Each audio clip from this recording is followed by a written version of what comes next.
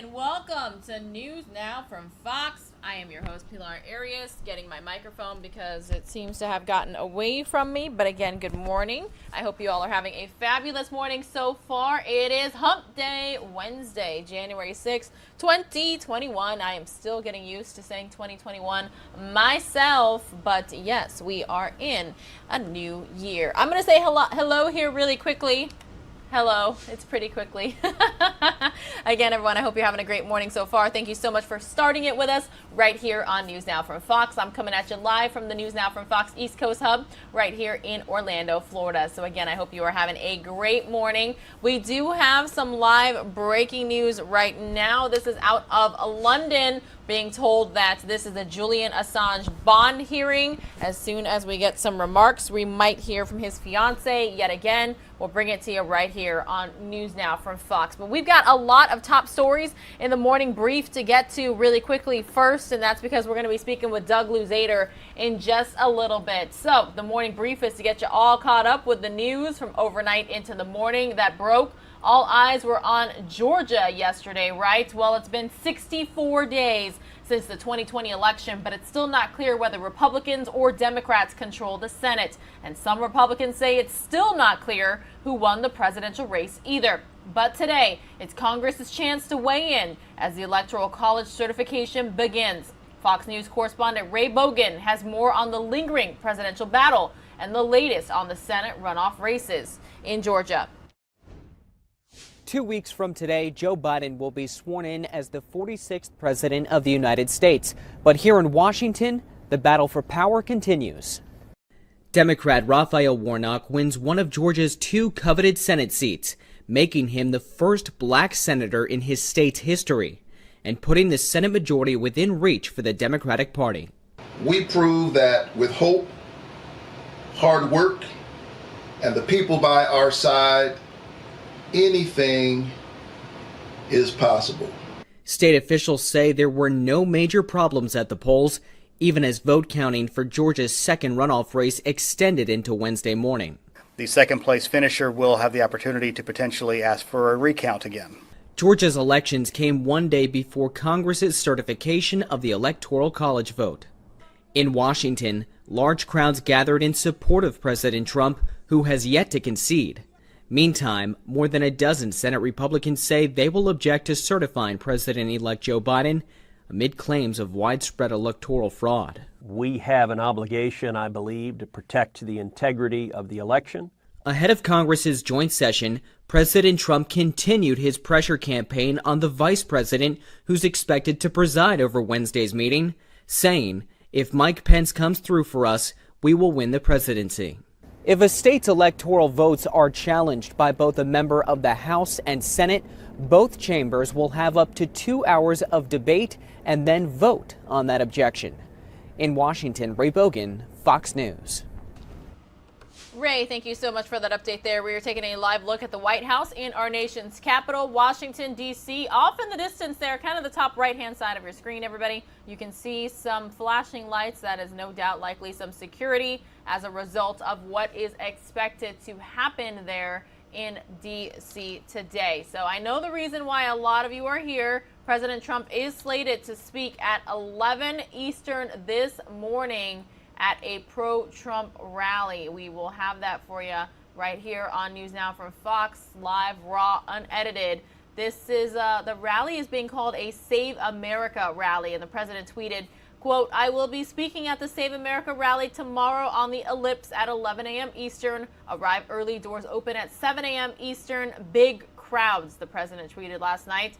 He also last month promised a quote-unquote wild protest in the nation's capital on January 6th, while reiterating his claims that it was, quote, statistically impossible to have lost the 2020 election, end quote. Also last night, the president tweeted that Washington is, quote, being inundated with people who don't want to see an election victory stolen by emboldened radical left Democrats, end quote. So we will cover everything for you right there in D.C. But let's take one more look at this Electoral College challenge. The House and Senate certify the electoral results in a joint session of Congress, usually with little fanfare. The chair declares the joint session dissolved. Under the 12th Amendment, the vice president, who also serves as president of the Senate, runs the show. He's to open all the certificates, and the vote shall be counted. The person having the greatest number of votes for president shall be president. President Trump today goading Vice President Pence to reject fraudulently chosen electors. A disputed 1876 election between President Rutherford B. Hayes and Samuel Tilden forced Congress to create an electoral commission to sort out uncertified electoral votes from 3 states. Senator Ted Cruz demands an electoral commission for 2020. And what did Congress do in 1876? Now, they didn't throw up their hands and say, well, gosh, we've got allegations of fraud, but we can't do anything about it. But the difference between now and then is that electoral votes from all 50 states are certified this year. The 19th Century Commission awarded the presidency to Hayes by 1 electoral vote. It was called the Compromise of 1877, or depending on your viewpoint, the corrupt bargain. It led to the passage of a little-known act for most citizens, which is the Electoral Count Act, which tried to create a system to deal with controversy. Under that law, Congress is supposed to view electoral certificates as conclusive. House members can try to challenge a state's electoral votes, as happened after the contentious Bush-Gore election. Mr. Vice President, I rise to object to the fraudulent 25 Florida electoral votes. And I don't care that it is not signed by a member of the Senate. The chair will advise that the rules do care. It takes both a House member and 1 senator to trigger debate over a state's electoral votes. This unfolded only twice, 1969 and 2005, over Ohio. Let us not turn away from the things that happened in Ohio. Let's fix it here, and let's do it first thing out. The House and Senate separately debate a contested state's electoral slate. Both the House and Senate must vote to disqualify a slate's electoral votes, and that's why this gambit is likely to fail. Challenges to multiple states means the process could take all night. Colorado became a state shortly before the election of 1876, so no one actually voted, but the state legislature sent in 3 electoral votes for Rutherford B. Hayes. Had Colorado not yet been a state, we'd be talking about President Tilden. On Capitol Hill, Chad Pergram, Fox News. Chad, thank you so much for that update. Kind of explains what we may or may not be seeing today and how the whole process works, and a little bit of history in terms of American politics. All right, everybody, this story made national headlines yesterday. A charging decision in one of the cases that fueled nationwide protests against racial injustice. Fox News correspondent Kevin Cork has the details and the fallout. This is in regards to the Jacob Blake shooting. Oh, actually, I will have that story for you in just a few seconds. And that is because right now we're going to head on over to Minnesota, where it turns out that one county has had some success putting homeless in hotels. Let's get the details. Pre-pandemic, Salvation Army's Harbor Light shelter in downtown Minneapolis housed at least twice the people it does now. We've got 270 people in hotel spaces, which means our census is half. It's actually a little less than half. Back in March, public health officials teamed up with homeless shelters to transfer high-risk older residents to hotels and reduce capacity at shelters across the state. And we all agreed we have to de-densify shelter. We can't keep people in this current level of density and expect people to be well. And homeless advocates say it worked. Do you think that early intervention saved lives? Yes. I absolutely believe it saved lives. According to the Minnesota Department of Health, less than 1% of COVID patients across the state were homeless at the time of infection. The director of Hennepin County's Office to End Homelessness, David Hewitt, says it's one of the best outcomes they could have imagined. We will come out of this with a much healthier homeless response system and a healthier shelter system that is better equipped to protect and serve the people that need to use it. At Harbor Light, they've averaged 2 cases a month throughout the pandemic. And with only 1 outbreak during the November surge, they're hoping they've seen the worst of it. I feel like that combined proactive response has just been, has allowed us to come through this without the really horrible stories that we've heard from. In Minneapolis, Courtney Godfrey, Fox 9. Thanks, Courtney, for that update. We are taking a live look just outside of the Fox News headquarters in New York City, right across from Radio City Music Hall. Not seeing that gorgeous Christmas display that was up. Not quite sure if it's been taken down, but that's because the camera is zoomed in a little bit differently than it normally is. But again, this is a live picture right here on NewsNOW from Fox. I'm going to take you back out to that Jacob Blake case decision. Got that story for you right here. No charges will be filed in the shooting of Jacob Blake. The top prosecutor in Kenosha, Wisconsin, announcing Tuesday he will not bring criminal charges against Rustin Shesky, the officer who shot Blake 7 times in the back last summer, leaving him paralyzed from the waist down. There's been a group of people who have said, you need to charge these officers because it will send a clear message to all officers everywhere about how they need to police in future. I call that the send a message charging decision. The shooting in August reignited protests against police brutality and racial injustice. It happened nearly 3 months after George Floyd's death touched off the largest civil rights movement since the 1960s. Days after the Blake shooting, then 17-year-old Kyle Rittenhouse was arrested for fatally shooting 2 people and wounding a third during a night of unrest. Rittenhouse pleaded not guilty Tuesday to all charges against him. Any and all previously imposed bond conditions and issues of bail have remained in full force and effect. Following the prosecutor's decision not to file charges, protesters took to the streets of Kenosha once again, demanding justice for Blake as well as George Floyd, Breonna Taylor, and others. There's three justice systems in America. There's one for black and brown people, one for police officers, and one for the rest of America.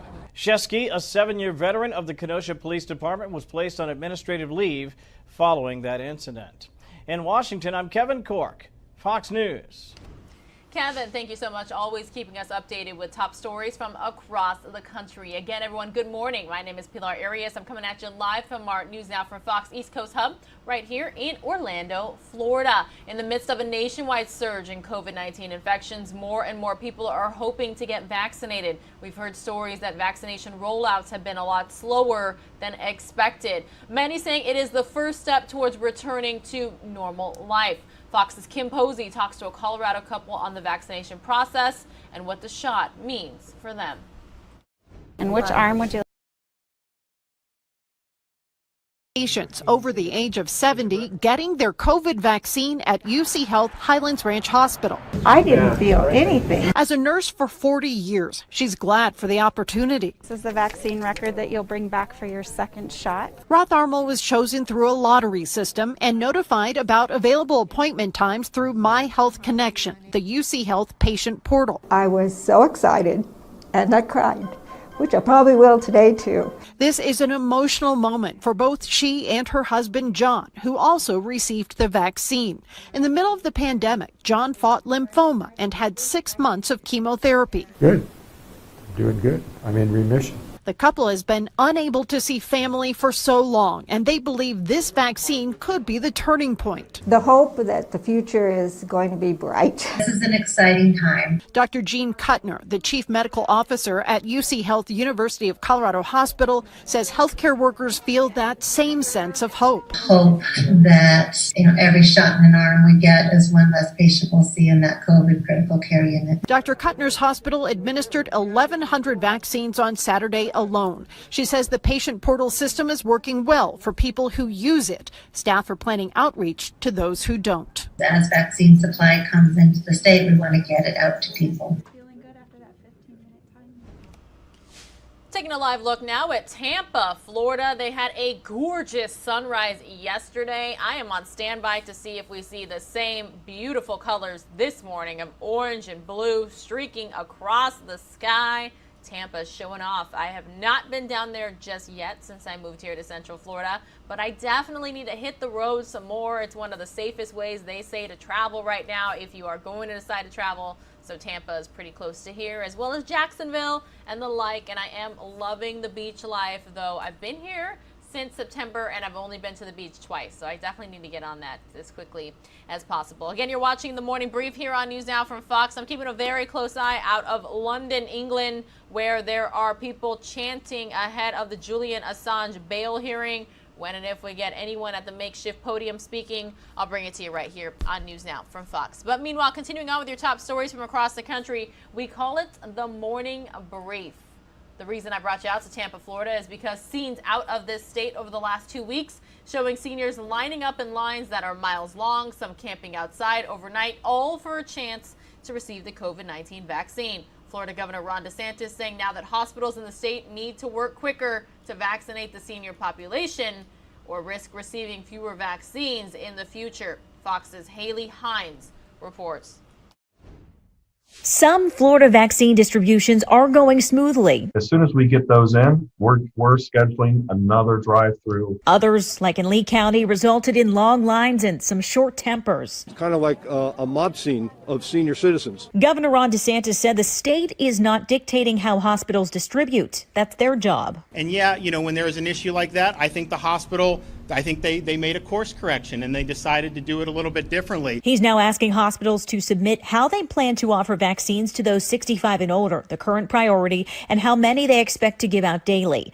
The state has received more than 960,000 doses of Pfizer and Moderna vaccines, but only 260,000 have been given out so far, meaning 700,000 are waiting in freezers. DeSantis said hospitals should not hold back out of concern the second dose won't arrive. The fact that we were shipped this number of vaccines means per warp speed that we will be getting the booster shot. Those not hitting their targets could miss out next time around. If you have other hospitals that are sitting on it and not using it, then future distributions will be reduced accordingly.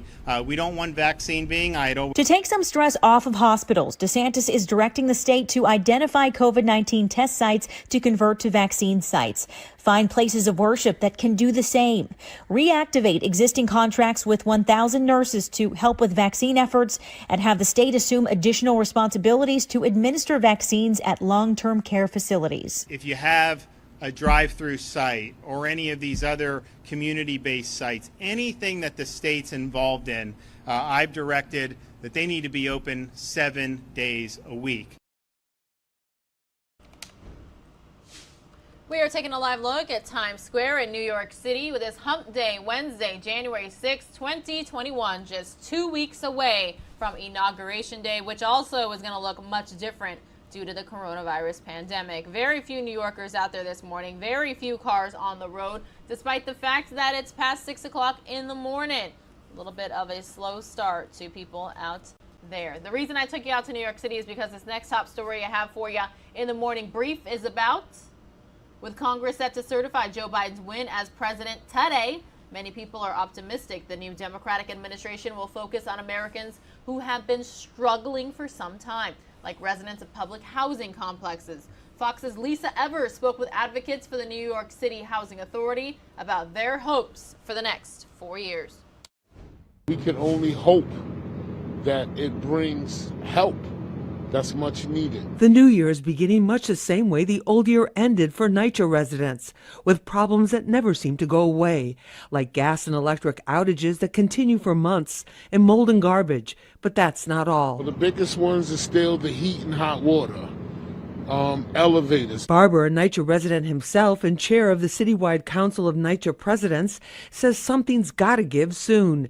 The new administration will bring new solutions, says Public Housing Committee member Vanessa Gibson. I am excited about the incoming administration. I'm excited about the new president and our new vice president. And I really think it's an opportunity to lead by example, to show Americans, particularly residents that live in public housing, that their needs are a priority. Public advocate Jumani Williams says, I'm hopeful that the new administration will make this a top priority by bringing bold leadership and significant investments that have been lacking for too long. While optimistic, Gibson cautions against unrealistic expectations. We can't expect everything on day one, nor can we expect everything in the first 100 days. Ohio Representative Marcia Fudge is President-elect Biden's pick to head HUD, which oversees NYCHA. Danny Barber would like to give her a personal tour. I invite you to come to public housing to see what the residents have been endured with for years, so you can assess it yourself personally. Barber says for hundreds of thousands of NYCHA residents who've grown accustomed to all kinds of challenges in their daily lives, new leadership at the top is one of the few things giving them hope for real change. In the South Bronx, I'm Lisa Evers, Fox 5 News. Lisa, thank you so much for that update. Again, we're taking another live look at Times Square in New York City, everybody. I am on standby waiting to see if anybody speaks at the Julian Assange bail hearing outside in London, England. When and if they do, I'll bring it to you right here on News Now from Fox. All right, we are going to, we've got some more top stories here in your morning brief. We're going to head on over to San Francisco. Frustration and anger as the school advisory committee gets ready to meet to debate whether 44 schools named for historical figures should continue to carry those names. Fox's Claudia Cowan has the story. Washington, Jefferson, Roosevelt, and Lincoln. Iconic names in American history whose past actions measured against today's cancel culture movement could mean big changes at their namesake schools in San Francisco. A renaming advisory committee is targeting 44 elementary, middle, and high schools named after figures it deems problematic. The list includes Jefferson and Washington, who owned slaves, brings up Lincoln's policies regarding the Transcontinental Railroad, led to the loss of lifestyle and culture for many indigenous peoples, and says Theodore Roosevelt opposed civil rights while FDR refused to support an anti-lynching bill. Environmentalist John Muir is included. The committee says he was racist and responsible for theft of native lands.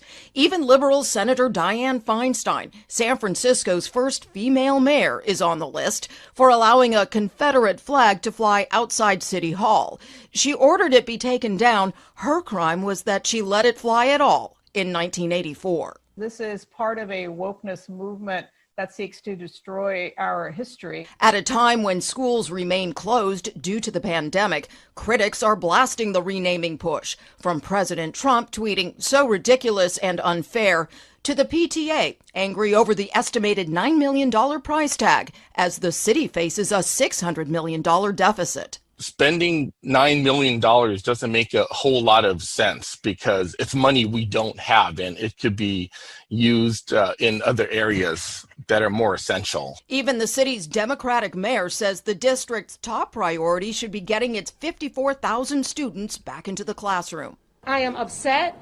I am mad. I need them to get their act together. We shouldn't even be having a conversation about anything else. Washington, Jefferson. Taking a live look at Phoenix, Arizona, my home sweet home. I miss it so much. This is from the South Mountain Tower cam. Gorgeous nighttime view, though. They are 2 hours behind us, so barely in the 4 o'clock hour there. Coming up next here on News Now from Fox, it's one of my favorite stories to bring you each and every day. The Fox Means Business report. A lot of Americans really like to work remotely. We're hearing from Jackie DeAngelis. Companies could have a hard time getting workers to go back to the office when the pandemic is over. 29% of working professionals tell the company Live Career that they would quit their current job if they couldn't continue working remotely. And speaking of work, Wallet Hub just named South Burlington, Vermont, the best city for jobs in 2021. Their study looked at things like employment opportunities, commute times, and even COVID cases per capita. Stocks rallying on Wall Street Tuesday, investors putting aside any anxiety over the potential outcomes of the Georgia Senate races. People putting their money where their mouth is to make sure that they keep their New Year's resolutions this year. More than a third polled by the company Retail Me Not say they expect to spend around $666 to do so. That's $167 more than last year. And hopefully this won't discourage you. A separate survey by the wellness company Verve just found that the average person usually only keeps their resolution for 36 days. That's business. I'm Jackie DeAngelis. Yeah, that is not the first time that I have heard that people do not keep their resolutions for very long. Did you make one? If so, feel free to let me know on the platform that has a chat feature. Again, good morning, everyone. You're watching News Now from Fox. My name is Pilar Arias. While I have a moment, I would like to invite you to please join me on social media. I'm on Facebook, Twitter, Instagram. All you have to do is search for Pilar News Now on any of those platforms, and you will find me. I would be happy to connect with you, and I do chat with you guys on the platform that has a chat feature. Be happy to connect with you on social media as well. We like to hear from you. We like to see your pictures and videos and find out where all you News Nowers are, not just across the country, but worldwide. All right, we all have our favorite shows, right? Some lean towards travel, some lean towards history, some lean towards cooking. Well, one of my favorite shows is Fox's Hell's Kitchen, and there's about to be an exciting new season premiere. Ashley Dvorkin, I'm so jealous of her job, has this story. Everything in Vegas is a gamble. It's a real pressure cooker on season 19 of Hell's Kitchen as Chef Gordon Ramsay takes the hit culinary competition to Las Vegas. When you're sat on the most globally recognized, 2-mile stretch of road in the world on the Las Vegas Strip, and you have 5 Gordon Ramsay restaurants partnered with, an amazing partner in Caesars Entertainment, some of the best real estate on the Vegas Strip. There is definitely a different layer of pressure that the other seasons wouldn't have felt. Get your buckets and let's go. Season 10 winner, Chef Christina Wilson, is the Red Team's sous chef. 16 aspiring chefs compete for a grand prize, which includes a head chef position at Hell's Kitchen in Lake Tahoe. We do get to have great insight on what that next wave of talent actually looks like coming through. And they're put up against a very unique type of pressure when you're going through Hell's Kitchen. So you really see the full color palette of what somebody has to offer. Wilson's win started with a gig at Gordon Ramsay's Steak in Las Vegas. It led to a career mentorship she says has been the experience of a lifetime. I just went in, I worked my butt off, and took advantage of every opportunity that he gave me, and he continues to push me to do more and do better, and it's been an amazing match for me. It's not for everybody, but for me, this is the result of just chasing a small dream that I had. Hell's Kitchen season 19 premieres January 7th on Fox. Ashley Dvorkin, Fox News. Speaking of dreams, I have always wanted to go to a Gordon Ramsay restaurant. I actually had Hell's Kitchen reservation years ago for one of those milestone birthdays in Las Vegas, Nevada, but unfortunately the plans fell through. Someday I will get to one of his restaurants. Las Vegas, only about a 4.5-hour drive from Phoenix, Arizona. That's where this live picture is coming at you from. And now I remember why we have this live picture in Arizona. That's because this final top story I have for you here in the morning brief is about an Arizona woman who did something amazing for her neighbors. Jennifer Martinez reports.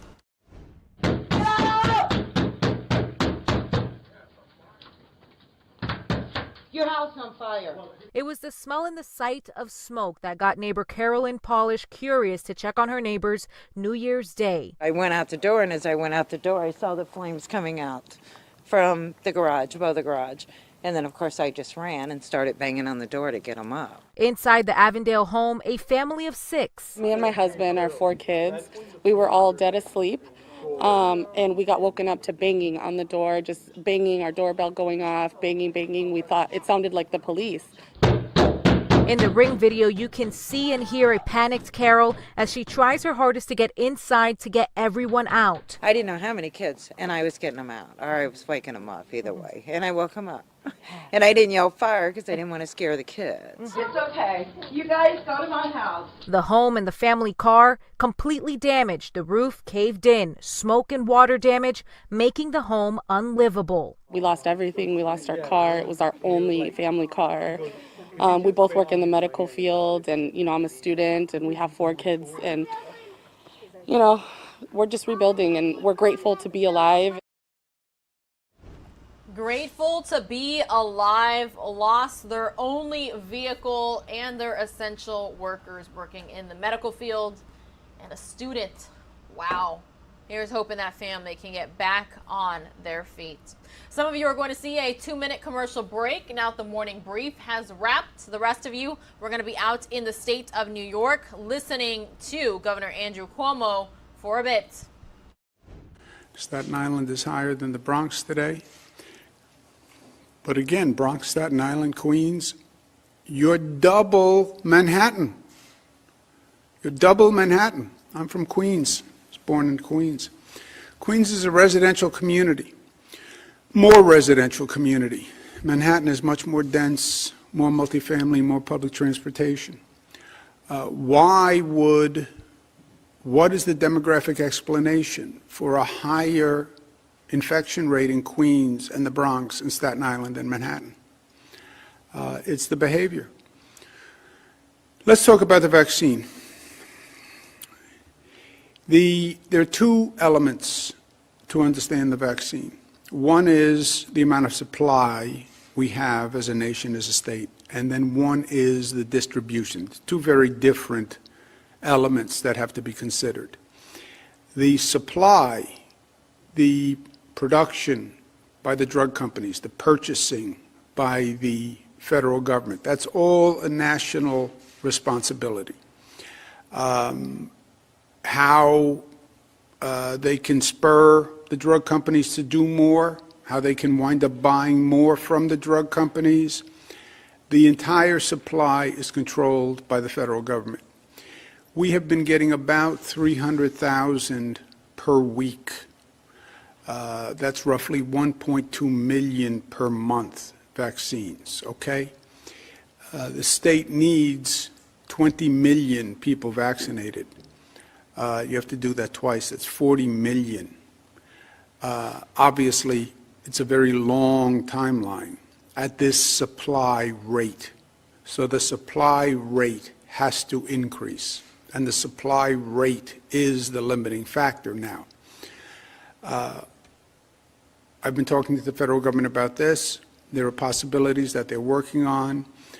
You can acquire more Pfizer and Moderna vaccine. You can approve the AstraZeneca vaccine. You can approve the Johnson & Johnson vaccine, which is a single-dose vaccine, which is a lot easier. There are other drug companies that are also working on vaccines. So we hope, pray, and expect the supply from the federal government will be increasing. But we need it to increase. You then go to the distribution side. On distribution, the federal government is in charge of some of the distribution in the state, and then the state is in charge. Distribution, as we discussed yesterday, think of it in three tranches: nursing homes, hospitals, and what we call special efforts. The nursing home program is run by the federal government, and it is a national federal program where they said, we'll do the nursing homes and we'll contract nationally with pharmaceutical chains to do the nursing homes. That has not moved as quickly as we would like to see it move. The state is now going to step in and expedite that program. We would like to see all nursing home residents vaccinated, first shots within 2 weeks. They're doing the staff along with the residents. That would be a very big deal if we can get the nursing home residents vaccinated. You then go to the hospitals. 194 hospitals, 24 public hospitals, 170 private hospitals. Obviously, the overwhelming effort is done by the private hospitals. We need them to operate, and we need them to operate quickly. We put in place the 7-day use it or lose it. There are 194 hospitals. If a hospital is not competent and can't do this, we'll use another hospital. It's very simple. We have 194 hospitals. We have other hospitals who can do it. So I need the best hospitals with the best management in the best systems as part of this effort. Because it's literally a matter of life and death, right? And 194 hospitals, like anything else, some are better at certain things than others. And here we need the best with the best management because the stakes are just too high. On the special efforts, that's where we're going to talk about state-sponsored efforts, drive-ins, and the social equity efforts, the churches, the community centers, etc. Hospitals have been the primary focus because 1A, the people we're now vaccinating, are healthcare workers. How do you get healthcare workers? You get them through the hospitals. That's why the focus has been on the hospitals. Why is the focus on healthcare workers? That's the CDC guidance. Basically, every state in the nation has accepted healthcare workers because they are the front line. They are exposed to people with the virus, and if a healthcare worker gets sick, they are then a super spreader. We have it opened for all healthcare workers are now eligible. and the hospitals are focusing on the healthcare workers. So far, 900,000 vaccines have been distributed for 2.1 million healthcare workers. Obviously, we don't have enough vaccine distributed for all healthcare workers. Let's open it up to other people, forget the healthcare workers. You can't forget the healthcare workers. These are the nurses, these are the doctors, these are the people who are on the front line. They are in the greatest risk, and they are also the greatest threat. We have a Sarasota jewelry store employee who has COVID. We're less than 10 minutes away from a live hit with Doug Luzader right here on News Now from Fox. Some of you are going to see a 2-minute commercial break. Super spreader. What happens if a nurse or a doctor is COVID positive and sees 100 patients during a day?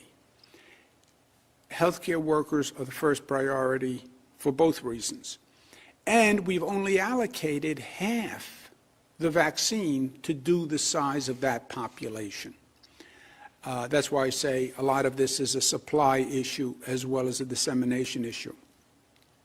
If a hospital has done all their healthcare workers and says we're maxed out, we've done everyone, fine, then contact us and we'll take that supply back and we'll go to the next tranche, we'll go to essential workers. But as a group, we've only distributed half the vaccine necessary to do the healthcare workers. After we finish 1A, healthcare workers, then we go to 1B, which is essential workers and people who are 75 plus. That's roughly 2.5 million. So again, you go back to the supply issue.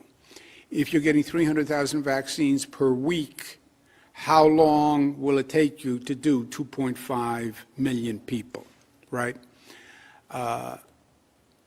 On the hospitals, there's two dimensions. The hospitals now are the focus because the hospitals are focusing on the healthcare workers. Once you get towards 1B, essential workers and 75 plus, then you're dealing with members of the public. And then we're going to shift from the focus on the hospitals to what we call the retail network. What is a retail network? The retail network is a public distribution for essential workers and the general public. And that is already underway. We have 5,000 pharmacies in this state. You can call a pharmacy and you can get it. We have federally qualified health centers, county health departments, urgent care clinics, your private doctor network.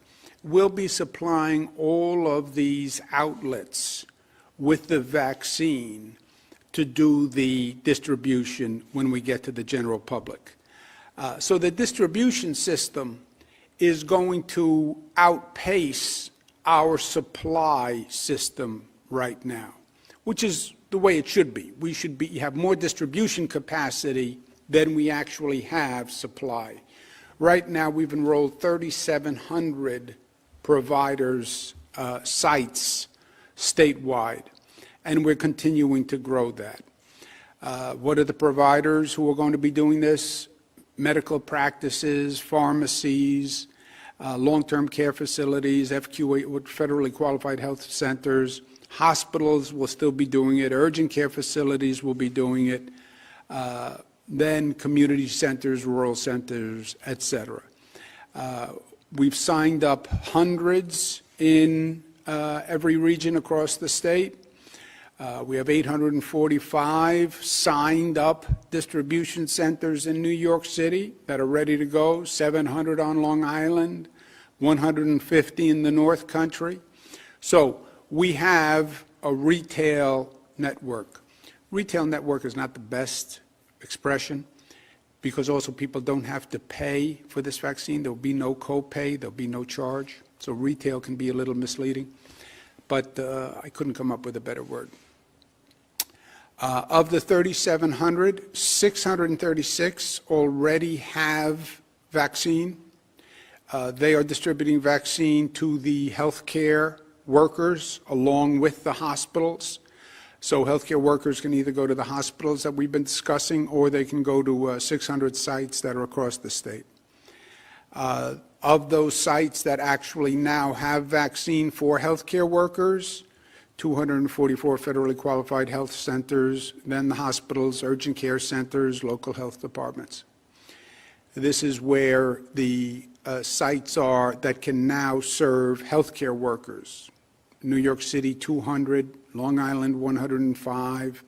So there's a network out there besides these hospitals where people can go, if they're eligible, if they're healthcare workers, right now. In addition to the hospitals and the retail, there'll be what we call special efforts. First, I'm asking police departments, fire departments, transit workers who are going to be essential workers, if they can operationalize their own vaccination system. In other words, New York City Police Department, NYPD, they can organize their own distribution system and vaccination system.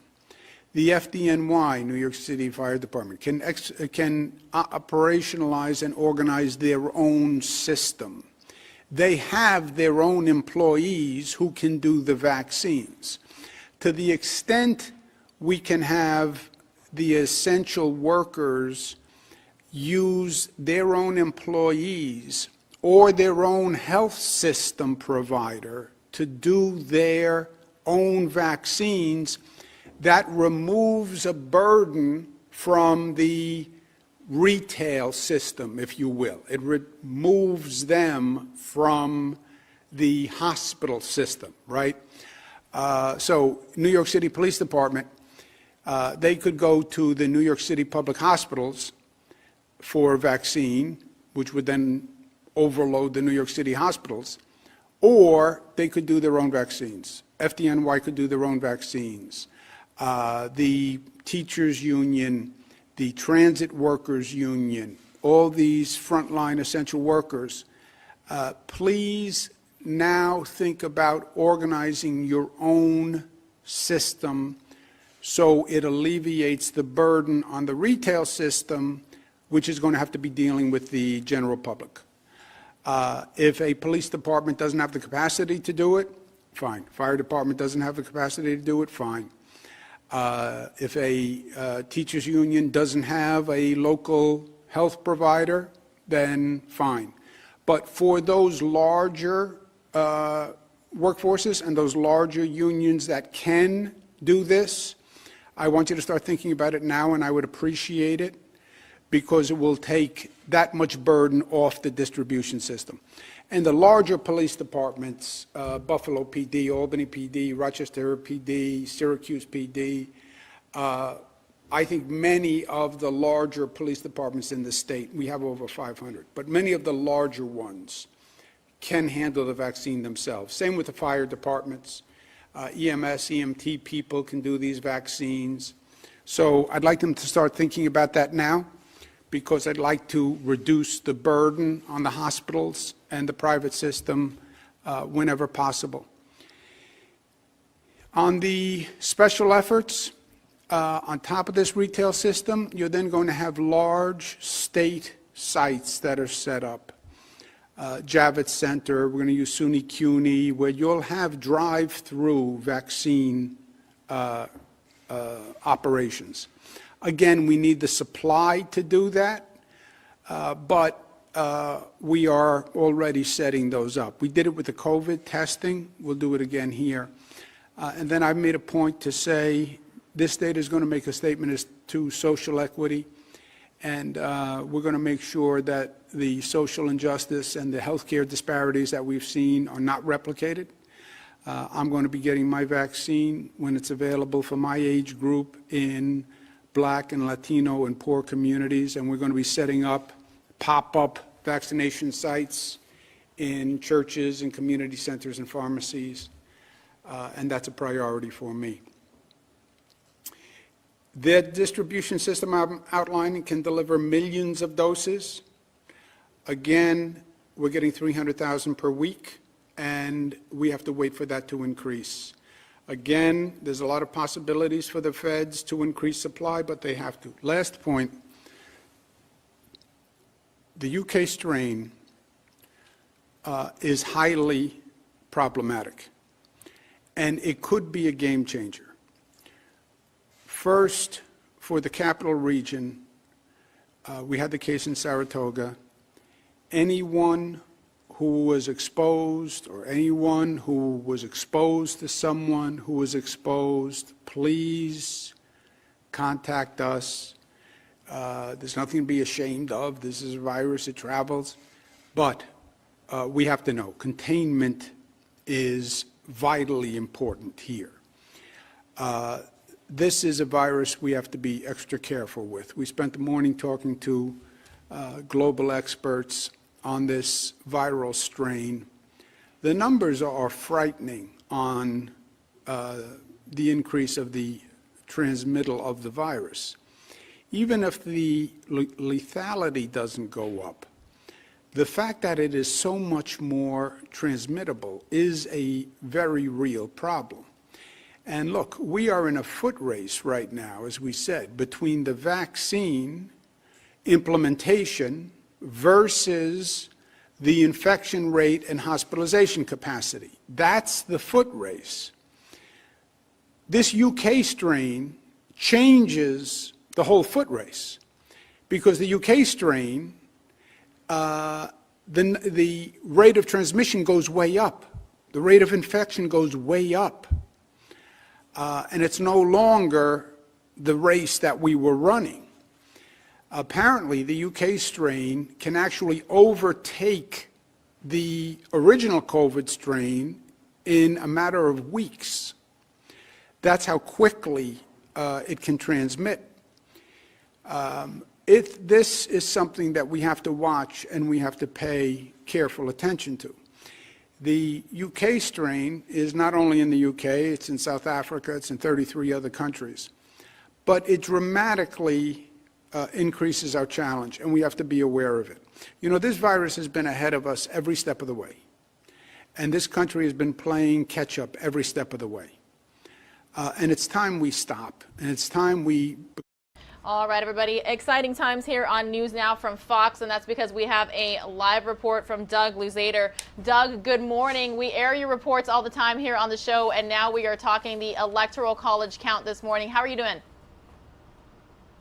Hey, good morning. Yeah, it's going to be a big day here. Boy, we're waiting for the results from Georgia to come in, and also what's going on Capitol Hill, which may take a while. I mean, normally this is just kind of a footnote. It goes pretty quickly. It's almost kind of a rubber stamp that Congress does, typically just kind of going over the Electoral College results. This time, though, we're going to see a number of challenges, and even though that is not likely to change the outcome, it's certainly going to make for a very long day, maybe a long couple of days on Capitol Hill.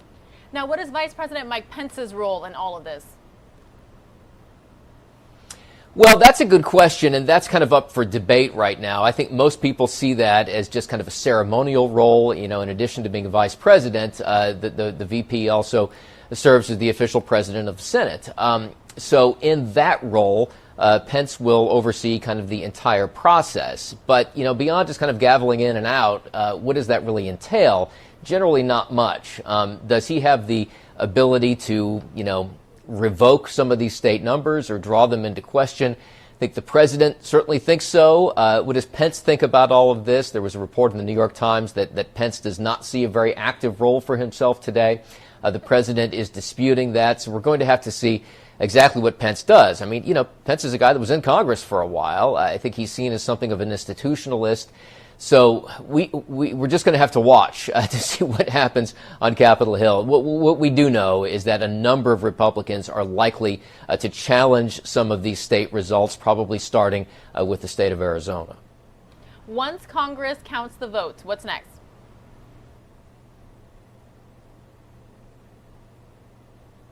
Well, that's, you know, then the inauguration. I mean, that would be the next step in the process once Congress certifies the Electoral College count.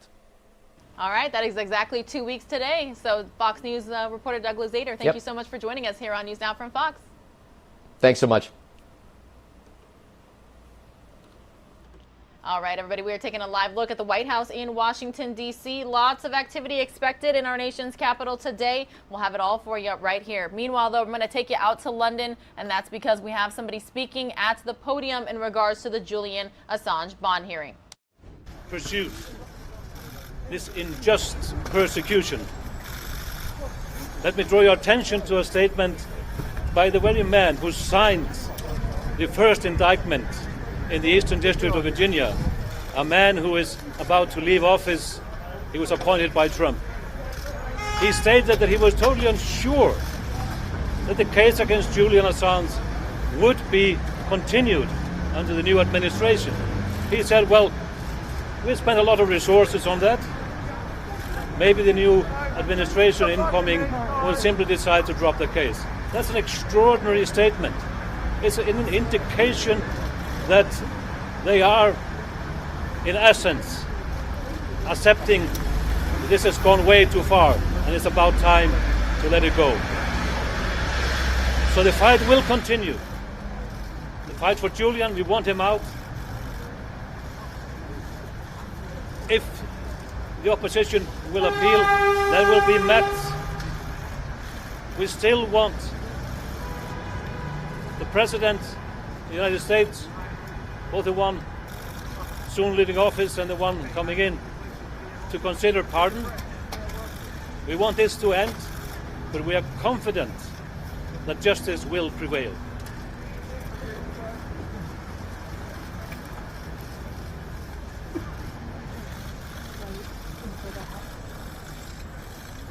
This is a huge disappointment.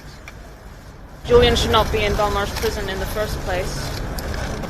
I urge the Department of Justice to drop the charges and the President of the United States to pardon Julian.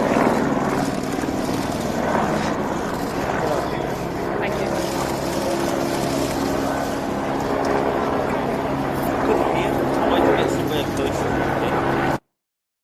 Very brief remarks there. I think we're still hearing some more. Let's listen in. Decision taken today, which we view as unnecessarily cruel. This court can't undo the past 10 years of hell that Julian Assange has had to endure, but they could have made it right going forward. We fully believe that Julian Assange was targeted for his contributions to journalism. The past 10 years, he has suffered only because of publishing information in the public interest. He shouldn't have to spend another moment unjustly deprived of his liberty.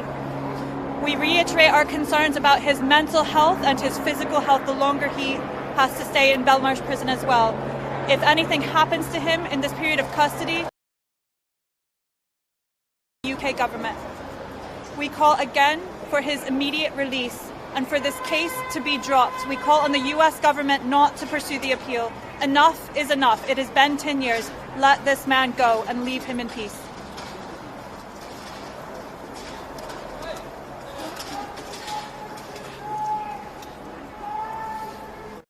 All right, everyone, we got the tail end of those remarks, but I believe that a British judge has denied bail for Julian Assange. That means he will not be released from prison on bail. Assange has been held for more than a year and a half as he has fought against extradition to the U.S. He has been detained at London's high-security Belmarsh prison since April of 2019 when he was arrested for skipping bail during a separate legal battle. District Judge Vanessa Beretzer presided over a bail hearing 2 days after she rejected an American request to send Assange to the U.S. to face espionage charges over WikiLeaks' publication of secret military documents a decade ago. The judge said Assange is likely to kill himself if held under harsh U.S. prison conditions. Again, I believe the request for bail was denied, but I'm going to continue to stay on top of this story and bring you any updates as they happen here on News Now from Fox. Meanwhile, Pilar Arias here with you. You probably saw with my interview with Doug Luzader, we have a new camera angle here, and I'm kind of proud to bring it to you, show you it right here on News Now from Fox. Hi, everybody.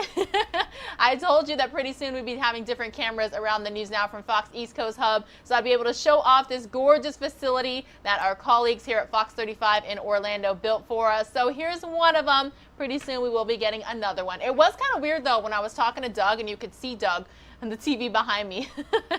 So we've got some things to work out, but it's still exciting times, and I wanted to show you the different vantage point here. A lot of people just say, hey Pilar, we always see you the same way. Well, here I look a little bit differently, and I wanted to show it to you right here on News Now from Fox. Happy Hump Day, everybody. Happy Wednesday. 2 weeks away from Inauguration Day, a virtual parade. It's going to look so much different than years past, not the huge crowds in our nation's capital, but everything's looked different for almost a full year now since the pandemic started. March 2020 started impacting our daily lives right here in the U.S. But thank you again for tuning in.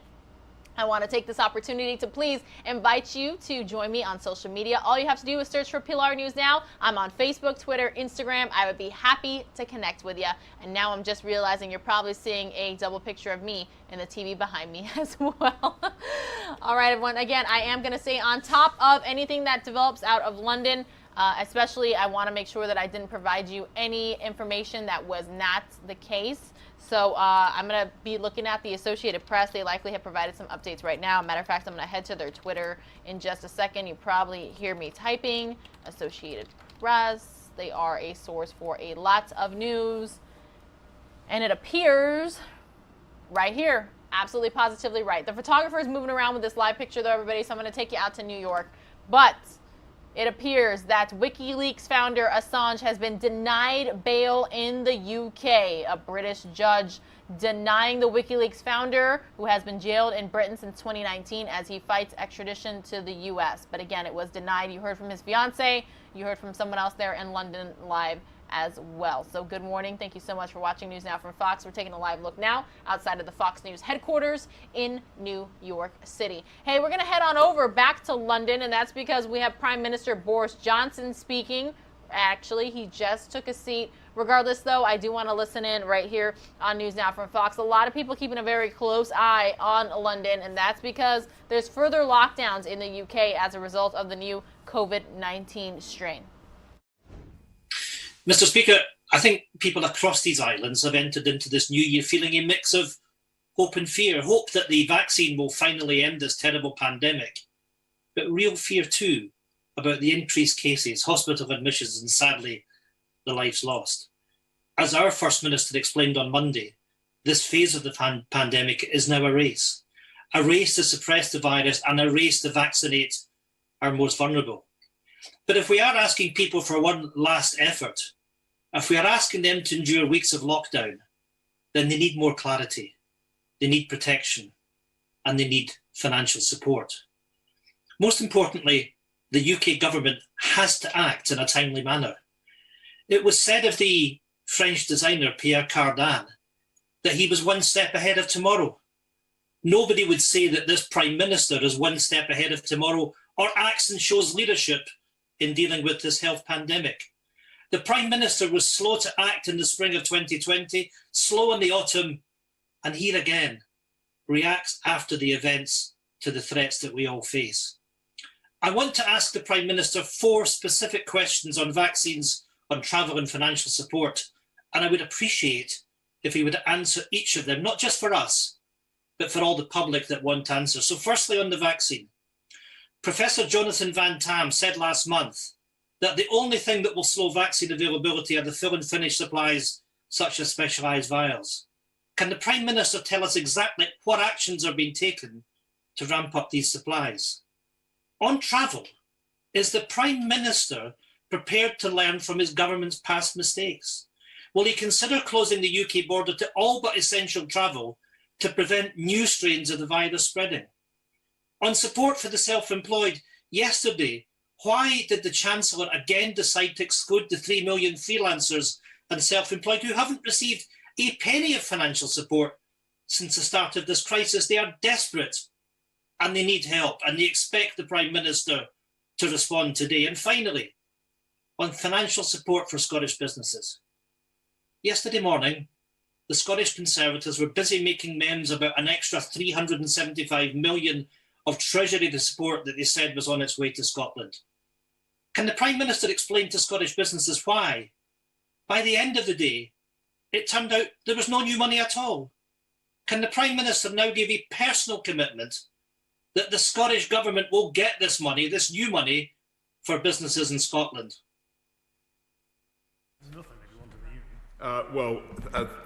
Mr. Speaker, I'm grateful to the Right Honourable Gentleman. I just point out that on his questions about the self-employed, we have supplied, as I said to the gentleman opposite, to £30.7 billion already. We'll continue to support people in any way that we can with a multitude of grants and loans already totaling, I think, about £260 billion, as I've said. The Barnett consequentials for Scotland from the new money will, of course, be passed on. As I said just now, we will make sure that we protect our borders from the readmission of the virus, and he's seen what we did already in the case of the South African strain, and we'll bring forward further measures to stop the readmission of the virus. But I have to say, the general tenor of his question seemed to ignore the fact that I'm delighted to say that the whole of the UK has benefited massively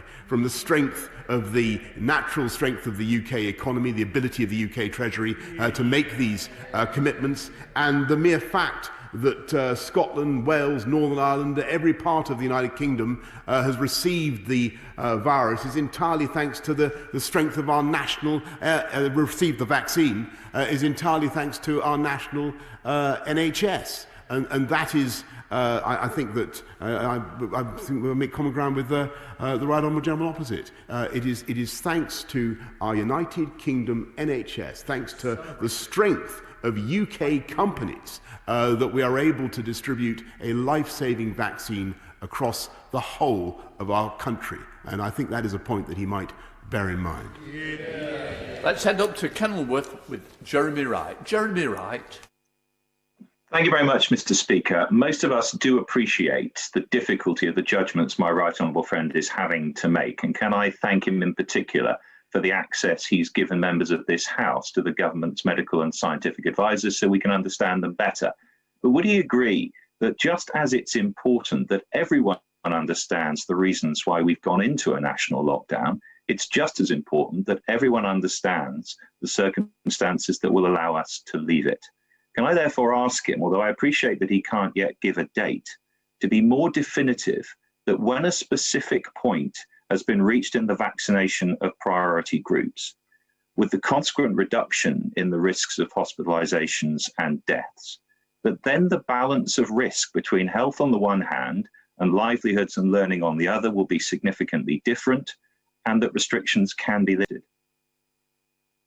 Well, he's making a very important point that I know will be on the minds of everybody in the House, and everybody watching this can understand the kernel now of the debate. So let me, and I understand why he wants a more detailed timeline. I know that colleagues across the House would love to have a more detailed timeline. Let me try and repeat, I think, what I can most sensibly say today. If our understanding of the virus doesn't change dramatically again as it has, if the vaccine takes effect, the vaccines take effect in the way that we think that they will, and the rollout continues to be successful, and above all, obviously, if everybody continues to play their part in following this lockdown and following the guidance to stay home, protect the NHS and save lives, then clearly at that moment on the 5th, around about the middle of February, 15th of February, when we have taken those 4 cohorts and immunised them, or shortly thereafter, there will be substantial opportunities to relax we currently face, if all those conditions are satisfied. And schools, as I say, Mr. Speaker, will clearly be the priority, and Mr. Speaker, the whole matter will quite properly be debated by this House of Commons. Let's head to Surbiton with Ed Davey. Ed Davey. Mr. Speaker, people are afraid and anxious. This lockdown should have come sooner, but we must all support it now and do all we can to vaccinate as many people as possible, as quickly as possible. But we also need more action to save people's jobs, their businesses, their livelihoods. Small businesses have shown incredible resilience, but now they worry whether they can survive another lockdown. And 3 million people, most of them self-employed, have been excluded from government support since the start, and the Prime Minister's answers today have not addressed that. Mr. Speaker, we must leave no one behind as we tackle this terrible virus. Employers and workers need support and certainty, and they need it now. So will the Prime Minister instruct the Chancellor to publish an emergency budget to include a business rates holiday next year, an extension to furlough at least until the summer, and support for every self-employed person in the UK, including those he has so far so unfairly excluded? Prime Minister. Well, Mr. Speaker, there will be a budget in the course of the next few weeks and months, as I'm sure he's aware.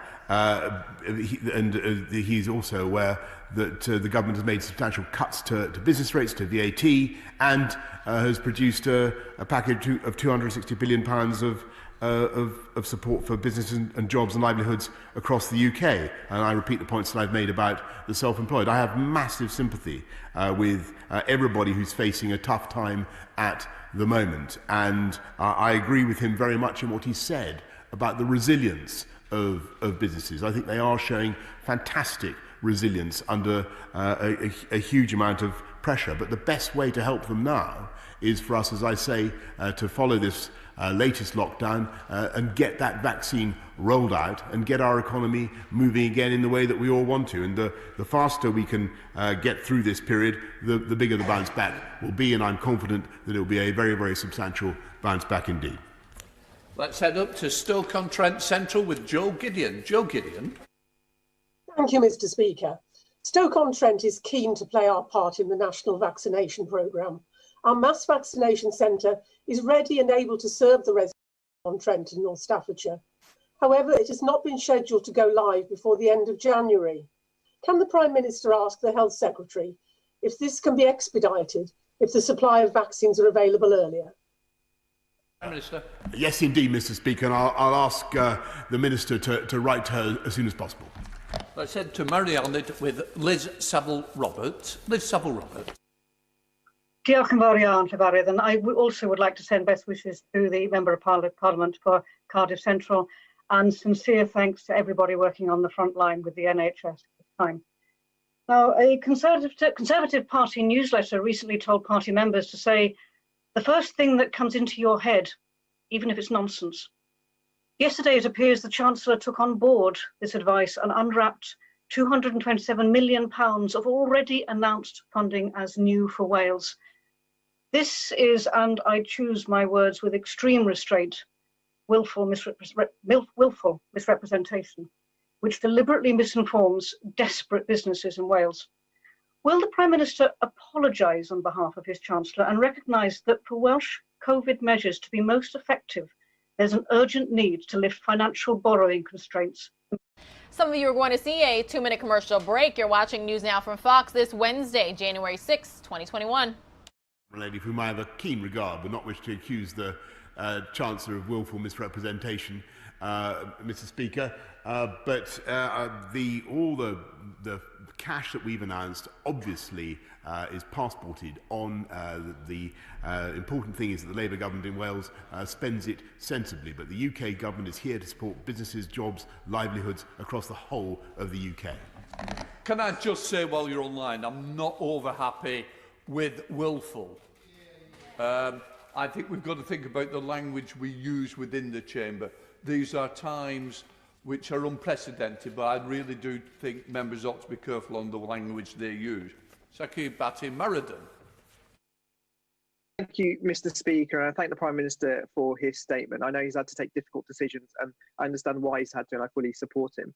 I am deeply concerned, however, about the impact of COVID-19 and lockdowns on our children and on our future generations, and especially those children who come from disadvantaged backgrounds. Does my right honourable friend share those concerns, and will he work with schools especially the ones in my constituency, to make sure they get the IT support and laptops that they need so that we leave no child behind. Prime Minister. My honourable friend is absolutely right to raise that question, and that's why we're putting so much cash, 300 million, into help schools and young people continue with their education online.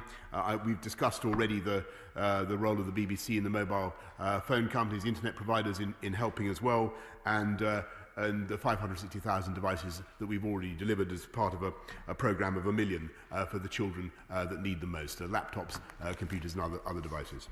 Let's head to Brighton Pavilion with Caroline Lucas. Caroline Lucas. Thank you very much, Mr. Speaker. It's extraordinary that yet again the Prime Minister didn't say a word about the government's test, trace, isolate and support system. Vaccination and lockdown are essential tools, but they don't replace the need to trace infections and isolate cases to help break the chain of transmission.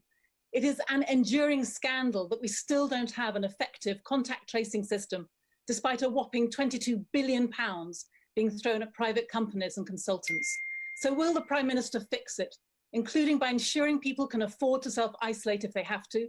Will he increase statutory sick pay, widen eligibility criteria so the nearly 2 million people locked out of it can finally benefit? Will he increase the value of support payments and offer hotel accommodation if people need it? Prime Minister.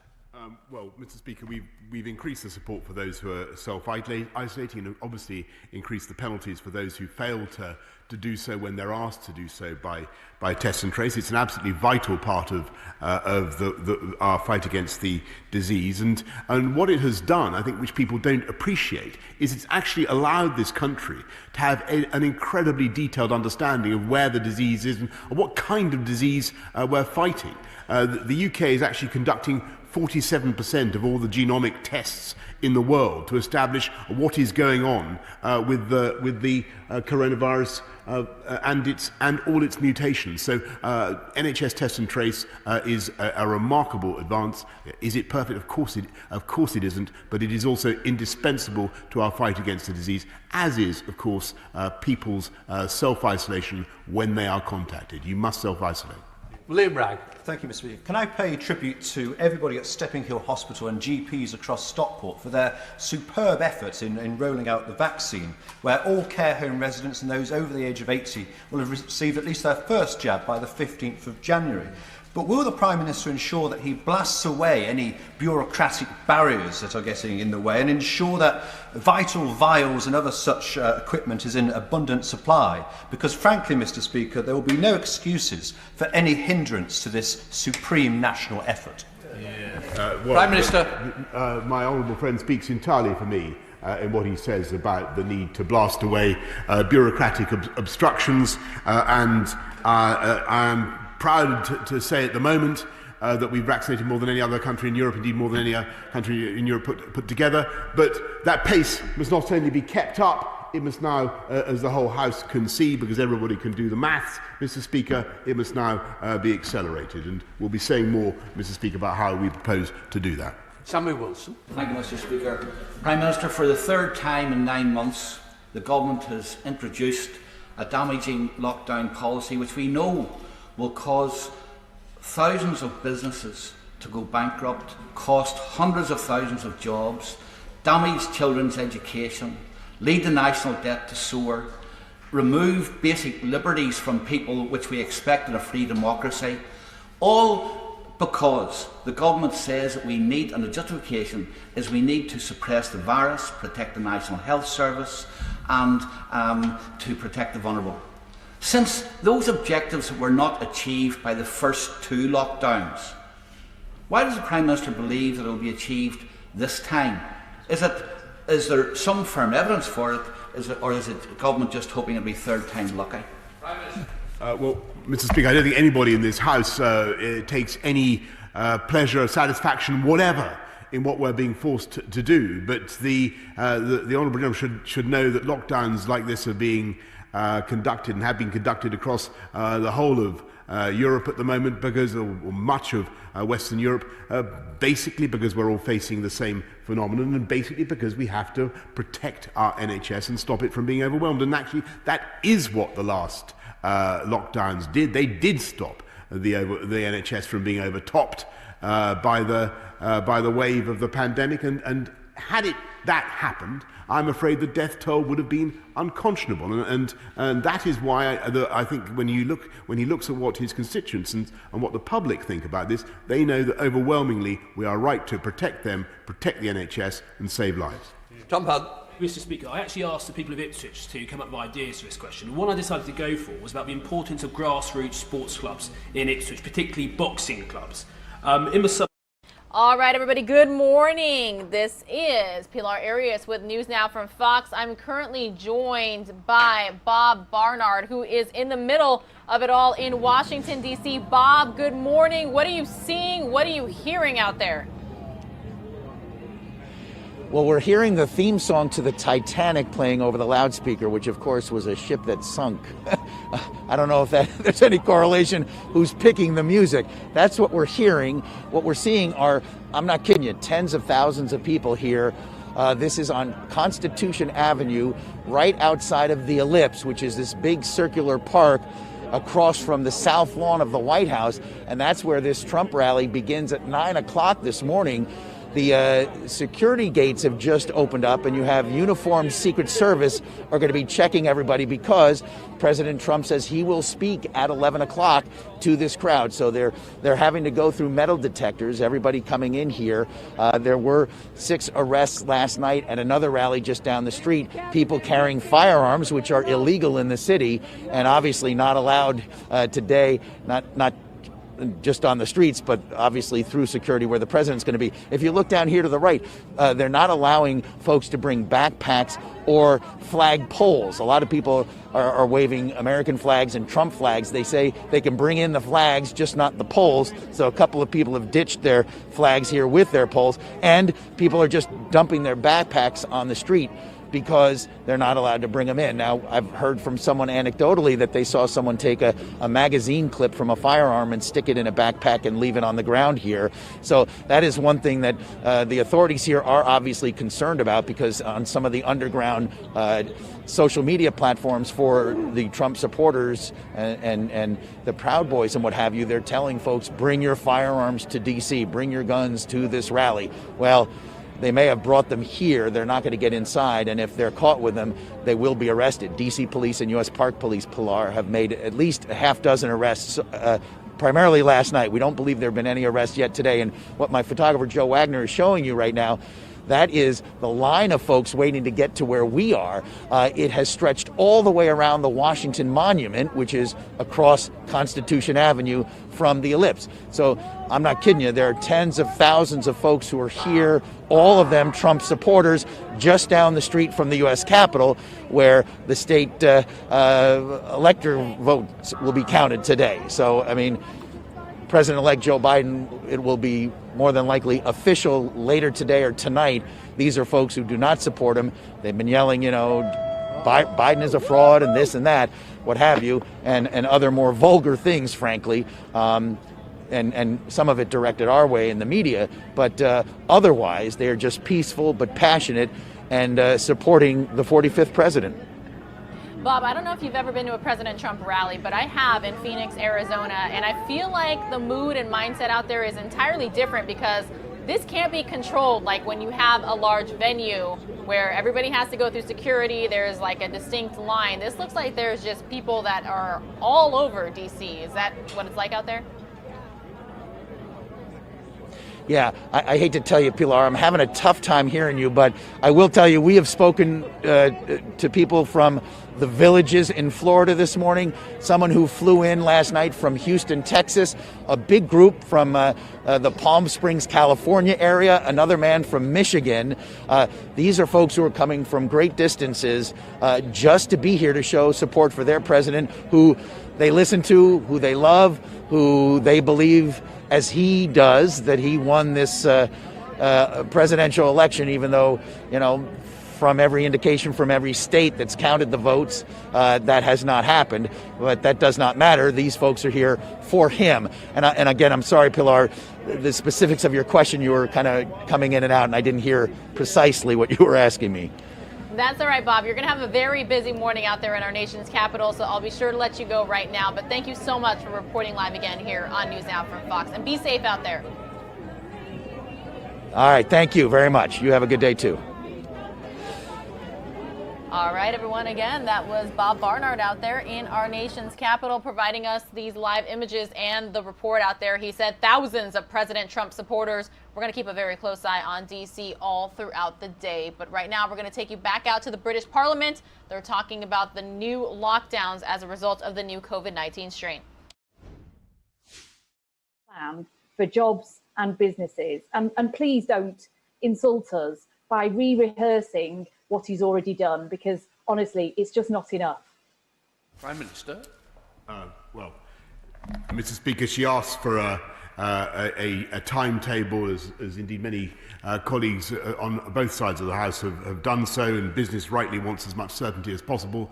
I think what we have now, for the first time since this pandemic began, is clear sight of the end and the way to the end, and we've set a deadline, as she knows, of the middle of February, 15th of February, to vaccinate the first 4 cohorts. And she should, I'm sure she will appreciate that those groups comprise the overwhelming majority of those who have already, alas, died from COVID. So she will readily appreciate the implications of that for our ability to reopen our economy. And she will also understand, I hope, the implications that could have, if all the conditions that I've already described are satisfied, the implications that could have for businesses across the country. So I do believe there are real grounds now for them to be very hopeful and very confident about the months ahead. Thank you, Mr. Speaker. Mr. Speaker, we've all seen the data, and people, normal people, really understand and do understand the need for this lockdown. But like so many people across this House, so many members opposite and on these benches, I worry about our economy, jobs, businesses, mental health, children's educational attainment. So perhaps the Prime Minister could tell us how normal people in Milton Keynes and beyond, will know that things are getting better. Prime Minister. Mr. Speaker, I've thanked my honourable friend, and he's absolutely right about people's feelings across the whole country. They want a sense of when they're going to get better, and I've tried to give that today. I really think with the pace of the vaccine rollout, if it can accelerate in the way that I think everybody would want, we will reach an important moment on the 15th of February, and as I've said many times in this House, I do believe things will be much better by the spring. Let's head up to Warrington North with Charlotte Nittles. Charlotte Nittles. Thank you, Mr. Speaker. Special schools weren't mentioned in the Prime Minister's speech, but they'll be remaining open over the course of lockdown. Can the Prime Minister please therefore advise the House what advice and support they have received to stay open safely for the often vulnerable young people who need them, and whether SEN school staff, students and their parents will be given priority access to the vaccine to keep them safe? Prime Minister. I thank SEN schools, their staff, parents, pupils for everything that they're doing, and all the work that's being done, by the way, by teachers across the country to continue to look after the children of key workers, vulnerable kids as well. And the point she makes about vaccination, which is one that I think many colleagues across the House have made, bringing forward the case for this or that group. I think it's vital that we as politicians leave that to the Joint Committee on Vaccination and Immunisation, who are driven by a desire to stamp out the disease as fast as possible and to reduce mortality. Let's head to Surrey with Jeremy Hunt. Jeremy Hunt. Thank you, Mr. Speaker. I fully support these measures and recognise just how difficult the decisions are. Before Christmas, we were told that testing was happening at the PHE facility at Porton Down that would tell us within a couple of weeks whether the vaccines worked against the new strain. I wonder whether the Prime Minister could update us on the latest on that. And if there is a glitch with the vaccine programme, are we implementing a plan B involving, for example, mass testing of high transmission areas, deprived communities, and so on, so that we can properly isolate as quickly as possible anyone who could transmit the virus? Mr. Speaker, there is no reason to think that any new strain of the virus is vaccine resistant. And on his point about testing, I can say that mass lateral flow testing in communities across this country will continue to be rolled out because we still believe in its usefulness. Let's head to Brentford with Ruth Cadbury. Ruth Cadbury. Thank you, Mr. Speaker. As my right honourable friend, the Leader of the Opposition, said, whether it's on exams, financial support, border measures or test and trace, this government seems to sit and wait for the situation to reach boiling point before it acts. However, throughout the pandemic, most other governments have acted early and with clearly communicated contingency plans. So, will the Prime Minister acknowledge that the problem here is his wait-and-see leadership strategy, and that he urgently needs to revise this so that the government can get a grip?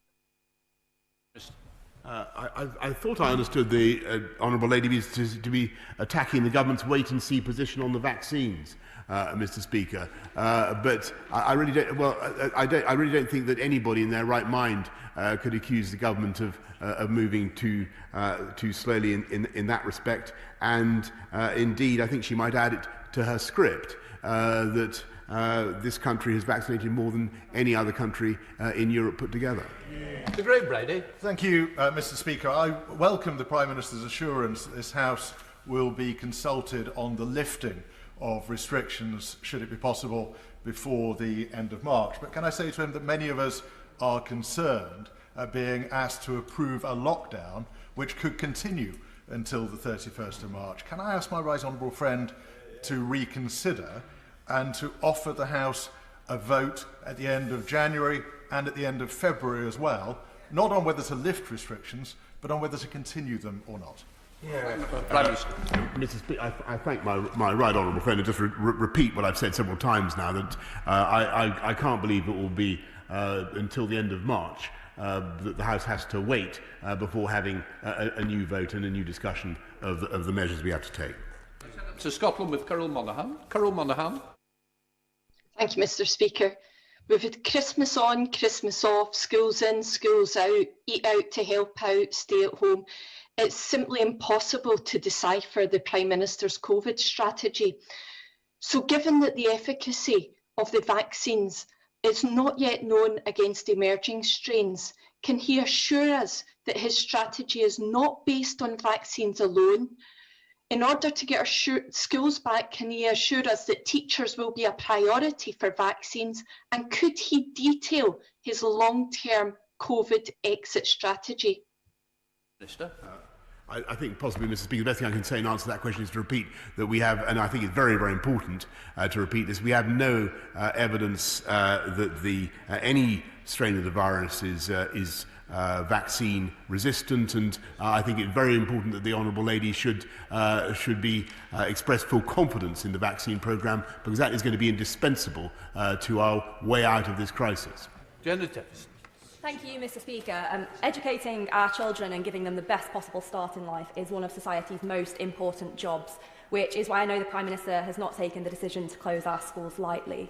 Yesterday, I spoke to the Director of Children's Services at Durham County Council about ensuring that Bishop Auckland's pupils will still be able to access learning. So on that, can the Prime Minister confirm that the government will do everything within its power to ensure that every child across the country has access to high-quality remote education during these closures? Prime Minister. I thank my honourable friend for her campaigning for education in Bishop Auckland, and repeat what we've said, what I've said already today about everything that we're doing to roll out to help support remote learning of all kinds. I know it's a tough time for children, teachers and parents, but a huge amount is being done to supply remote devices and to encourage remote learning of all kinds. Thank you, Mr. Speaker. Given the example of elections being held in other countries, including the elections held overnight in Georgia, can the Prime Minister confirm that it's his intention that the local elections in 2021 go ahead as scheduled on the 6th of May and not be delayed any further? Prime Minister. Of course, Mr. Speaker, that's what the law provides for, though obviously we'll have to keep it under review. Liam Fox. Mr. Speaker. Can I congratulate my right honourable friend on getting a world-leading vaccine strategy going? Clearly, its success will depend on both the availability of the vaccine and the number of staff to administer it. As a qualified but non-practicing doctor, some of you are going to see a 2-minute commercial break. We will continue to listen in on the Parliament in the UK discussing new lockdowns. Forces on conflict resolution, equality, diversity and human rights, moving and handling loads and preventing radicalisation in order to give a simple COVID jab. Can I urge him to get the NHS and the Department of Health to drop the bureaucracy, drop the political correctness and do all they can to actually get the vaccine programme moving? Prime Minister. Well, I thank my right honourable friend. I can tell him I was fit to be tied when I read, because I read an account of what he's described several days ago, and I'm assured by my right honourable friend, the Health Secretary, that all such obstacles, all such pointless pettifoggery has been removed, and there should be absolutely nothing to stop him volunteering to be a vaccinator. Let's head up to Bladen with Liz Twiss. Liz Twiss. Thank you, Mr. Speaker. The decision to close schools this week was inevitable, but we do know that it will have a detrimental effect on many children, especially the most disadvantaged. School staff across Bladen, like those at Crookhill School in my constituency, are responding brilliantly to the challenge, but it's just not the same for children as being in school. Will the Prime Minister commit now to working with teachers, trade unions and others to plan how we can level up the educational and life chances of our disadvantaged pupils post-COVID? Prime Minister. Yes, indeed I will, Mr. Speaker, because we must tackle the impact of differential learning that the last 12 months have had, and we will be looking in particular at the advantages of one-to-one tuition, which I think can be transformational, not just for kids who are falling behind, but for all kids. We now head to Wales with Stephen Crabb. Stephen Crabb. Thank you, Mr. Speaker. Without question, one of the most important things this government did in the first lockdown was to strengthen universal credit. And that's been a lifeline, not just for people who've lost their jobs, but also for people who've kept going out to work during this pandemic. People on low wages in retail, delivery jobs, people doing cleaning jobs. Now, our plan is still to cut that support back by £20 per week in less than 3 months' time. I know the Prime Minister understands this issue, but does he agree with me that now is really not the moment to weaken our welfare safety net, and that by giving families on low incomes greater security for the year ahead by extending rather than cutting support is the right thing to do? Prime Minister. I fully understand the point that my right honourable friend makes, and all I'll say is that we'll of course keep this under review. Tracy Brennan. Thank you, Mr. Speaker. The Prime Minister will have heard across the House the concern for 3 million British taxpayers who've been excluded from support since March last year. They've had a terrible Christmas and New Year, and they're looking at another 3 months with no support at all. So it's no surprise then that their thoughts about the Chancellor's 90-second financial statement on Twitter felt like a kick in the teeth for those people with nothing. So does the Prime Minister believe that the excluded are important enough to get their own statement? And if so, when will the Chancellor be coming to this House to deliver it so that those taxpayers do not feel they are completely abandoned by this Prime Minister? Prime Minister. Mr. Speaker, with great respect, I don't think she could accuse my honourable friend, the right honourable friend, the Chancellor, of not keeping the House informed. I'm sure he'll be using the earliest opportunity he can to update her and the rest of the House about the massive package of economic support that we're offering both the self-employed and others across this country. Steve Beckham. Thank you, Mr. Speaker. I welcome my right honourable friend's statement that these new regulations will be reviewed every 2 weeks. But can my right honourable friend reassure me that come mid-February there will be a presumption rather than a prospect of an easing of restrictions? I understand there cannot be a cast iron guarantee. We're in a moving situation, but my constituents would like there to be a presumption, especially when it comes to schools. Prime Minister. Yes, I think I share her constituents' instincts. Perhaps a cautious presumption is what I would advise them to make. Let's head up to Liverpool with Ian Byrne. Ian Byrne. Thank you, Mr. Speaker. Ofcom estimates that 1.8 million children in our country are digitally excluded with a lack of access to equipment or broadband. And I place a bet with the Prime Minister that this does not include a single pupil from his former school of Eton.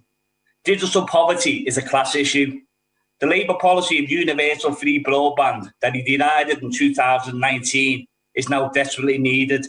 Can the Prime Minister outline how he will solve the issue of digital poverty, which is widening the already vast educational inequalities in this country, so not one child is left behind during this lockdown? Prime Minister. He'd of course know what the government is doing to roll out to gigabit broadband across the whole of the country, to give every part of the country access to superfast broadband. But in terms of the needs of people who don't have access to broadband yet, of course he'll have heard what we've said about the mobile phone, the internet providers who are coming together today to provide cut price access for those who need it across the country. I think that's the right thing to do. Dr. Ben Spencer. Thank you, Mr. Speaker. Once we've vaccinated the high-risk groups, so the vast majority of people who are at risk of death from COVID are protected, what will be the metrics in decisions made around moving areas down the tiers and reopening schools? Prime Minister. Grateful, Mr. Speaker. The metrics would be exactly the same as they were under the previous tiering system, so that we look at the rate of reproduction of the disease, we look at pressure on the NHS and the other factors that he would expect. Let's head to Birmingham with Steve McCabe. Steve McCabe. The weather's even worse now than it was last March, Mr. Speaker. Will there be a repeat of the Everyone In initiative for rough sleepers, with the Prime Minister guaranteeing a repeat of emergency funding at least the same level as committed last March? Prime Minister. Mr. Speaker, I think one of the consolations of the previous lockdown was that we did succeed in helping so many people off the streets, I think about 29,000, and we will continue to do everything in our power, and I think that the Honourable Gentleman raises a very, very important issue. We'll do everything in our power to prevent people from finding themselves sleeping rough or homeless during this winter, and that remains the policy of the government. Lucy Appam. The vaccine is a massive achievement of which we're right to be proud, and the Prime Minister should be congratulated for all his efforts in that achievement. We must cut away all barriers to speeding up the rollout, bin bureaucracy, incentivise 24/7 working by PHE, and pay bonuses, use drive-thrus, pharmacies, mobilise troops and volunteers. Will my right honourable friend make this rollout a dynamic, can-do, logistical, British miracle, saving lives and livelihoods, and not waste a single day taking us out of this lockdown hell? Minister. Well, I think that my honourable friend perfectly captures the mood of the country about the vaccine rollout. That is what we all want to see. We want to see a great national effort now, and she's right to call attention not just to the role of the NHS and GP clinics and GP services and hospitals, but also the vital role that can be played by pharmacies, the role of the armed services. We want to bring them all together to roll out this vaccine as fast as possible, and the picture she paints is entirely correct. Let's go to Scotland with Martin Day. Martin Day. Thank you, Mr. Speaker. Surely those who cannot work because of government restrictions should be compensated and supported. So given that the Chancellor has said that coronavirus restrictions could continue for months to come, will the Prime Minister commit to continuing furlough for as long as is needed and extending sector-specific furlough payments to the hardest hit sectors? And will he ever do anything for the 3 million who have been completely excluded from any support? Prime Minister. Mr. Speaker, they have not been excluded, and we continue to support people across the country. Furlough will indeed be continued for further, as he knows, and he should just bear in mind what I said to his right honourable colleague. It is thanks to the might of the UK Treasury, the fundamental strength of the UK economy, that we're able to make this support available across the whole of the UK. Let's head to Essex with Stephen Metcalfe. Stephen Metcalfe. Thank you, Mr. Speaker. Can I thank my right honourable friend for his statement and commend him for his actions? It's obvious our clearest way out of these restrictions is to deploy the vaccine at speed and scale to protect those most of risk of serious illness. We need to therefore lay out plans not only for the first 4 groups in the JCVI list, but also how we intend to get the vaccine to other key groups that keep our country running day to day, such as teachers, police officers and home carers. Prime Minister. Well, my honourable friend, thank him. Well, we will have studied the JCVI's list of priority groups, and we will be setting out, indeed, my honourable friend, the Health Secretary, will be setting out a programme for rolling that vaccine out, or those vaccines out, beyond the first 4 that I've already described. Let's head up to Manchester with Jeff Smith. Jeff Smith. Thank you, Mr. Speaker.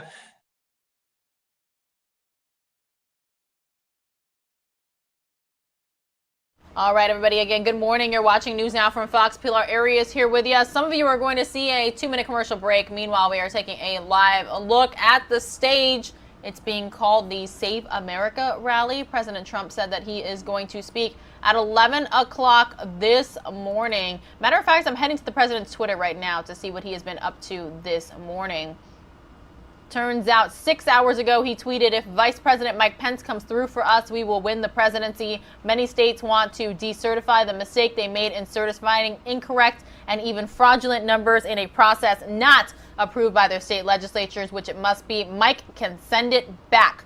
Of course, Twitter flagged the tweet, saying this claim about election fraud is disputed. But the tweets about speaking at the rally. 7 hours ago, President Trump tweeted, just happened to have found another 4,000 ballots from Fulton County. Here we go. Again, Twitter flagged it. This claim about election fraud is disputed.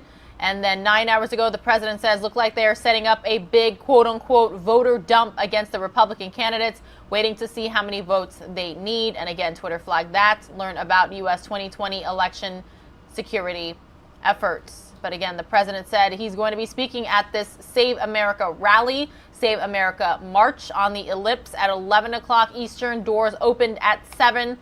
He promised big crowds. So again, that's a live look there at the stage. You are watching News Now from Fox. Hey, before we started getting all of these updates, we were listening in on New York Governor Andrew Cuomo about the latest in terms of their COVID-19 updates. But now I'm going to take you out to the News Now from Fox headquarters. Our very own Andrew Kraft talking about exactly what is happening today, the Electoral College certification. Again, I'm trying to make sure I get all the info here on this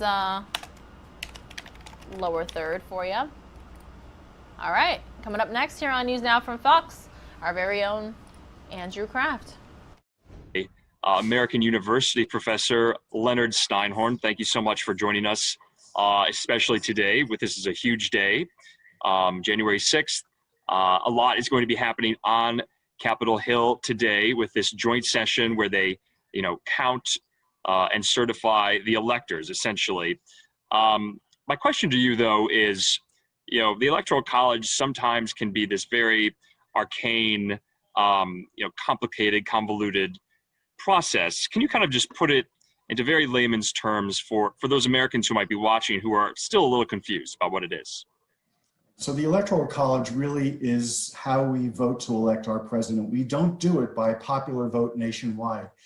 Each state chooses its electors, and the winner of each state gets all of the electors from that state. And all of the electors means all of the members of Congress plus the 2 senators. So if you have a state, let's say, with 6 members of Congress and the 2 senators, that state gets 8 Electoral College votes. There are 2 exceptions to that. One is Maine, the other is Nebraska.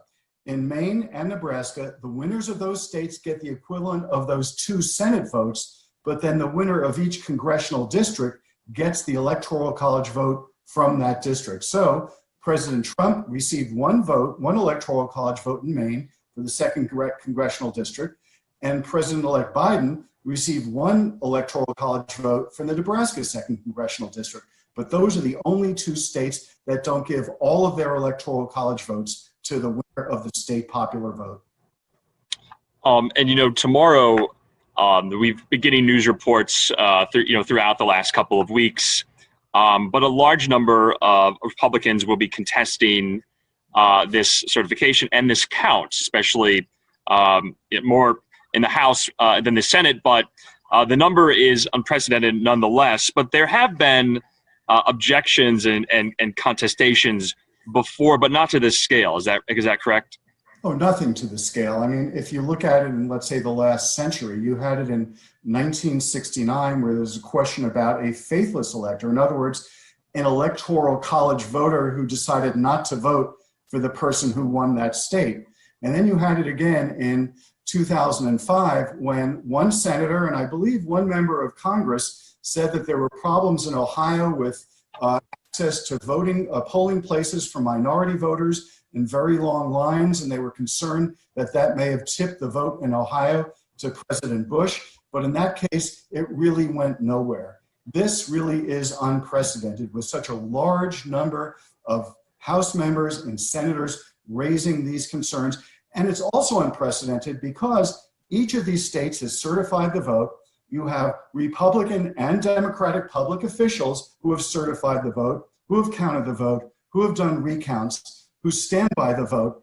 And somehow, and for some reason, all of these Republicans have decided to challenge us without any evidence. They have not stated any evidence to do so. So whether this is a fit of anger, a sense of frustration, or, as some might argue, a sense that they are not all that confident in our democracy because they would like to overturn the votes of all of those people in the states with whom they disagree, it's unprecedented. And I think it's unfortunate. It really is unfortunate because it undercuts confidence in our electoral process and our democracy. And you know, the tables can be turned at some point in time, and then that will be unfortunate. This is a slippery slope that we didn't need to go down right now. And I was kind of wondering, you know, there's been this back and forth as well of, you know, what will Vice President Mike Pence do? But there's not really much else that he can do. This is largely ceremonial. This is largely procedural. What do you think these House Republicans and these Senate Republicans think that the Vice President can realistically do in this situation? Well, I think it's wishful thinking. They would like the Vice President to sort of claim or seize some sort of power when he really doesn't have any in that situation. Basically, the Vice President is there, as you say, in a ceremonial function to read off the states and to hopefully, at a certain point, make it so that they get through all of the states and affirm the presidency of Joe Biden.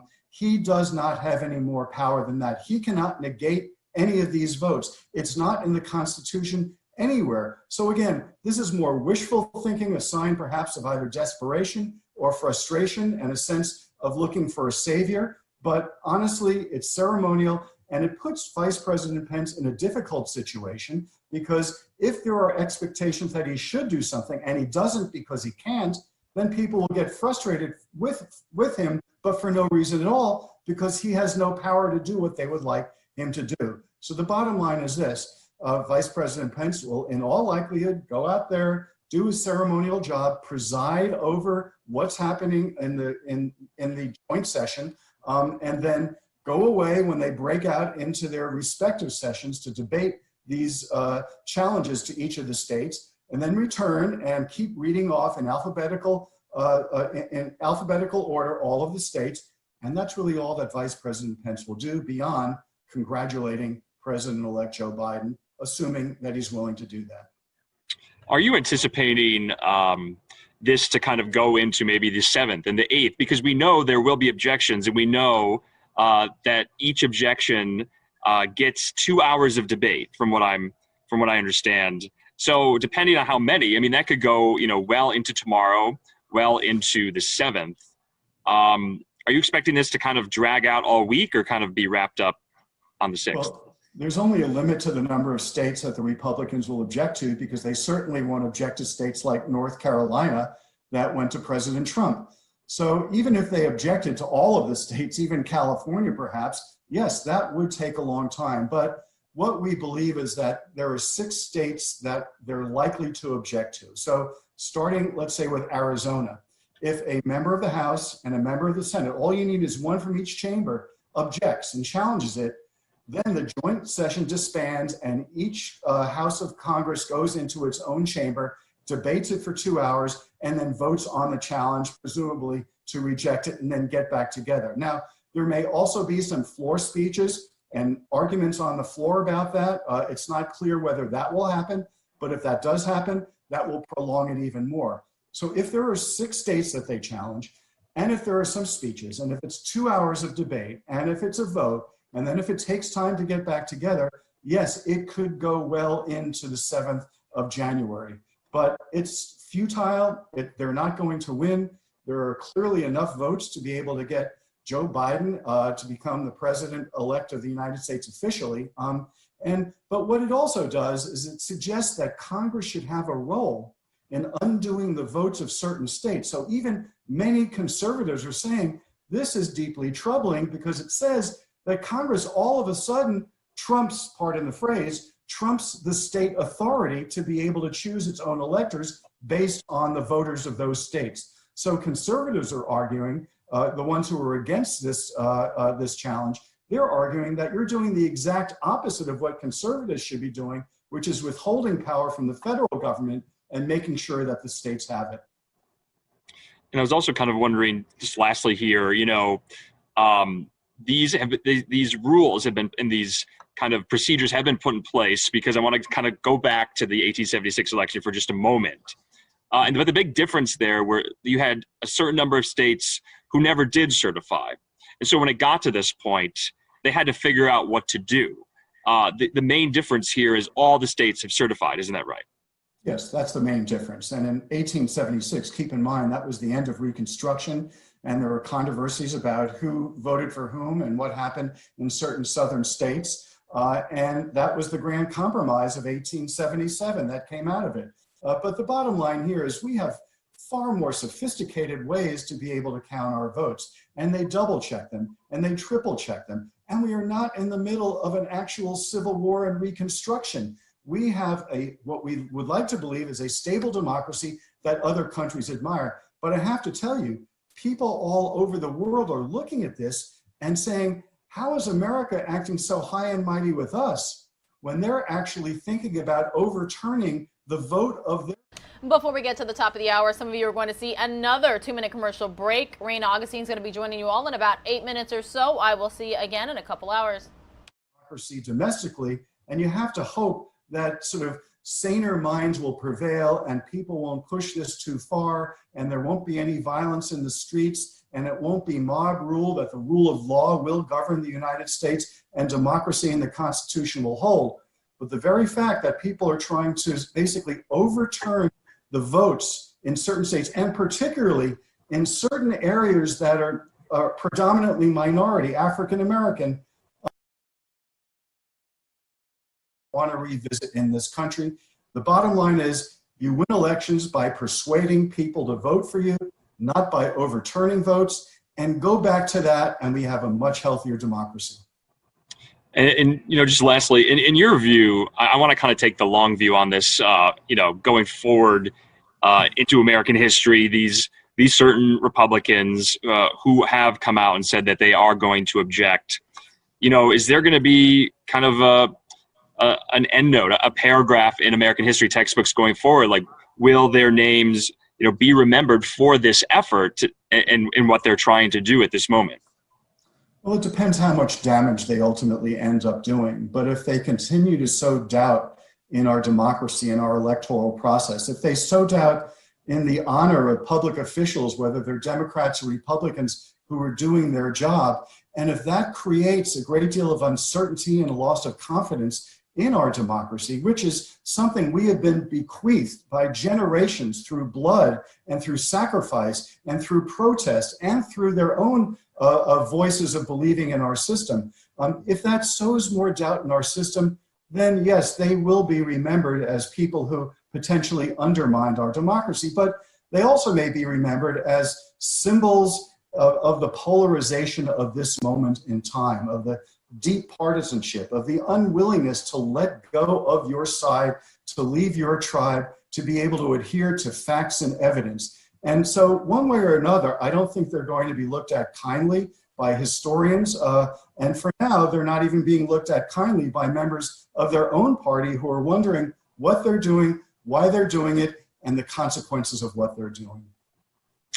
All right, Professor Leonard Steinhorn, thank you so much for joining News Now from Fox. We'll have live coverage of all those proceedings today on News Now, and have a good day. We hope to see you again. Thanks so much. Big thank you to our Andrew Krafts there at the News Now from Fox headquarters for doing that interview, kind of talking about what we can expect to see today. Here's a live look at the stage. They're calling it the Save America March, the Save America Rally. I have been to a President Trump rally before in Phoenix, Arizona, and this kind of looks like it, but kind of not, because it is a controlled situation. People do have to go through security in order to have a seat there or standing room there at the venue there at the Ellipse. You see the White House there in the background.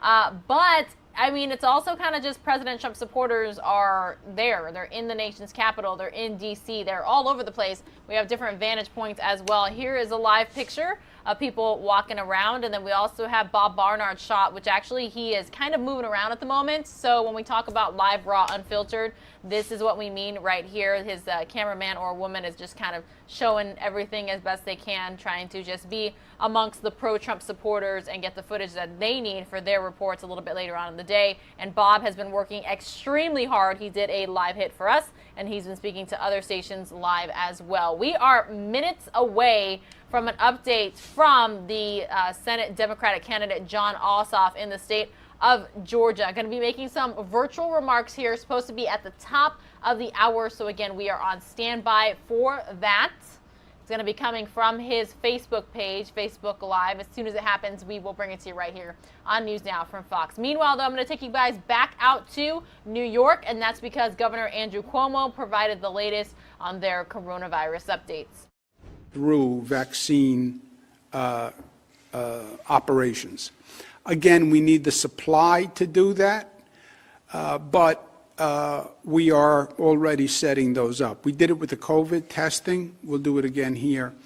And then I made a point to say this state is going to make a statement as to social equity, and we're going to make sure that the social injustice and the healthcare disparities that we've seen are not replicated.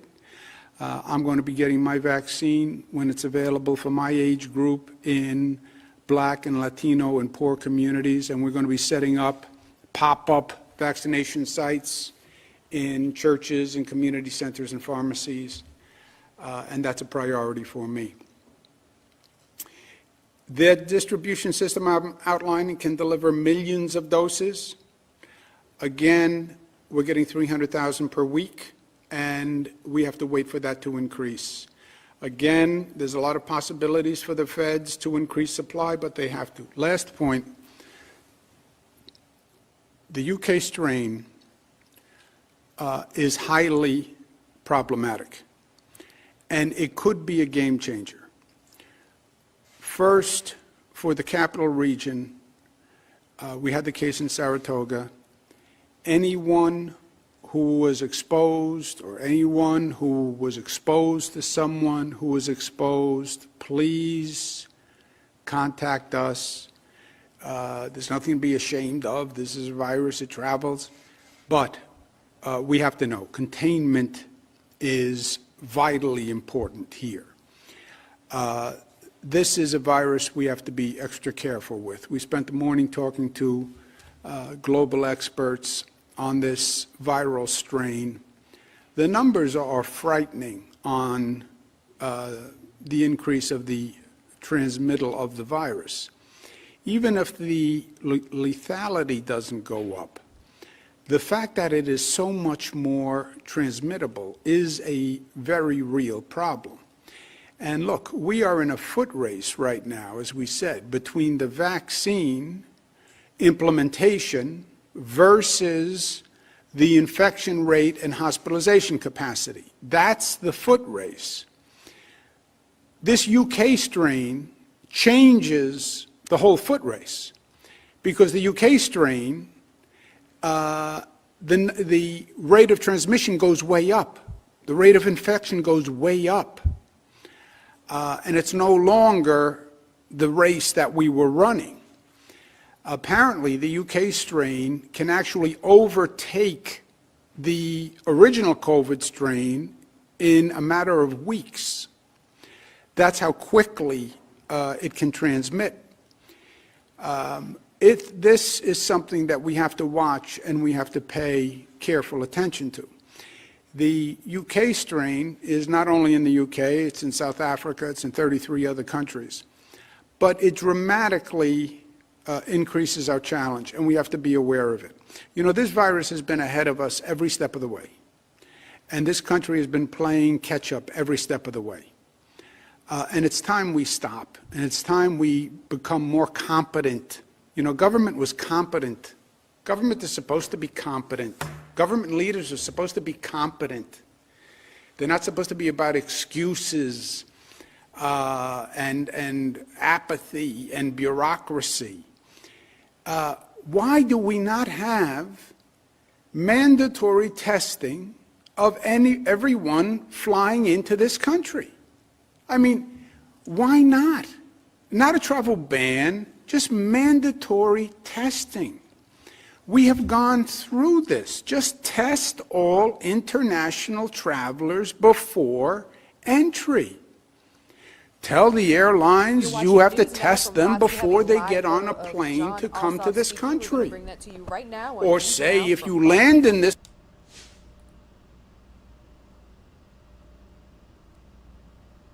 in the U.S. Senate to support a robust public health response so that we can defeat this virus, putting Georgia's own Centers for Disease Control and Prevention in the lead, trusting medical expertise, doctors and scientists to bring the tools to bear, the technology to bear, the ingenuity to bear, and the resources to bear necessary to stop the spread of this virus, to defeat it and to get our daily lives back, and to rush direct economic relief to people who need help right now. This campaign has been about health and jobs and justice for the people of this state, for all the people of this state. And they will be my guiding principles as I serve this state in the U.S. Senate, ensuring that every Georgian has great health care, no matter our wealth. Ensuring that we invest in an economic recovery that includes all communities, that rebuilds our state's infrastructure, that lays the foundations for prosperity in rural Georgia, suburban communities, and urban communities alike, and securing equal justice for all, following in the footsteps of leaders who have departed us in this last year, like Congressman John Lewis and C.T. Vivian.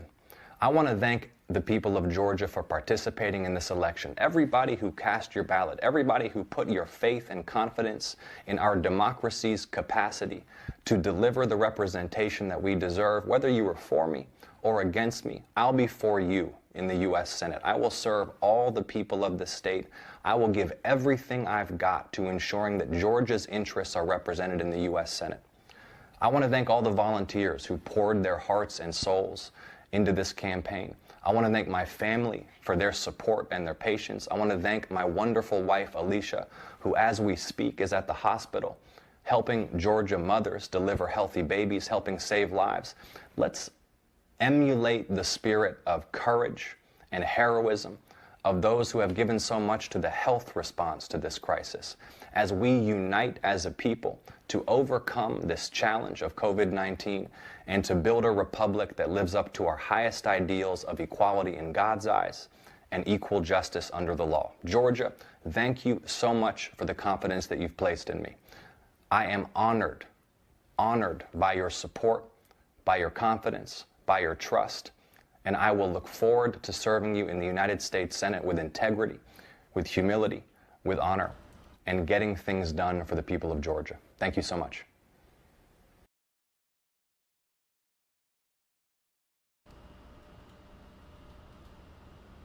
You're watching News Now from Fox. That was Jon Ossoff making his live remarks on the election results. He says that he really wants to thank Georgia voters for the confidence that they have placed in him, and he looks forward to serving in the United States Senate. Now, more than a dozen Senate Republicans and over 100 House members have opposed the certification process. So we will have a live report from Fox News correspondent Doug Lazater around 8:45 on the electoral process, and of course we'll bring you all this live as it begins at 1 p.m. Again, if you're just now joining us, my name is Rain Augustine, and this is News Now from Fox. I'm going to send some of you all to a quick commercial break, and for the rest of our audience, we will continue to listen into the latest COVID-19 updates out of New York City.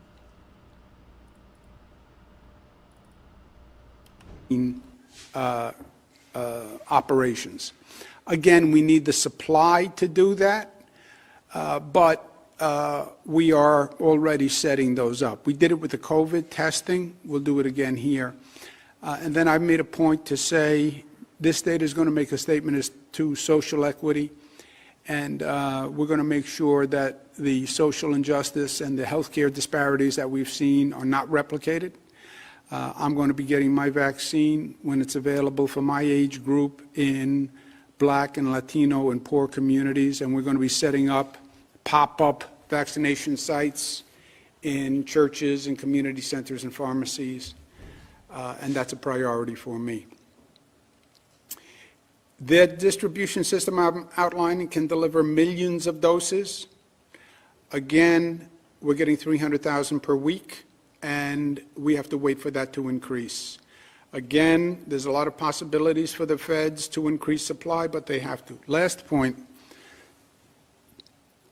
the UK strain is highly problematic, and it could be a game changer. First, for the capital region, we had the case in Sarasota.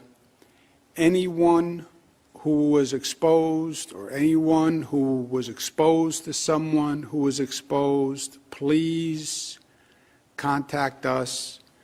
There's nothing to be ashamed of. This is a virus, it travels. But we have to know containment is vitally important here.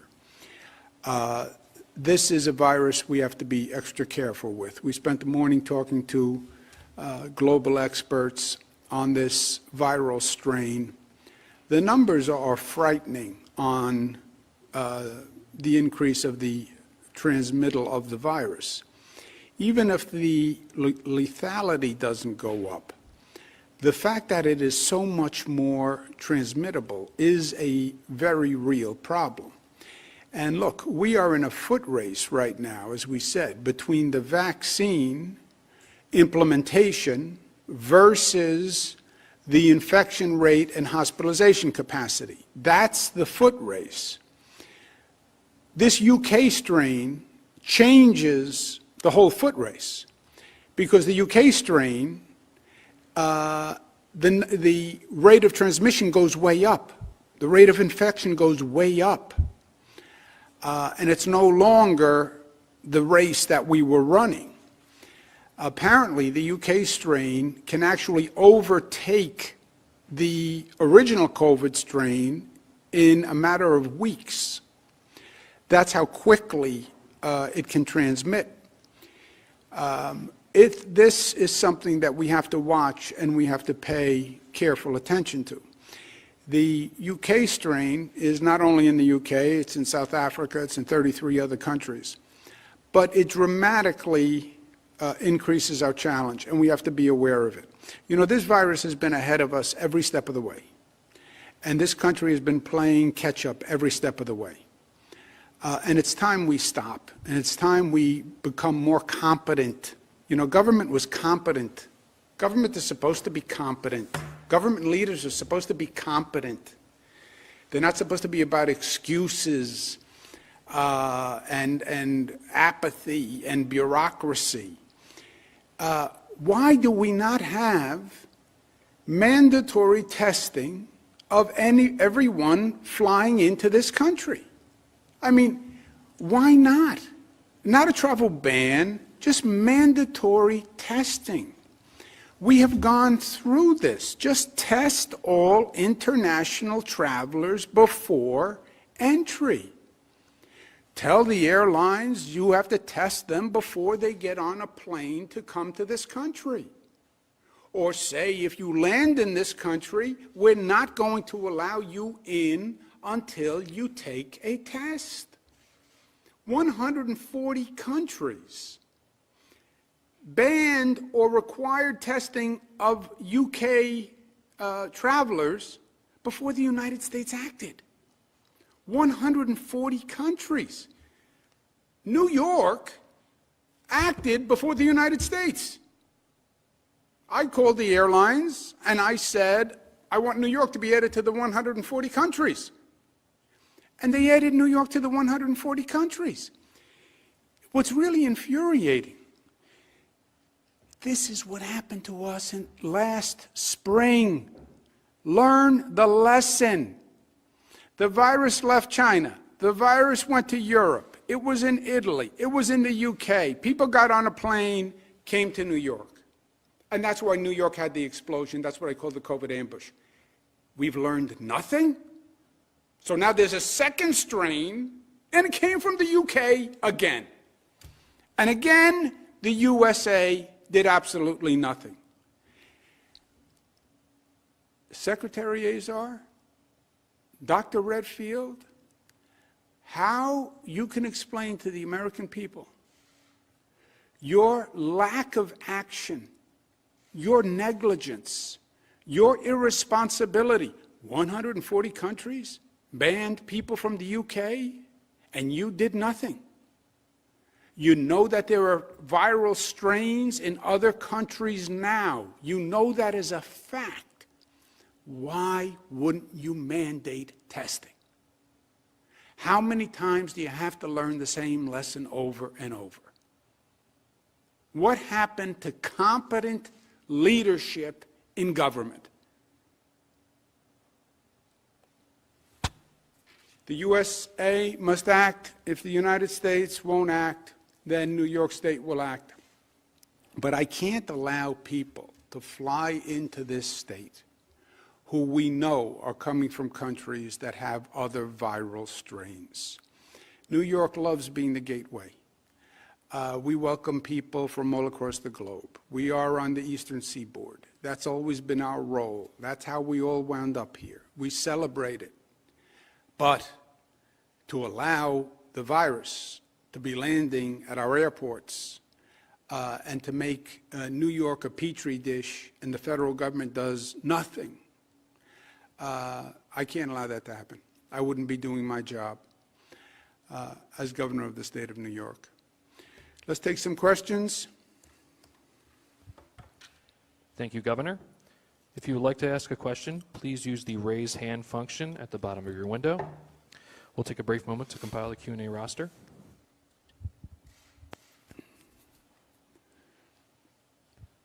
Governor, your first question comes from Jeff Cole of WWNY. Jeff, your line is now open. Please unmute your microphone. Governor, good morning. You can hear me okay? I can hear you, Jeff. How are we doing? Not bad. Hello from Watertown.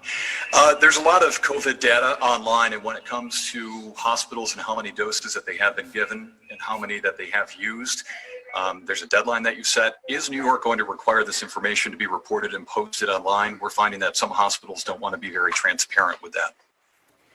Yeah, this is a little bit of a work in progress. We posted online, when I don't know if we did it. I guess we considered it online. We released yesterday the 10 fastest and the 10 slowest. And it's Department of Health data that they confirmed. By the way, it embarrassed some hospitals that were slow performers. It wound up showing some hospitals that were performing very well, and the ones who were performing very well were happy, and the ones who were shown to be slow were upset. But life is about accountability. Some of the hospital management said in defense things that were not true. the data that was reported was not for allocations they had just received. It was from allocations they had received over the first 2 weeks, and not the most recent allocation. So they were slow in distributing older allocations. Also, you have some hospitals who have only done half their workforce. Now, we've only had enough allocation for half of the workforce, the healthcare workforce. But some have only done half the workforce. We have to do better than vaccinating half of our healthcare workers. If a hospital says only half of their employees will take the vaccine, we have a problem. Critical mass on this vaccine is 70 to 90%. Healthcare workers who are the most informed, I don't think it's possible or credible that only half of them will take the vaccine. I have also been deluged with phone calls of healthcare workers saying, I can't get a vaccine, and I'm going out there every day and I haven't gotten a vaccine. So it's a combination of slow hospitals and we've only had half the allocation for the healthcare workers from the federal government. Now, when I talk about slow hospitals, I have greatest respect for nurses and doctors. I'm sure they're all doing everything they can, and they've done a fantastic job. It's the leadership that I'm talking about. You know, the nation at war and the army keeps losing. President calls and fires the general. It's not a comment on the soldiers. Soldiers are killing themselves. The general gets fired. End of the losing football season, it's the coach that gets fired. It's about the leadership. So it's nothing about the nurses and the doctors. It's about the leadership. It's about the management. It always is. And that's taking responsibility and accountability.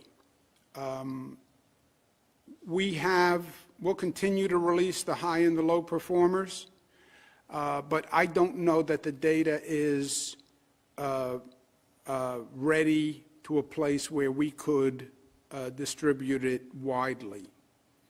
Is that fair enough? Yeah, and as the governor said, we have 636 providers who have enrolled. This number is growing, who are currently getting the vaccine. This number is going to grow. It's important that they are aware of what data they need to submit. They're submitting it timely in an accurate manner until we can work through that with them. And then, as the governor said, our plan is to have a public dashboard as soon as we can, but we want to make sure the information we're putting out there, everyone can rely on.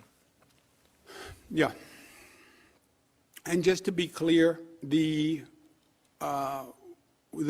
figures that we used yesterday were for the first 3 weeks of allocation.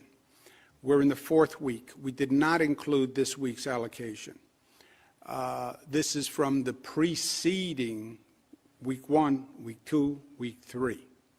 So if they want to complain about accountability, know your facts.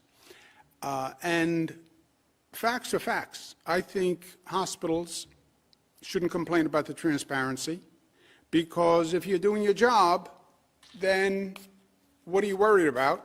And if you're not doing your job with a vaccine that could be the matter of life and death, then people have a right to know. Next question, operator. Thank you, Governor. You now have Keisha Clucky from Bloomberg. Keisha, your line is now open. Please unmute your microphone. Hi, Governor. Thanks for taking my question. If you don't mind, just twofold in there. Why are the hospitals so slow? Is it possible that they maybe were over-allocated vaccines?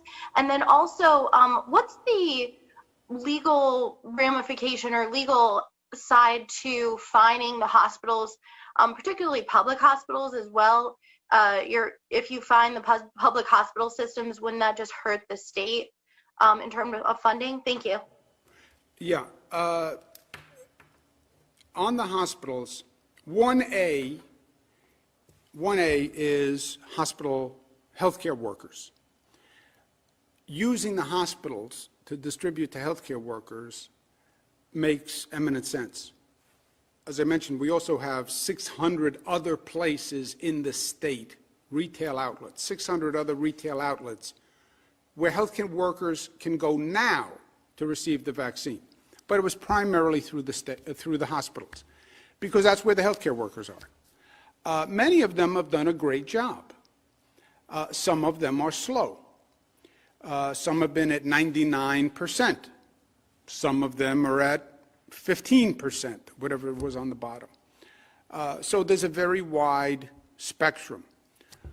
Were they over-allocated? No, because our allocation is we've only received enough vaccine for half of the healthcare workers.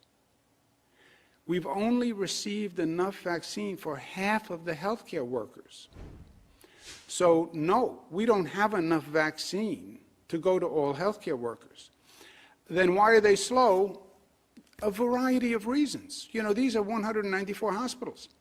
Some of them, frankly, operate better than others. It's like anything else in life. You know, you take 194 barbershops. Some are going to operate better than others. You take 194 government agencies. Some are going to operate better than others. You take 194 city governments.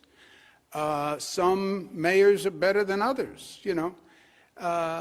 You take 50 states. Some governors are better than others. It's the marketplace. It's human nature. They have a whole host of reasons, you know, but we can't. We have to vaccinate the healthcare workers. Now, again, we have 194 hospitals. If a hospital doesn't do it well, that's fine. But then I want to use a hospital that does do it well. Let me take a step back. We have two issues. For the hospitals that now have the vaccine, I need them to get that vaccine in people's arms.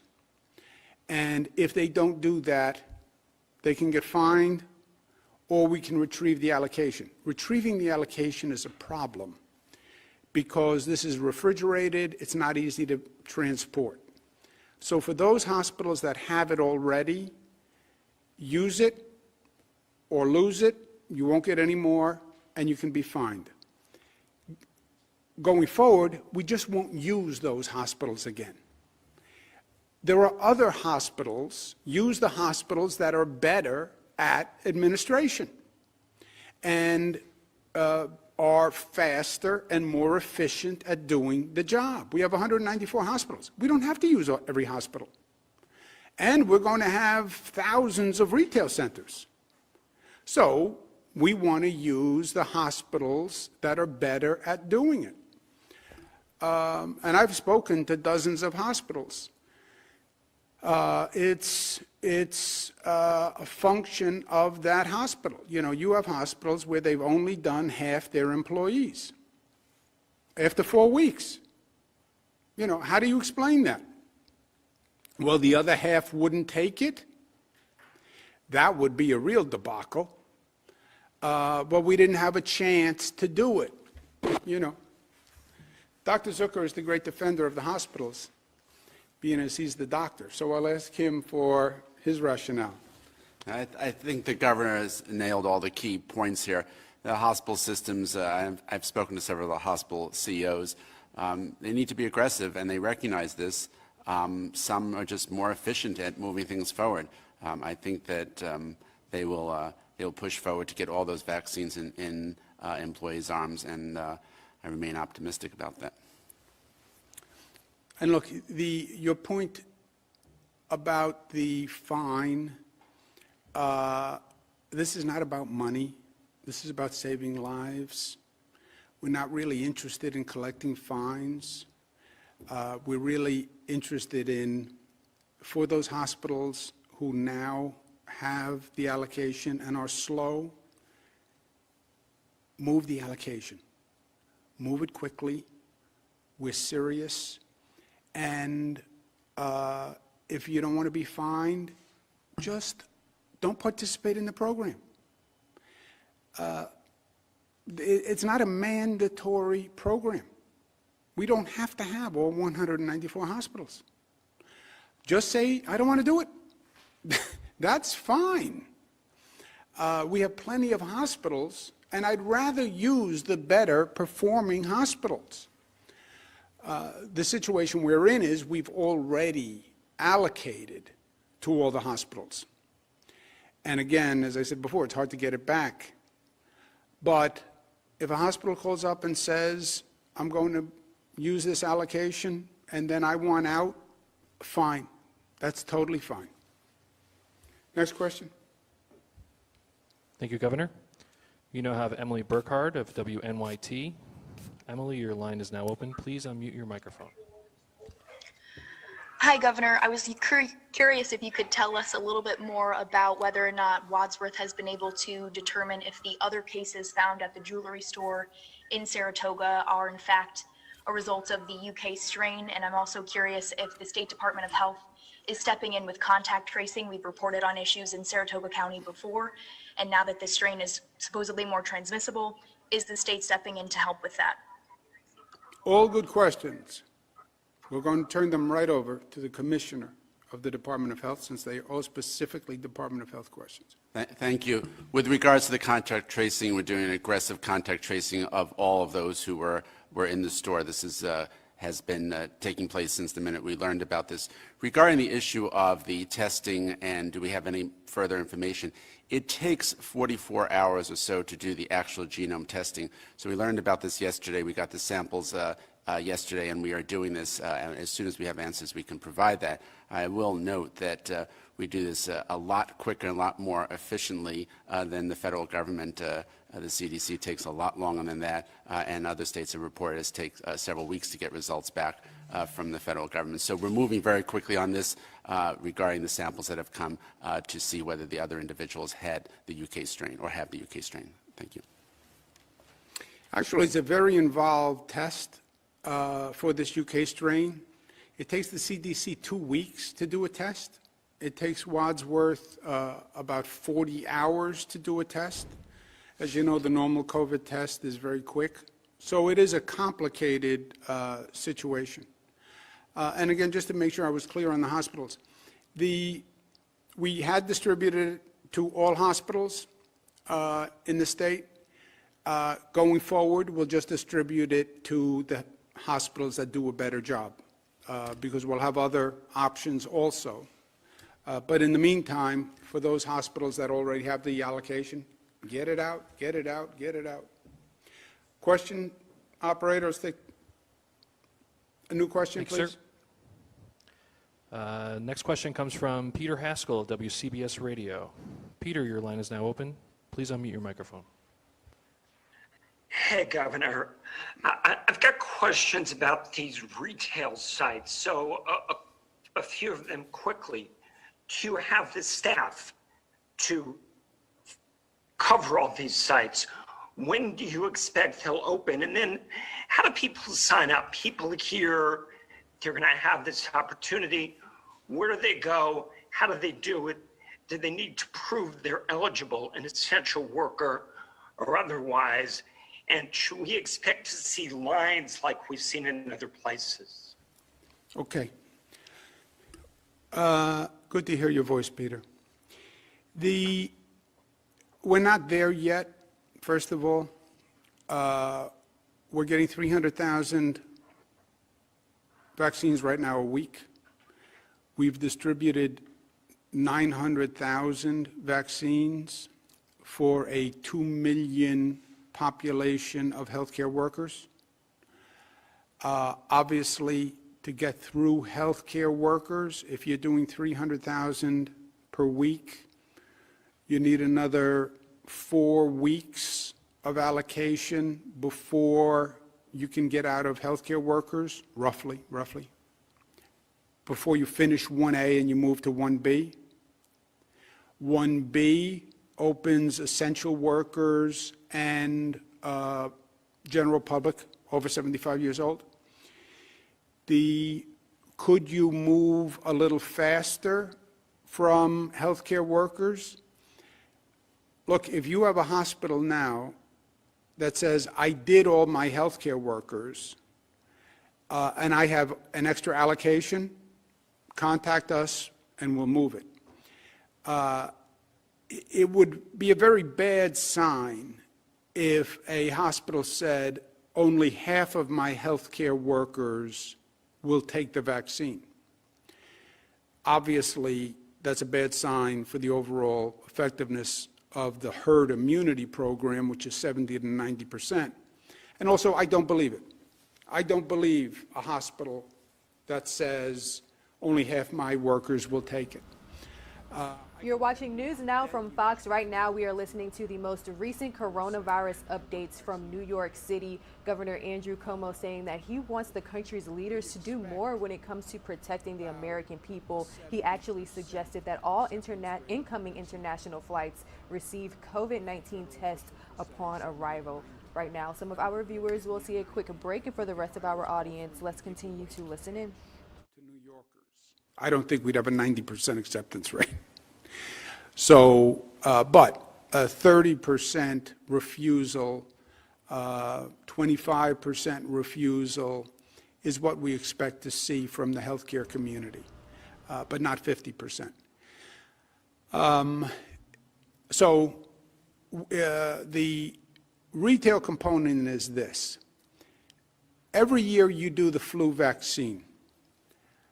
Who administers the flu vaccine? The private market administers the flu vaccine. Roughly half the people in the state take the flu vaccine. And there's very little government involvement. There's a whole private market that can distribute vaccines. We now have today, Peter, in New York City, 200 retail outlets for you to get a vaccine. Just check that number. 207 in New York City. 207. I know you're specific, Peter. If I said 200 and it was 207. 207 retail outlets today in New York City where you can get a vaccine if you are eligible. Now, you'd have to go there and prove that you are a healthcare worker. EMS, EMT, doctor, nurse, etc. And you have to show proof of that at that facility. Next tranche, the essential workers, what I'm asking today is as many essential workers, police, fire, teachers, transit workers, as many of them as can use their own networks, that would be great. Their own networks, meaning either their employees can vaccinate that unit, police have EMS, EMT, fire department can vaccinate police, etc. Teachers have a healthcare network, transit workers have a healthcare network. As many of them that can handle it themselves, great. Otherwise, we have the retail system. The retail system will be hospitals, will be pharmacies, 5,000 pharmacies in the state, just the way you do a flu vaccine, will be federally qualified health centers, will be health departments. And when you get to the general population, it's easier, Peter, because the main criteria is going to be your age. So your license would do it, right? There are many pieces of ID that can actually document your age. But again, this is down the road. But that retail system has been used in the past. We've been using it now to do the COVID testing, right? So we'll implement that, and then we'll have supplemental efforts, as we did with COVID testing, state-sponsored drive-through sites, Javits Center will operationalize, and then special outreach to Black, Latino, and poor communities. So that's where we are. Let's take one more. Thank you, Governor. Your final question comes from Michael Gormley of We Newsday. come before you Michael, today, your line is now open. Please unmute your microphone. repentive, turning our hearts back. Hello, Governor. On the healthcare workers refusing to get the vaccine, can't you direct them to do that? And I believe that some healthcare workers are already required to get the flu vaccine every year. And then just as an aside to that, if I can, if you could allow us to resume having follow-up questions, that might be helpful for the public and for you. I know that you wanted us to clarify some of our questions in the past, and we weren't able to talk to you. Thank you. Thank you, Michael. We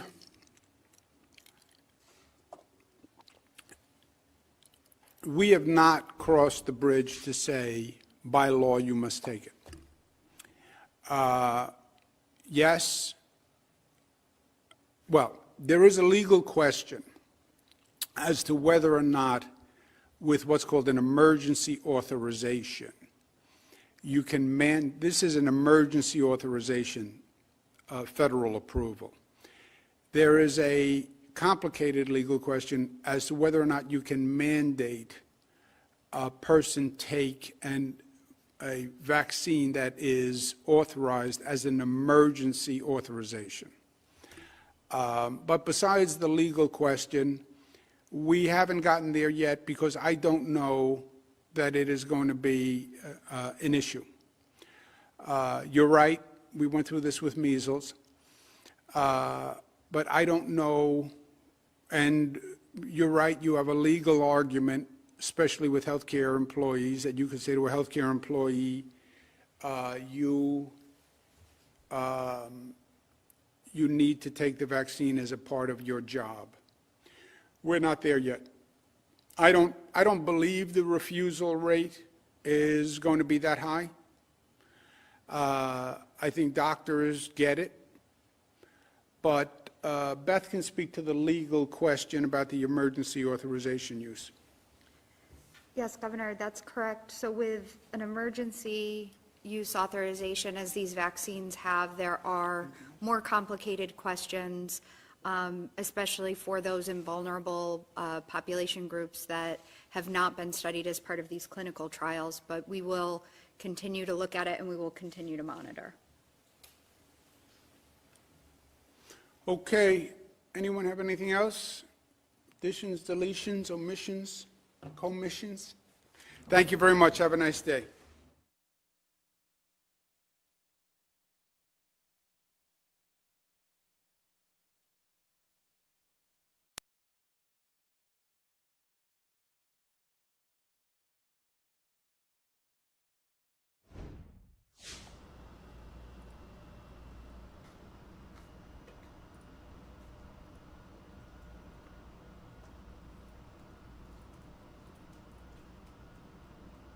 You're watching News Now from Fox. Right now we are taking a live look at a pro-Trump rally that just happens to be taking place on the sidelines of a joint session of Congress to certify the results of the 2020 presidential election. We do expect Trump to speak today at 11 a.m. Eastern, and we will bring you all that live, raw, and unfiltered feed on News Now from Fox. Now, the president last month promised a, quote, wild protest at the nation's capital today on January 6th, while reiterating his claims that it was impossible for him to have lost the 2020 election. Also Tuesday night, the president tweeted that Washington is, quote, being inundated with people who don't want to see an election victory stolen by the radical left Democrats, end quote.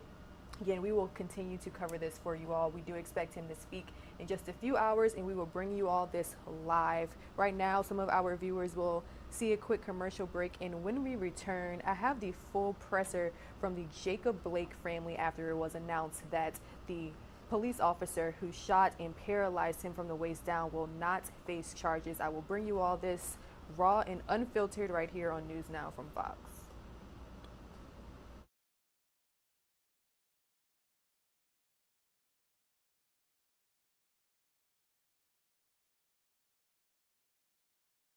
There's three justice systems in America. There's one for black and brown people, one for police officers, and one for the rest of America.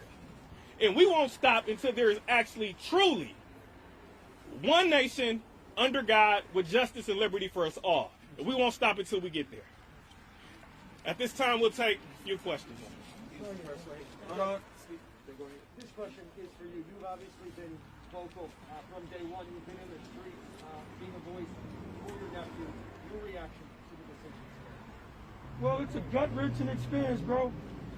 First off, you got to live and survive through getting a phone call we had to answer, right?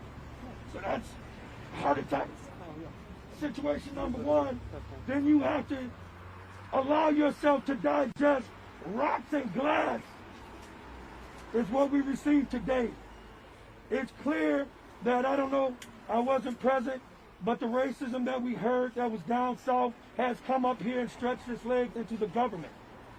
And so now we have a systemic system that's ran top heavy up here, feeding bad things down to the people, in which police officers look at our community as terror bait. As they shoot our people, as they put their knees on our neck. This is bigger and greater than little Jake. It really is. This is about all the little Jakes. And that's why the people keep coming out and supporting us. You know why? Because it could have been them. I heard it from my class roommate the other day. He said, you know, it really gets to me. I said, man, you seem more upset than us sometimes. Why? He said, because I realized it could have been me. Next question. Yes. Hi, Jill from the Kenosha News. How did Jacob Blake himself learn of the decision, and what was his reaction? Jacob did learn of the decision from a phone call with Mark Gravely. He did call about an hour before he went public and informed him of the city's decision. And I will say that Jacob is, you know, he's very disappointed. I mean, how do you feel being paralyzed, shot in the back 7 times? Never had the mens rea of wanting to cause any harm to anyone. He just wanted to get away. You know, he wanted to bring himself to safety after what took place before the video. And that is what, you know, we will show as we continue to pursue justice for Jacob. But it's extremely disappointing to sit paralyzed, never walk again, and to be able to hear that the officer is not even going to get the opportunity to go before a jury of his peers. I mean, that is just a grave injustice. What do you think about all of the marching and the activism that's taken place today over the last 4 months and this decision today? Could you say the first part? I'm from ABC7 in Chicago. How you doing, sis? Good to see you. Can you say the first part again? What is Jacob's reaction to everything that's transpired over the last Little Jake or Big Jake? Well, I mean, could you imagine being shot and paralyzed, trying to see about the safety of your kids? It was a tremendous day for him and an impactful day for him. And we just want him to focus on getting better. As an uncle, when I go to visit him, we just watch football. Just want to leave us alone for a second and just concentrate on his well-being and himself. So we'll talk in a couple of days and find out how he really feels, but we want him to focus on getting well.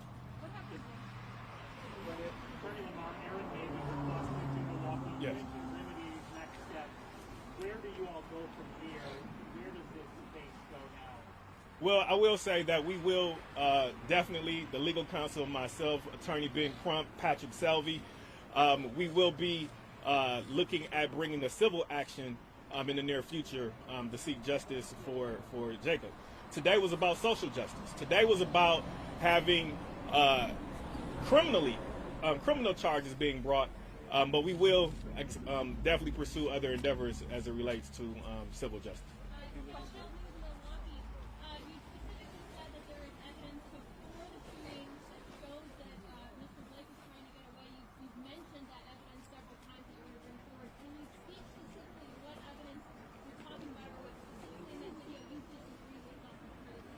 Well, what we're saying is that there was an altercation that the officers had prior to the video starting. You know, we maintain the belief that Jacob was essentially brutalized well before the video even started. What you saw in that video was Jacob getting up after being almost attacked by these officers well before the video starts. So I think that goes to his mens rea at the time, that he did not have the fortitude to harm anyone. And for an officer to say that he thought that he was going to be, he was going to get stabbed, where? Show me in the video, where did you feel like you were going to get stabbed?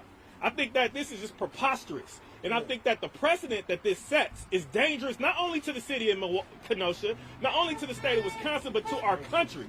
If officers can justify shooting someone 7 times in this circumstance, we have a lot of work to do, and it is dangerous not only for black and brown people, but us all. And to answer the question before, I'm sorry, I talked to Jake, my brother, not a minute ago, and he wanted us to emphasize that we'll be in D.C. Trying to sit down with the lawmakers that make a difference in every state, because this needs to be handled at a federal level. It needs to be investigated at federal level, and it needs to be taken to the feds so we can change some laws, so our African descendants can live in peace.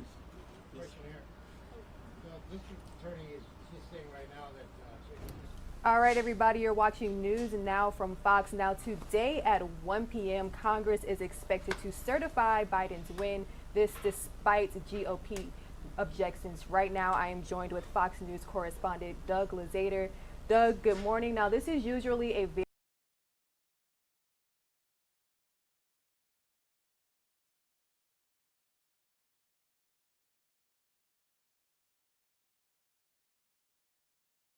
Typically, this would just be kind of a footnote. This is a meeting of a joint session of Congress to just do a tiny bit of math, to really just take all the Electoral College results from around the country and kind of add them together and say, yeah, this is what it comes up with. And generally, you look at the history of the Republic, and this has, for the most part, gone without an issue.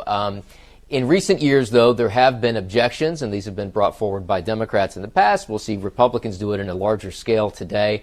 Republican senators and House members will object to some of the state results, we think. This is not going to change the outcome here, but it does mean that what would generally be just kind of a perfunctory role for a joint session of Congress is going to wind up being kind of an extended event. And this may go well into tomorrow, because each time there's an objection, they have to debate and then have a vote on it. So it does delay things, even if it doesn't change the outcome. The one wild card here may be the role of Vice President Mike Pence. Obviously, it's something of an awkward situation, because Pence, in his ceremonial role over the Senate, will have to preside over this event that, is kind of his political undoing to some degree, kind of, ushering in the new administration. But the president thinks that Pence is endowed with certain powers here to perhaps reject some of these Electoral College results. Now, what does Pence think about that? We don't know. So Pence is obviously a guy that spent a fair amount of time in Congress. I think people see him as something of an institutionalist. So will he kind of go rogue here, or will he just kind of oversee this session today? That's something that I guess we'll find out more about later on today, early this afternoon, when this gets underway. Now, speaking of Vice President Pence, earlier this morning, President Trump actually tweeted, "If Vice President Mike Pence comes through for us, we will win the presidency." Now, usually, does the vice president even have the power to block certification? And what happens if an objection does go through? Well, the president seems to think that Pence has the power to do that. Not many other folks agree with him on that point. I mean, this is, it's almost akin to a rubber stamp what Congress is really doing here. I mean, if the numbers add up, they're supposed to sign off on this and kind of be done with it. And then the next step would be the inauguration of Joe Biden and Kamala Harris on January 20th. If Pence tries rejecting these results, I'm not sure exactly how that would play out. But it would certainly be something that we haven't really seen before. At least I can't recall a time when that has happened. So the president doesn't seem to be entirely sure of what Pence is going to do. Now, there was a report in the New York Times that Pence had told the president that he would not follow through on the president's request that he try to change the outcome here. Now, the president says that that's not true, that he and Pence are on the same page. I guess we'll just have to wait until 1 o'clock this afternoon Eastern time to see if, in fact, Pence just plays this ceremonial role or goes much further. And Doug, who is expected to object? Well, you know, we think there's a pretty big group, really, of maybe a dozen or so senators and then some corresponding House members, probably a larger group there, that will object. And it will just be kind of a state-by-state issue. Whatever state result they want to object to, when that state comes up, they make their objection, and then there has to be a 2-hour debate and then a vote, and it begins to really kind of slow the process down. The first state that will likely face an objection would be Arizona, but others may follow. So this may be a lengthy process here, but again, you know, these objections have to be voted on by both the Senate and the House, and even if the Republican-controlled Senate, you know, voted in favor of these objections, which that in and of itself seems unlikely, you've got a House that's controlled by Democrats, and they're certainly not going to vote away Joe Biden's presidency. So again, you know, the outcome here seems to be kind of preordained, but there may be a fair amount of drama along the way. It sounds like a very lengthy process. So once Congress does count the votes, I guess we can look forward to the inauguration next, right? Yeah, I mean, that's really the next step. And, you know, the step today isn't really one that we even spend much time talking about. I mean, it's the kind of thing that at the end of the day, you know, we'd say, oh, by the way, there was a joint session of Congress today and they certified the Electoral College results. But there's going to be much gnashing of teeth here on Capitol Hill before we get to that point. But then the next step will be the inauguration. And that in and of itself is going to be unusual because of social distancing. It's going to be much more limited affair than we typically see for these things. Doug, thank you all so much for joining us this morning on News Now from Fox. Thanks so much.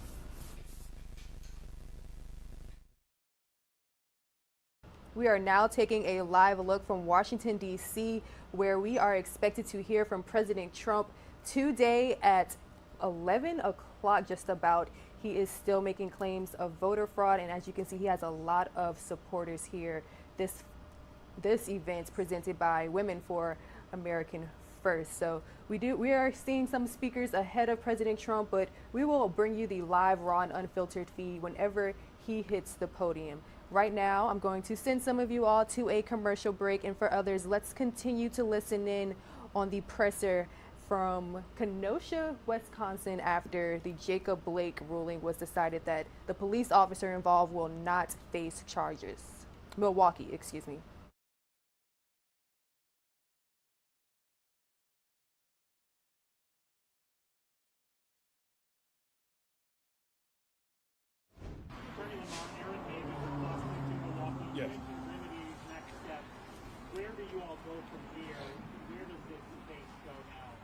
Well, I will say that we will definitely, the legal counsel, myself, Attorney Ben Crump, Patrick Selvey, we will be looking at bringing a civil action in the near future to seek justice for Jacob. Today was about social justice. Today was about having criminal charges being brought, but we will definitely pursue other endeavors as it relates to civil justice.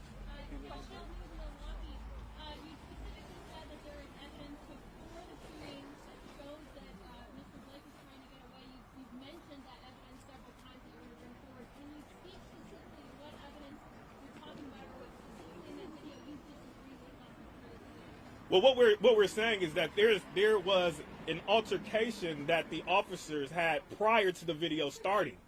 You know, we maintain the belief that Jacob was essentially brutalized well before the video even started.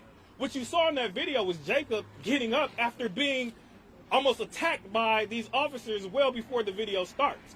So I think that goes to his mens rea at the time, that he did not have the fortitude to harm anyone. And for an officer to say that he thought that he was going to get stabbed, where? Show me in the video, where did you feel like you were going to get stabbed? I think that this is just preposterous. And I think that the precedent that this sets is dangerous not only to the city of Kenosha, not only to the state of Wisconsin, but to our country. If officers can justify shooting someone 7 times in this circumstance, we have a lot of work to do, and it is dangerous not only for black and brown people, but us all. And to answer the question before, I'm sorry, I talked to Jake, my brother, not a minute ago, and he wanted us to emphasize that we'll be in D.C. Trying to sit down with the lawmakers that make a difference in every state, because this needs to be handled at a federal level. It needs to be investigated at federal level, and it needs to be taken to the feds so we can change some laws, so our African descendants can live in peace. Question here. The district attorney is saying right now that Jacob had a knife and was reaching towards the officer.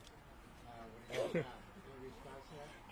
I think that, again, we don't need to hear a 2-hour explanation for what our eyes could see. Right.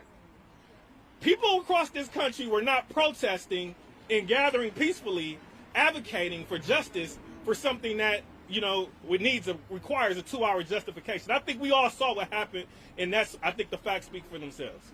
At what point? New York Times? I won't go into that right now. I will say that he remains in serious condition. I mean, he's still, paralyzed. This is life-altering. He has a long road ahead, and he will never, ever be the Jacob Blake that he was once before. A young lady behind. And not only that, but to say to ask your question again, sir. I asked what his health prognosis is. Before that. The district attorney was saying that he had a knife. And our point was, when did he pull it out when he was running away from the man? At what point did he show a knife to attack this person and make him think that his life was in jeopardy? At what point in the video that you saw did we see that? All right, young lady, and identify again.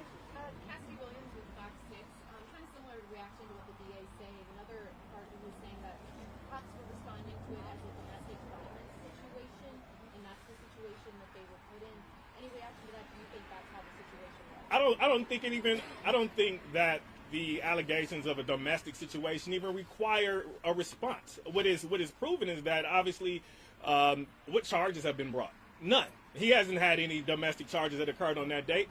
So again, this is another attempt that we see not only in Kenosha but across the country, is trying to justify the unjustifiable, as Attorney Ben Crump often says. Correct. This is just another instance of that. Correct. They say, oh, if he would have just complied with the officer's orders, he wouldn't have been shot. That's preposterous to think that. Not following a law is called obstruction in the state of Wisconsin. It's a misdemeanor. It's 9 months in jail at the max, and a fine up to $10,000. You don't get shot 7 times in the back for not following an order. So this logic that we have is dangerous, and we're here to address it today. Milwaukee Public Radio. On the civil action, are you thinking civil rights violation, or what can you tell us more about a legal argument? We will talk further about any civil remedies that we will seek later, obviously with my co-counsel Ben Crump and Patrick Selvey. We will say that we've definitely investigated in the works. I think that there's no question that there was a civil rights violation that happened back in August of 2020. Any other questions? We'll take a couple more before we hear from some community leaders and business owners. Mr. Blake, Sean Gallagher, TMJ4. What would you have liked to see an officer do in this situation? I'm sorry, who are you directing towards, sir? I'm Mr. Blake, actually. Okay, I'm sorry. I just want to, you have to keep in mind that just like a fireman's trained to put out fires or a mechanic to put in a motor, these officers are trained. Please keep that in mind. They can't have the same mindset that a normal citizen has or can say. They're trained. You're trained for people that may do things that are unexpected. He could have been drugged down to the ground. There was multiple police officers there. Why would the first instinct of any officer be to draw a weapon next to 3 children, less than a foot from 3 children, that he was supposed to be saving? He could have shot and hurt himself. That can't be the way they train him at the academy, is it? So he snatched the T-shirt of the young man and shot him 7 times in the back. What would he have liked to see? Them take him down if they thought there was something he needed to go in front of a court and adjudicate. That's the proper way the police should be policed. Do you hope to see Officer Shesky lose his job? We want to see him lose his job. We want to see him be indicted, and we want to see him have his day in court before he goes to jail. All right, over here. You're watching News Now from Fox. Right now, we are listening into the most recent presser from Kenosha, Milwaukee, where the family of Jacob Blake and community activists are addressing the ruling that the officer, Rustin Shesky, who just happens to be white, who shot Jacob Blake, a black man in Kenosha on August 23rd, that left him paralyzed and actually set off some protests in the area. He will not face charges. So we are listening into community activists who say they want him to face justice. Right now, some of you will see a quick commercial break. And for the rest of our audience, let's continue to listen in.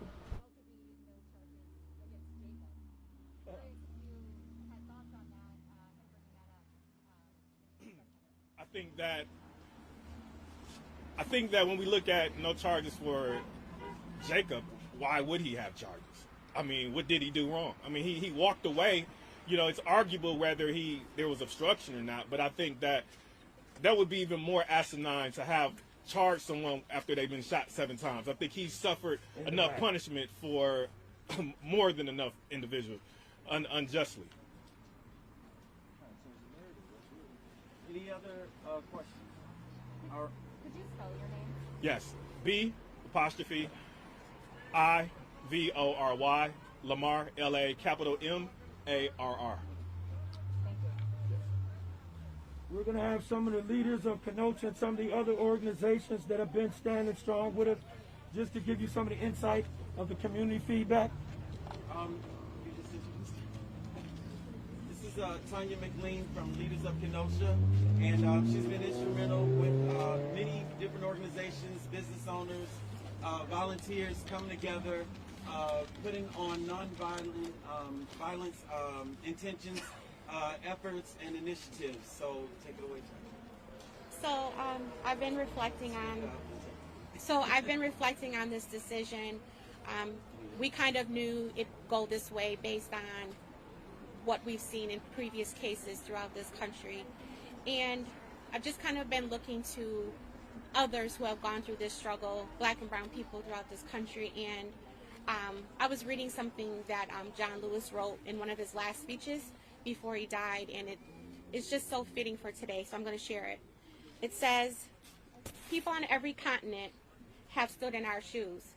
The truth does not change, and that is why answers worked out long ago will help find the solutions to the challenges of our time right now. Democracy is not a state.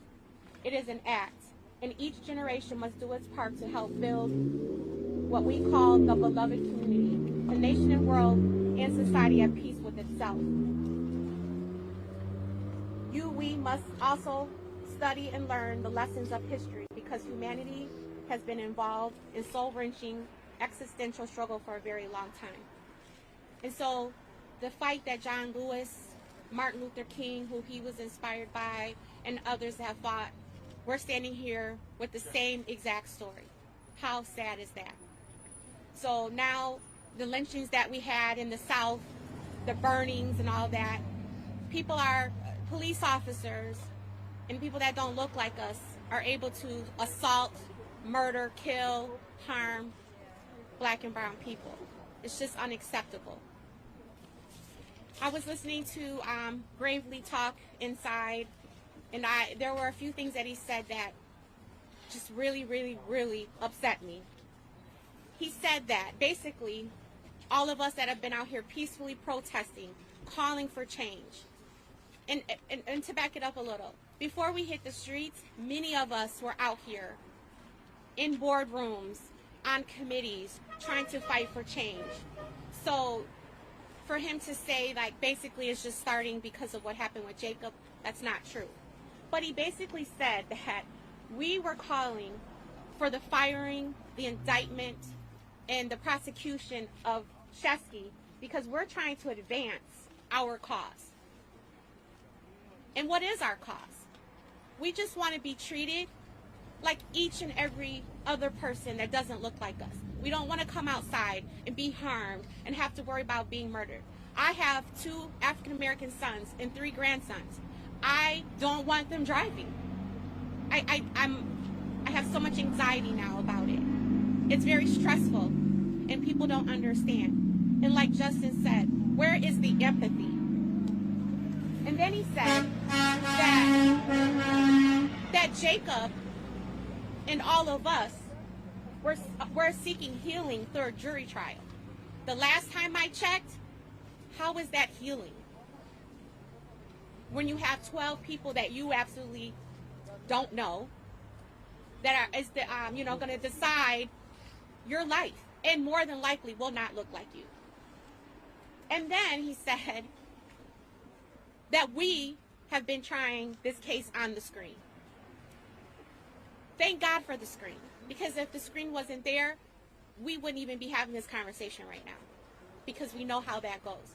So for Gravely to say all these things about people who care about black and brown issues in this community, to just sum it up as something as basic and asinine as this, I'm deeply, deeply offended. And Gravely is definitely entrenched in the systemic racism, and he is perpetuating it based on so many of the statements that he made earlier today. He talks about healing. How in the world can you do that when you feel this way about people who are trying to make change? Of course, we want to advance what we're trying to do out here and seek justice for black and brown people. What is so wrong with that? Absolutely nothing. So again, we're going to stay committed to seeing things move forward in this community on our terms, on our demands. We're not asking anymore. And if you cannot, then you have to go.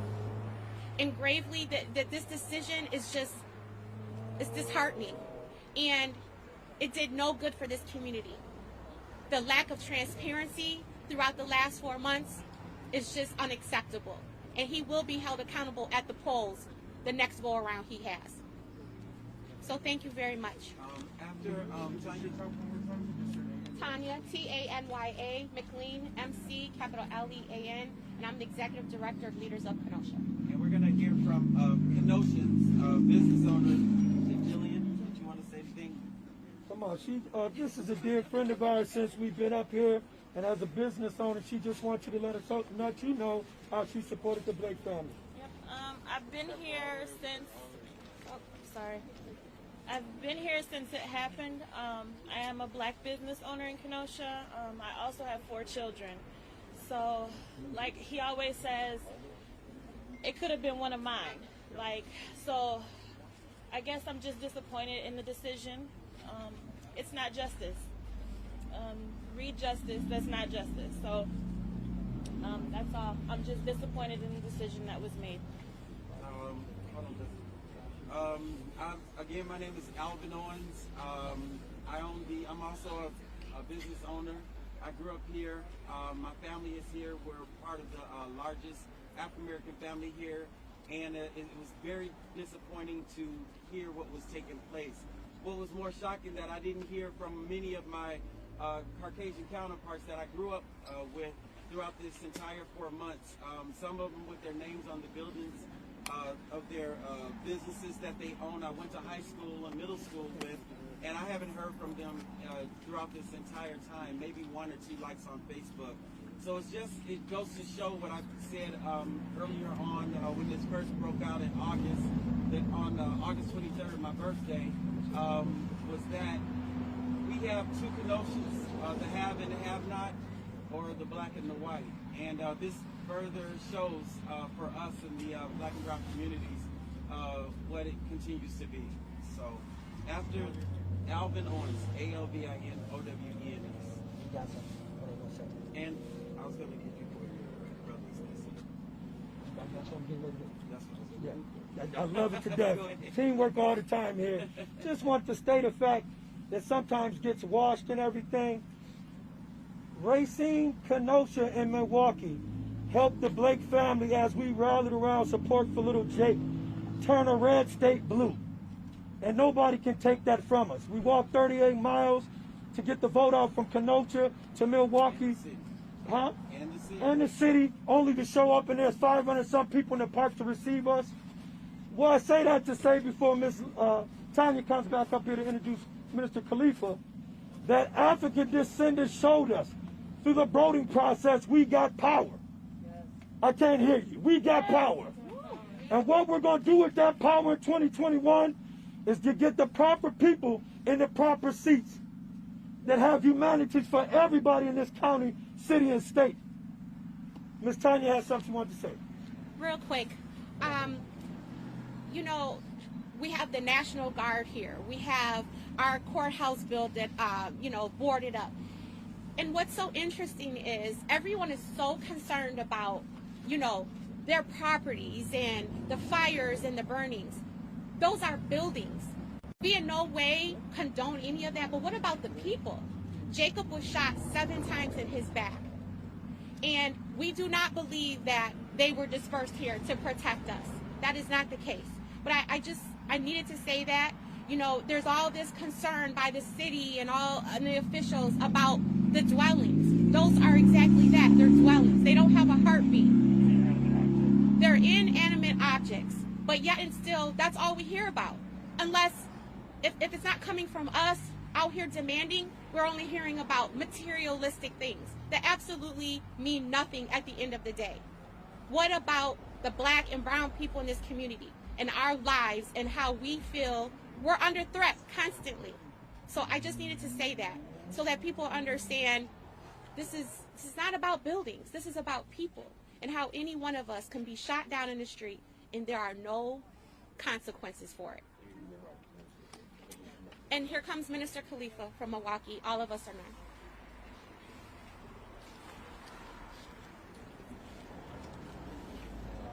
Minister Khalifa all of us are none. All of us? Or none. All of us? Or none. All of us? Or none. We have tried everything. I think we've tried everything in this country around these issues. And one thing I know is that power only concedes to power. When the powers that be continues to be working forces against the people, what win do we really have if we have no allies on the other side? The fact of the matter is that we're going to have to start organizing in our own communities to put our own people in play. Because this right here is reflective across the country of the same narrative that we're going to continuously see over and over again. Every 28 hours, an officer guns down a so-called black or brown person unjustifiably, and no one is held accountable for it. Here's a brother who was gunned down 7 times viciously by police. And we're saying that that's all right. We've tried everything. We've tried everything, but I want you to understand that we're going to continue to fight. This is not over. We're going to continue to beat up these streets. Yes, sir. We're going to continue to organize across this state, yes, sir. Across this country. Yes, sir. We're going to go all the way to the Supreme Court. Yes, sir. We're going to change laws from the top down. Yes, sir. Because the local municipalities are afraid to challenge the federal government. Yes, sir. And that's what's really going on. It's a conflict of interest. Yes, sir. Laws are in play that say it's okay to play the way they're playing with us. And we need to interrupt those systems, yes, because these various systems are going to continue to consume the lives of our people unjustifiably. And we got to come together as a collective, and it's only going to take unity, and that's the only way we're going to be able to make it to survive another day in this storm. Yes, sir. And I say this very earnestly, and I mean what I say when I say this. This is more than just a fight.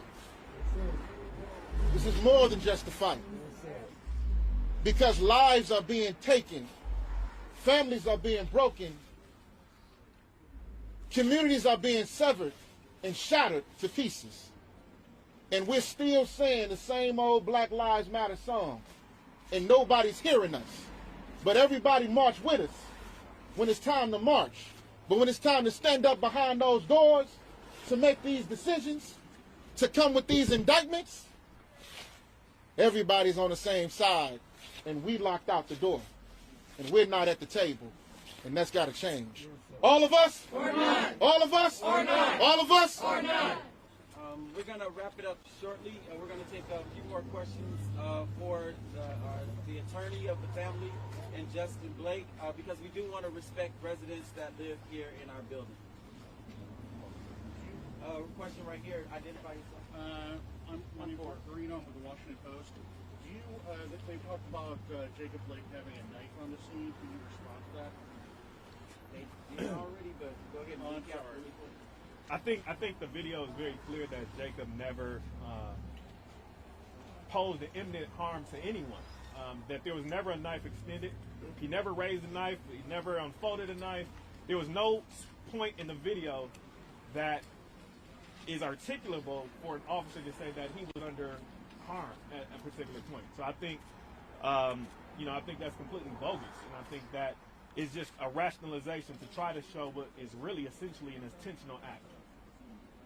And as his uncle, to add in, it's sort of like if you watch Sunday Night Football and the fumbles made and he never had the ball. It may have been present, but it was not in his possession. And I think it's also important to add, just to piggyback, that it's not against the law to have a knife. Right. I mean, people have knives for a variety of different reasons, and Jacob Blake is privy to having a knife. I mean, he's not, there's no reason why he should be restricted from doing so, just like any other American. Any other questions? Can I get a question here? Over here, identify. Joaquin, I live not too far away off of 50th Avenue. Okay. I tried to find out now to know this, but before the Jacob Blake incident, I think there was a shooting a block away. A week before that, within the last 2 months, there was like 5 shootings, 2 shootings in one day. And he said that they think there was some, like a little gangbanging from seeing the Kenosha. Get to the question, sir. Okay. Thank you. Why didn't the police take care, do their policing when they were supposed to? If they, and from what I heard, something like they want the black community to shoot each other. No. Okay, that's it. You can recap that. Thank you, sir. Yeah. Next question. Okay. All right. Thank you, guys.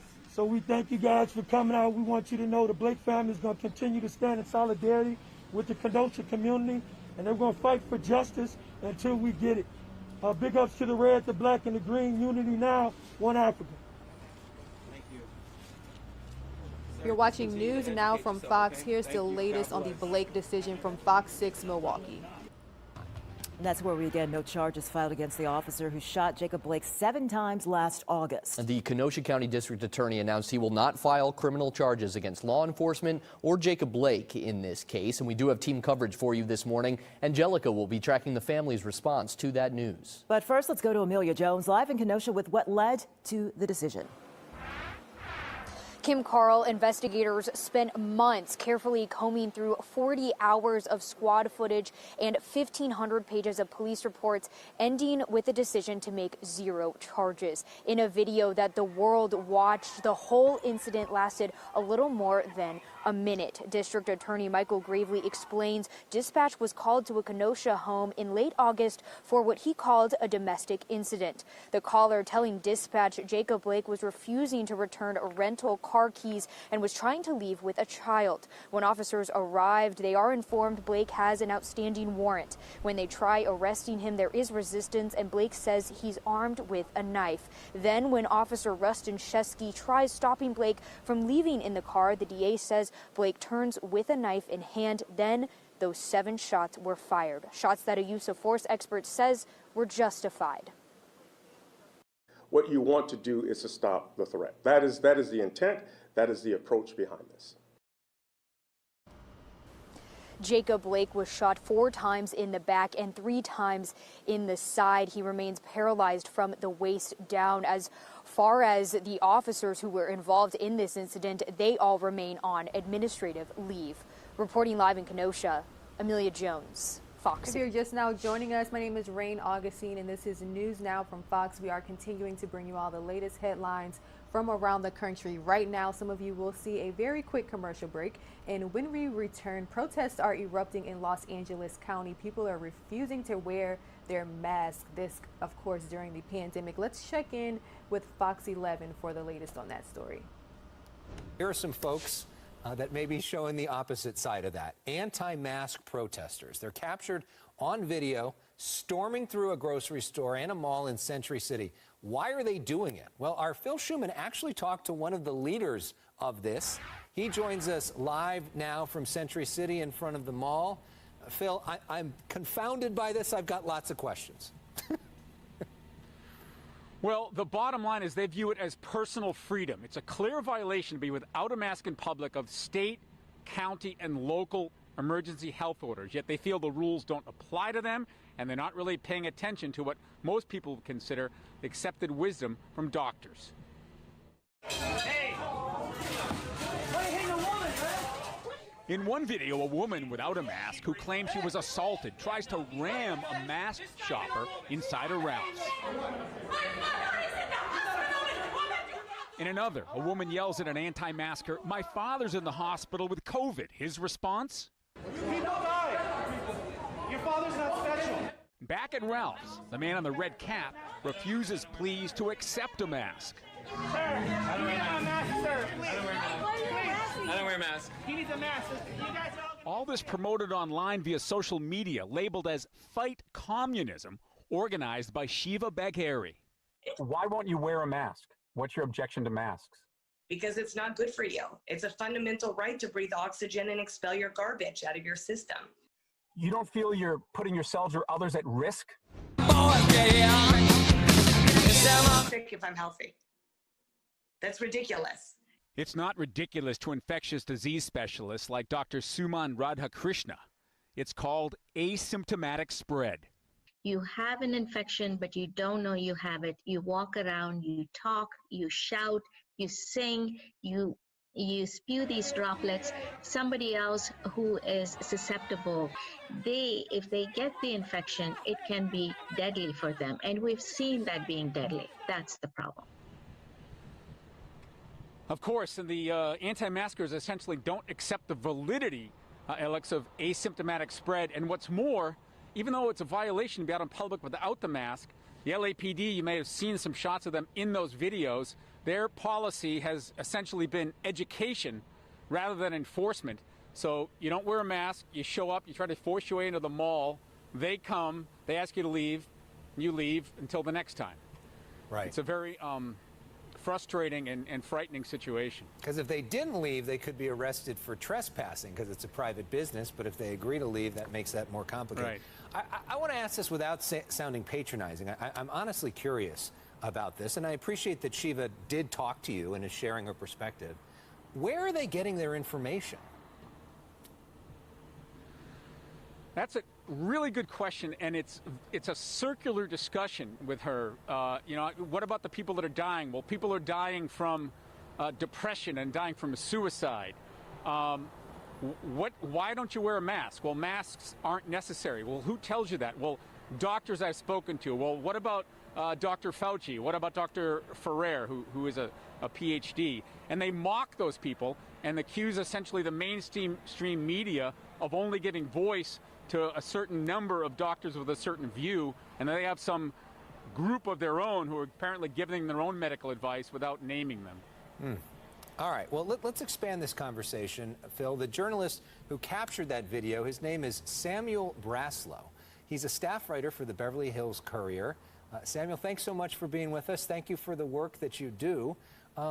Give us a bit of color. Take us into that room. What's it feel like being in the middle of this? Well, first of all, thank you so much for having me. I showed up to the Ralph's. They first went to Ralph's on Olympic. I showed up around 2 p.m., which is right when they went in, and almost right away they started engaging with shoppers. They started to confront shoppers who are wearing masks. Some of them were filming, actually quite a few of them were filming this as it was happening, and that in turn gets broadcast to their own social media pages. And as to what Phil was saying, it kind of feeds into this kind of circular information network. A lot of shoppers, for the most part, shoppers tried to keep their distance, but obviously there were shoppers that were aggravated by that, and they would engage, and that would lead to a lot of shouting pretty quickly. The video of the altercation between a protester and a shopper, that happened almost within the first 2 minutes of the group entering the Ralph's. Now, after Ralph's, they went to Bloomingdale's. They went to the Century City Shopping Mall, and that became, they spent about 30 minutes in Bloomingdale's, and by the end, there's video of this that you saw.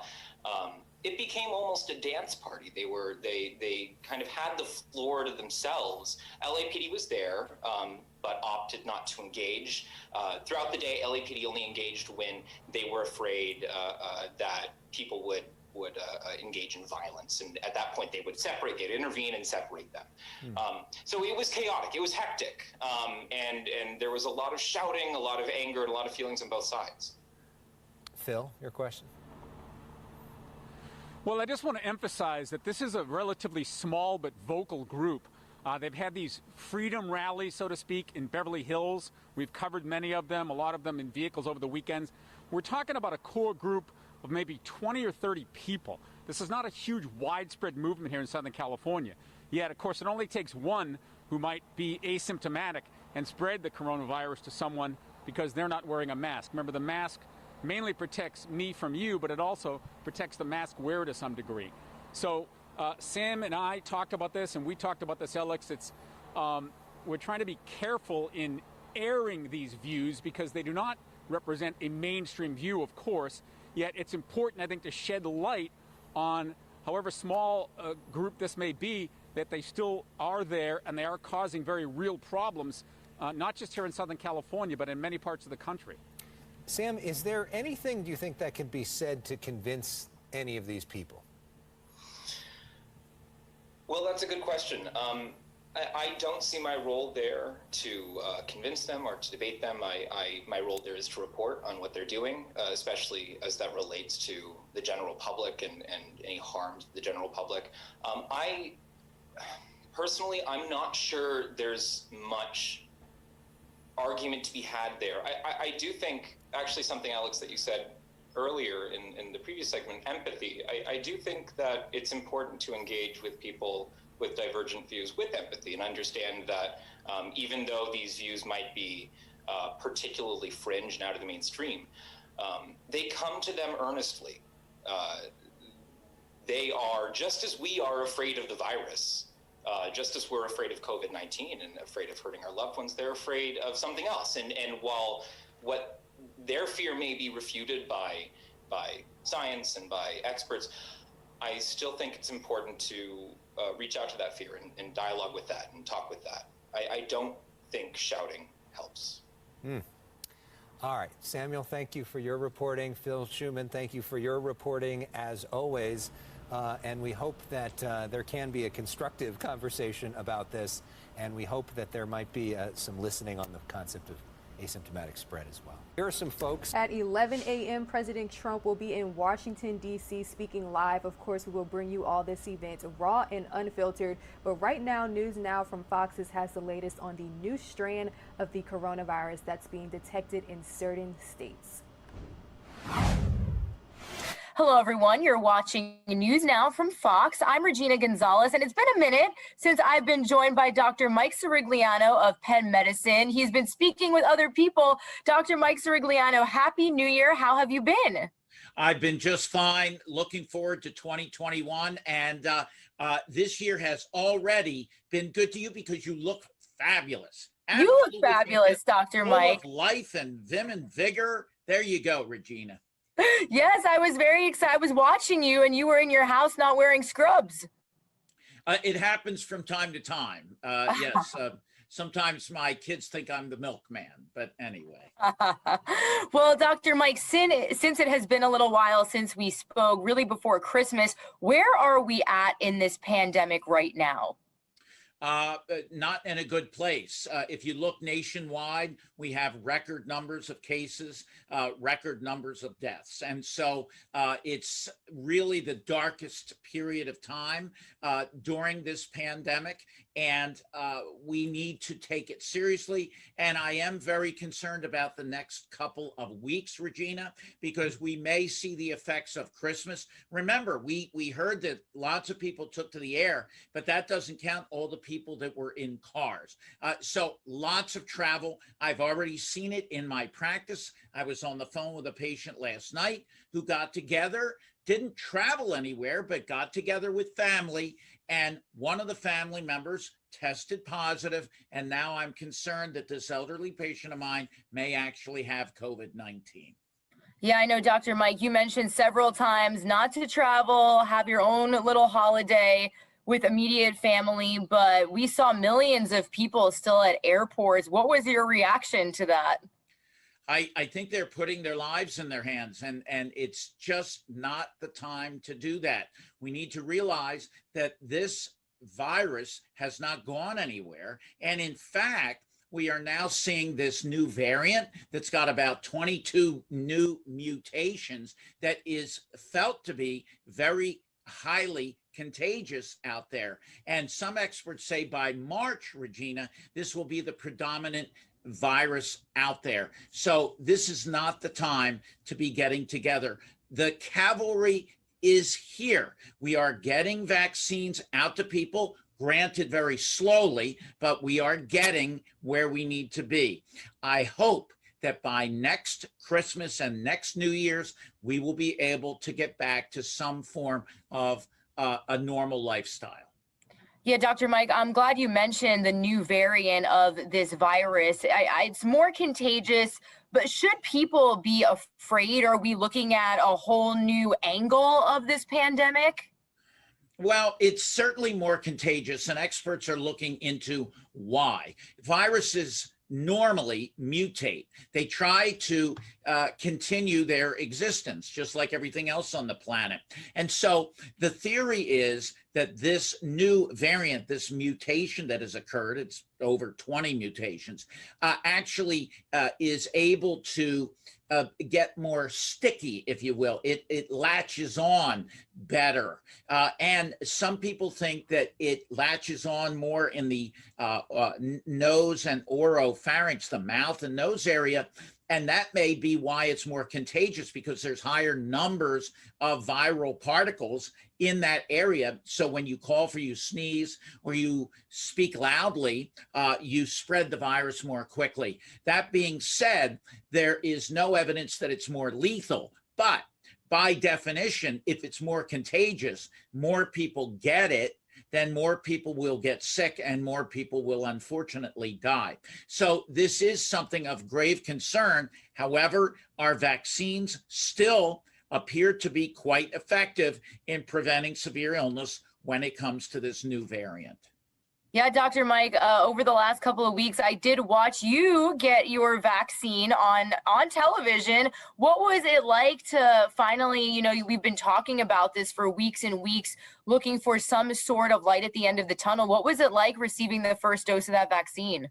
Well, I must say it was a relief. However, it doesn't cure the virus. It just means that hopefully if I do come in contact with it, I will have less of a severe illness. So remember, since the beginning of this, as a healthcare provider, I've been working closely with patients, and then I go home. I don't want to infect my wife and my children. So for that reason, this is an important thing. And certainly I don't want to be out for a prolonged period of time if I were to get the virus. So get the vaccine. It was basically nothing. I didn't feel anything. I didn't feel in any way, shape, or form ill afterwards. And I must say, it was no big deal. I get a second one in 2 weeks, I think. And the bottom line is that hopefully we will start to get more and more vaccine out to everyone.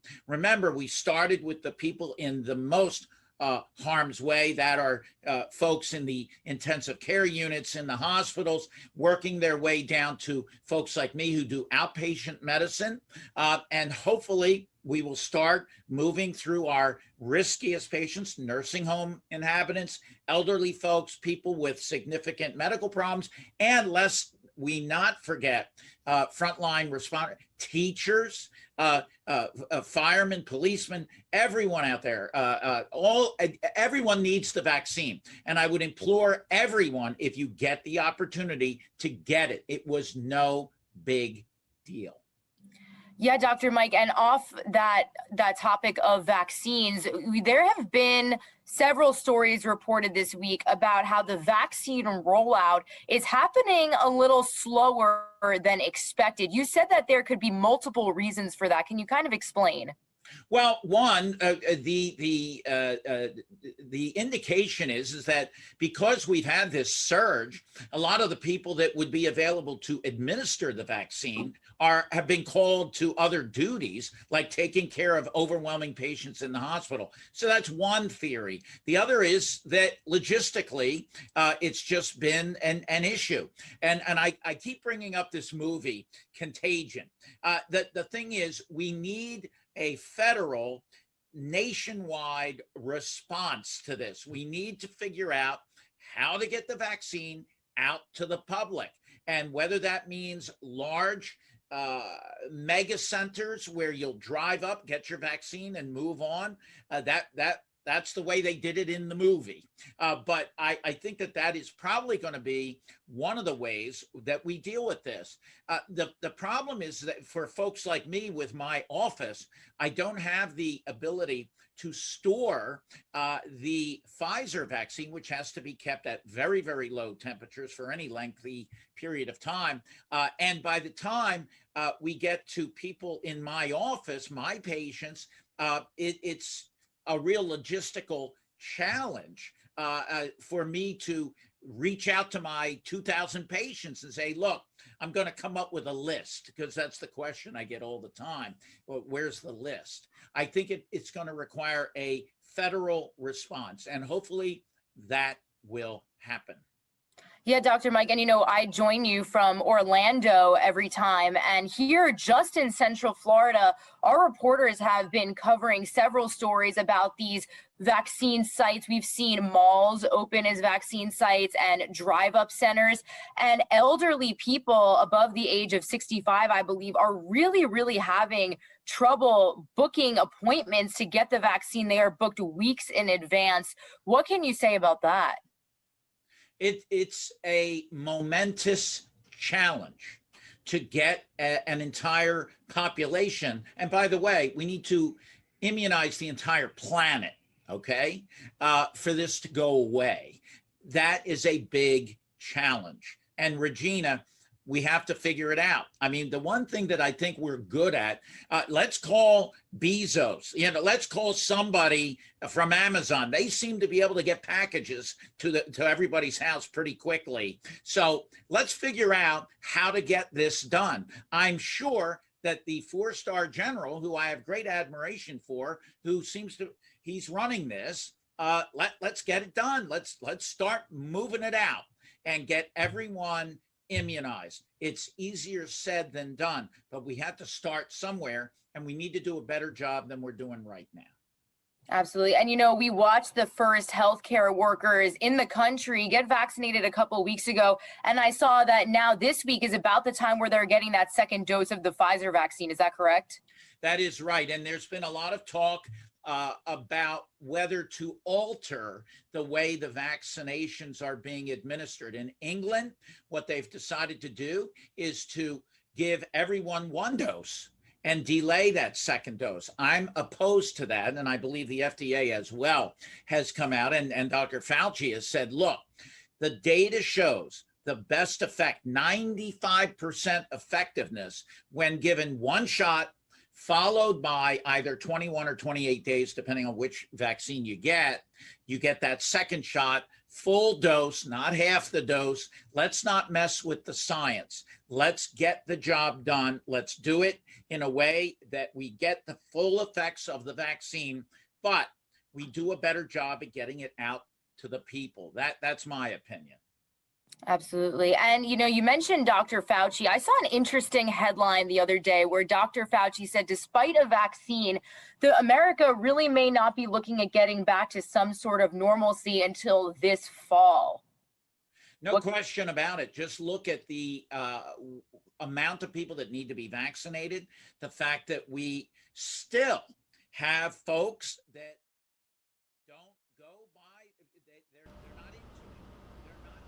This is News Now from Fox. All right, we have a breaking live report out of Florida. Governor Ron DeSantis is speaking on the latest coronavirus updates. So we want to bring you all this Ron Unfiltered right here on News Now from Fox.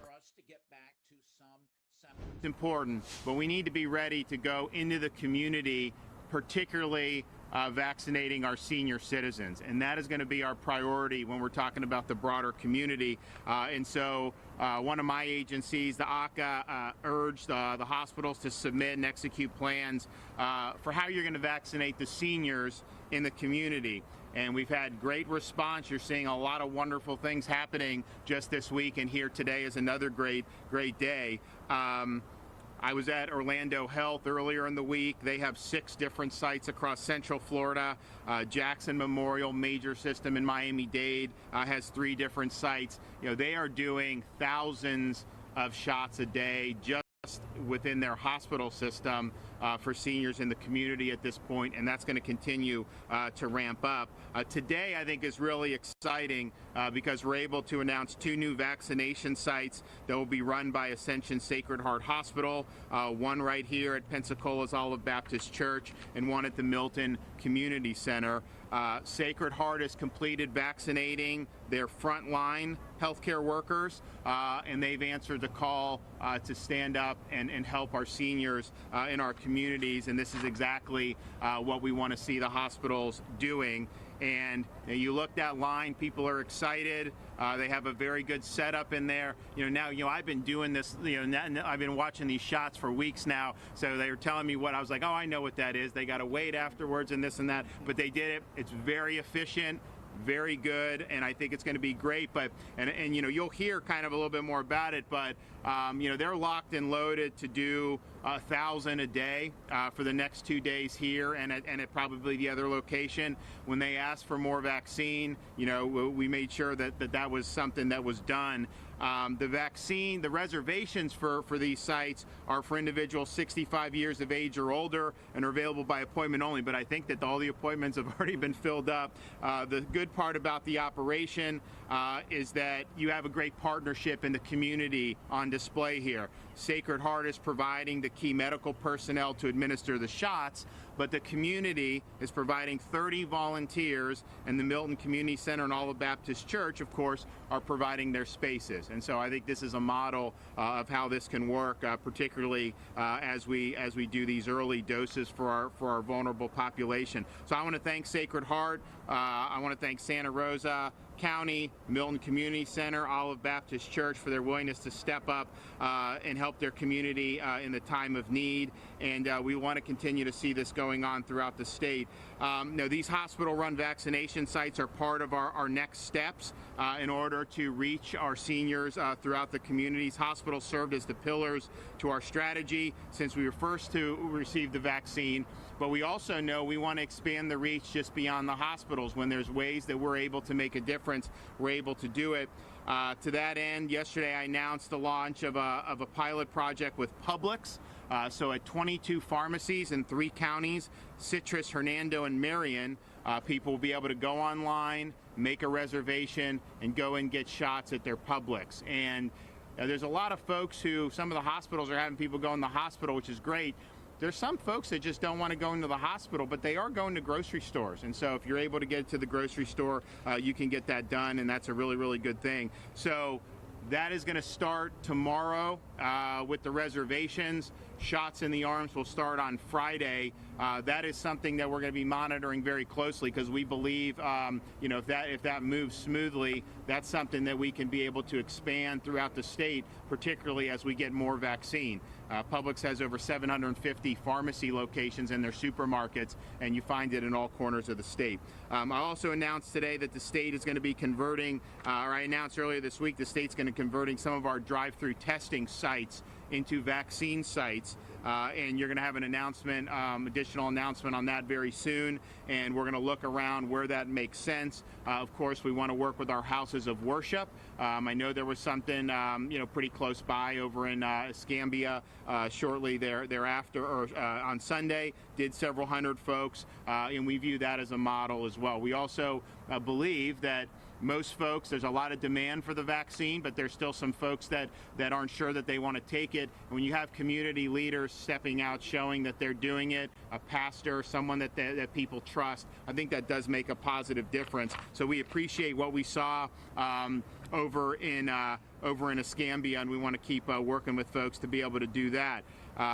What we do on a daily basis through our Division of Emergency Management is make sure the vaccines are going to places that are going to use them in the short term. And so, for example, yesterday there were some hospitals that said, well, we'll probably get through these first doses in 2 weeks. There were some county health departments that said, yeah, it'll take us 10, 14 days to get. We said, okay, you take what you want for these next week, but we're going to get another shipment next week. So we move those to places that need it. So the hospitals that are blowing through, that can do more, we want to be able to give them more. We've also asked for additional, obviously we want to get additional vaccine next week. That'll allow us to potentially expand the Publix program and have even more drive-through testing sites. But what's happening is, as soon as more vaccine is available, we're looking at ways to be able to get that into the community. And at this point, the hospitals have been given enough vaccine for their frontline workers. And I know they are working with folks who are healthcare workers who may not work inside the hospital. And that's true. There's high contact people in physicians' offices, whatever. Most of the health systems are working to get that done, and we think that that's fine. But we also think that as we get more vaccine, the key is let's deploy that to our senior community. Let's get that to those 65 and plus. And I'm happy to report, even though the first 2 or 3 weeks, the hospitals were largely focused on their own healthcare workers, who of course largely skew under 65. As of this morning's report, and this stuff lags, but I think the number's going to grow. The plurality of Floridians that have received a vaccine right now are between the ages of 65 and 74. So it's showing you're going to continue to see those senior numbers grow. The long-term care mission continues. We're putting additional resources to supplement CVS and Walgreens for that. But that's really what we're looking to see. Is I want to see the shots to be predominantly in the older groups, and I want, if the 85 and plus is 5% of the population, we want the shots of all the shots to represent higher than that. So we want them overrepresented in the shots, and that's what we're going to be working on as we move forward. We do have 1,000 contract nurses who we're going to be able to deploy. We have National Guard who've been working on a number of ways and are going to continue to help, whether it's with these new test sites or the new vaccine sites. As the vaccine comes available for that, we want them to be able to do it. Of course, as I mentioned, we're doing more with the assisted living facilities. The fact that they do have the contract with CVS and Walgreens, they are going to facilities. I know that a lot of nursing homes have been really pleased to be able to get their residents vaccinated. We're actually, this week, you're going to have the initial residents are getting their booster shots. When we did our first 100 nursing facilities, we had the state teams go in and do those until CVS and Walgreens was ready. So they're going to be getting their Pfizer booster shot this week. So their series will be complete, which I think is really, really exciting. But we do want to make sure that all these assisted living facilities are going to be able to get done in short order. We don't want this to drag out. So we've seen maybe a gap And so we're deploying resources to help fill that gap, and I think that that'll be really, really good. Anytime we do a state site, if we do a drive-through, as long as there's vaccine available, my directive is to just stay open 7 days a week. I mean, what we don't want to do is you have 1,200 doses possible at the end of Friday, and then you say, okay, we'll just see you Monday. If those doses are there, be open Saturday, be open Sunday. So when we open some of these drive-through vaccination sites, the charge is going to be, how many can you do a day? And you're going to do that 7 days a week. And I think that that's important. It'll help boost the numbers quicker. So we are continuing to make a lot of progress. I was talking with the White House this morning about saying, look, we're getting to the point where we've got a lot of things in place. We're in the community. There's high demand. These shots, I mean, you see the number of people lined up. The shots are really going to continue to increase. And so the question is, we want to make sure that if we have other avenues, that we have vaccine that can go to those. So, but it's a good situation to have compared to a couple weeks ago when, we're Christmas, New Year's. Now people are saying, hospitals say, send us more. We want more. We think we can do more. And so I think what Sacred Heart is doing is great.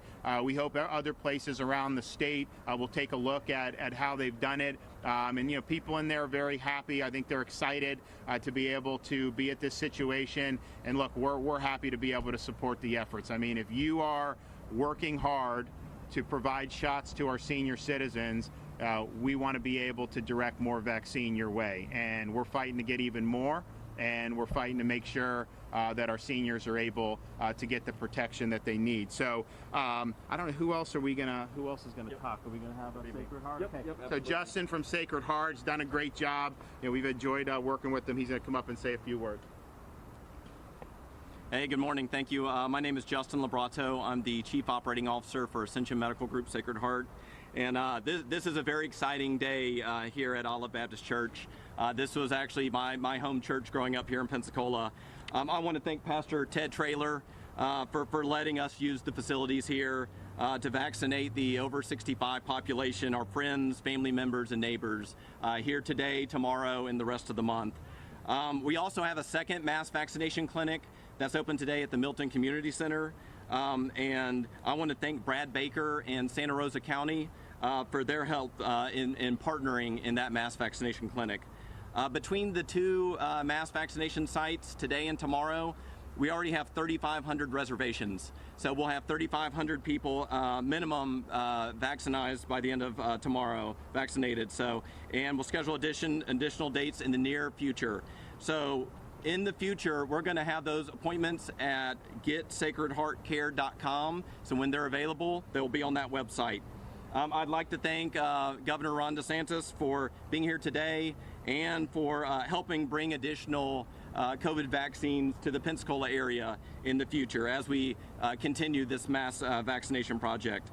We have a great partnership, so we can't do this alone. Great partnerships with our local FQHC, Community Health Northwest Florida. They're here. They're helping us with manpower today. Great partnership with our hospital. Dawn Rudolph is here today. Ascension Sacred Heart Hospital, the premier hospital for the Pensacola area. Don't delay care. They can take care of you safely. And then finally, I want to thank my amazing team at Ascension Medical Group Sacred Heart. There's been a lot going on this year. We opened up the first drive-through COVID testing center in March, and we've seen 62,000 people there. That's great that we can COVID test, but it's all about the vaccine. The vaccine is the only way that we're going to make a dent in this. So we're excited about these future dates. A couple people I want to thank, the 100 volunteers today. I want to thank Jacob Fisher, who is leading the Escambia County vaccination effort, Amisha Gurjal for Santa Rosa County, and Jennifer Henry as she led the associate vaccination clinics. So we truly have the best team in healthcare. And I'm going to turn it to Ted Traylor. Thank you, sir. Hey, thank you, Justin. We're honored here at Olive Baptist, try to bring our community together.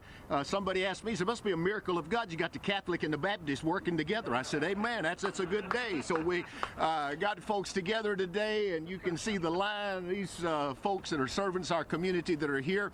And Governor, thank you for all you're doing to help us get this done. Justin as well. Jake, thank you. And it's just a good day when we can reach out and try to help our community. And glad to see this line growing through here, and we're honored here at Olive Baptist to just be a part. of that. Thank you, Justin. All right, so now what they're going to do, they're just going to do some vaccinations right here on site. So, you know, we've got some volunteers, and so they've already gone through and signed the form and everything, and done kind of what needs to be done at this point. So basically, they're going to get the shot in the arm. And then are you going to have them go back in and just sit in the place? So, you know, they have a place inside. When you guys look at it, it's you know, just a bunch of chairs, people sit, and all that just for observations. There's been have you guys had any reactions yet for the vaccine? So there've been very, very few nationwide even, but I think they're doing the right thing. You want to be, you just want to be careful. I mean, it's just the way it goes. You guys ready? All right.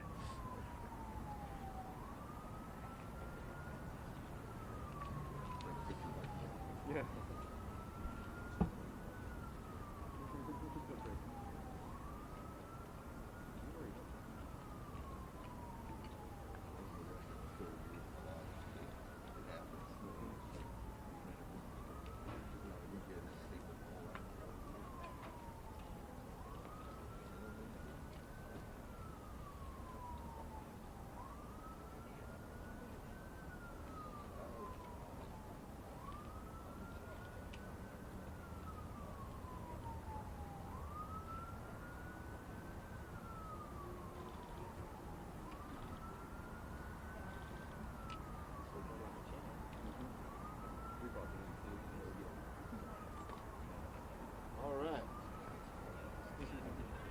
Another bit.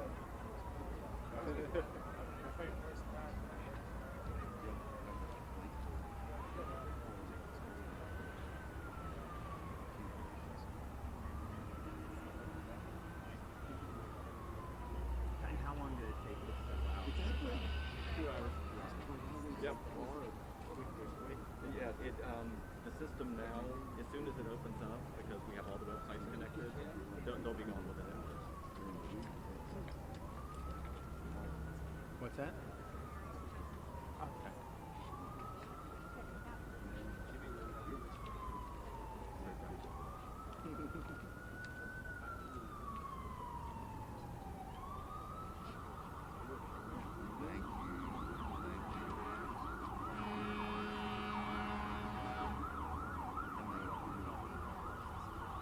What is it in the 40s right now, you think? It started on 40. What is it? 46. 46?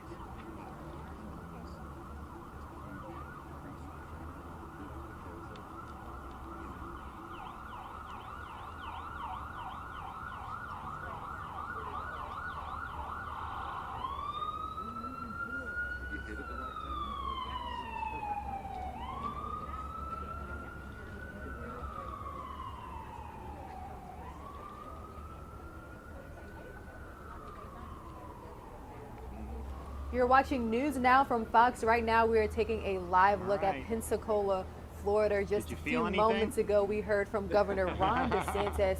He says that he is placing priority on residents 65 and older to receive the vaccine. As you can see, that is what we are looking at right now, the elderly population receiving the vaccine. In just a few moments, we expect Ron DeSantis to take questions from reporters. So right now, some of our viewers will see a quick commercial break.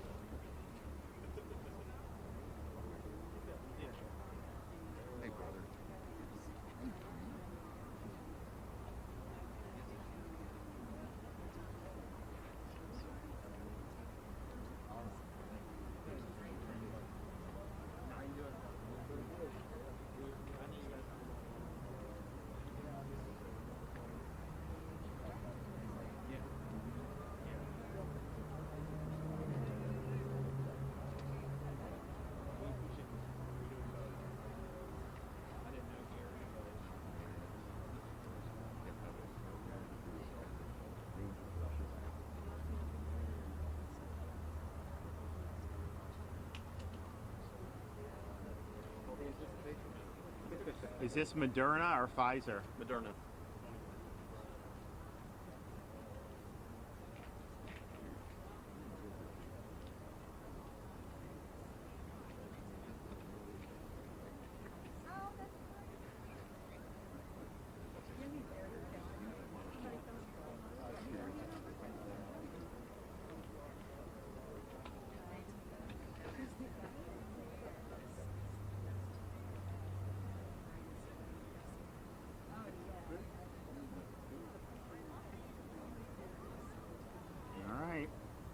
Done? Not yet, not yet. Oh, well, there it is. Okay. All right. Good job, Denise.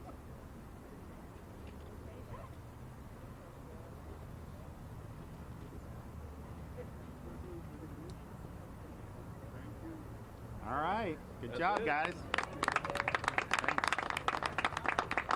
See if anyone was thinking about whether they want to get it. See how easy it is, and it's like these guys, not a problem. I'm gonna also. I just want to introduce real quick CFO Petronas to come say a few things. Governor, can we take a picture? Take a picture? Sure. Let's do it. That's awesome. That's good. All right.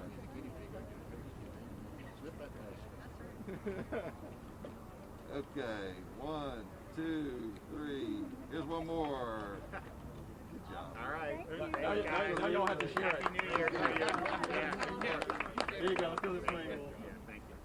Sit down for 15 minutes.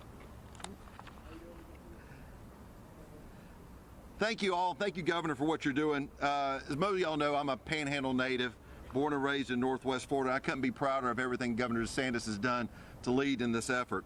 I'd like to thank the team at Ascension Health and as right here at Baptist Olive Church and what they have done in order to put resources together at a moment's notice to get this vaccine out. Today, they will pump out right here alone over 1,000 vaccinations. They'll be able to do the same thing over at the Milton campus and to bring 1,000 people in.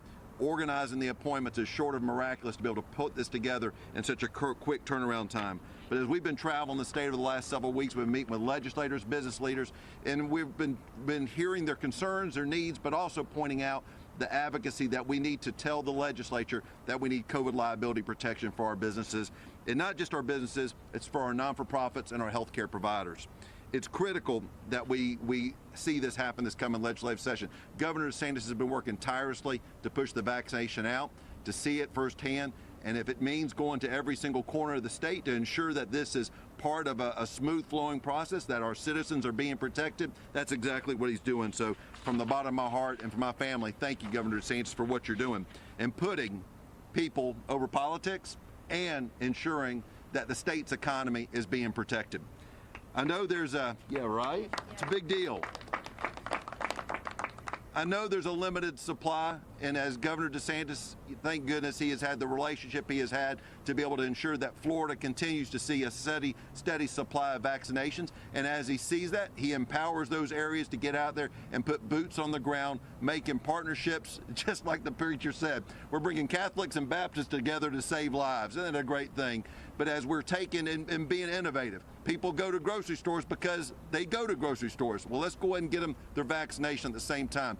Partner with Publix, you know what? That's a great idea, but it wouldn't come together if you wasn't seeing the leadership from our own governor. So, Governor, thank you for everything you're doing. Thank you for saving Florida's economy, and thank you for saving our people. God bless. Appreciate you. Just let me thank Sacred Heart Pensacola, not just for doing this, but really for how they've handled this entire pandemic.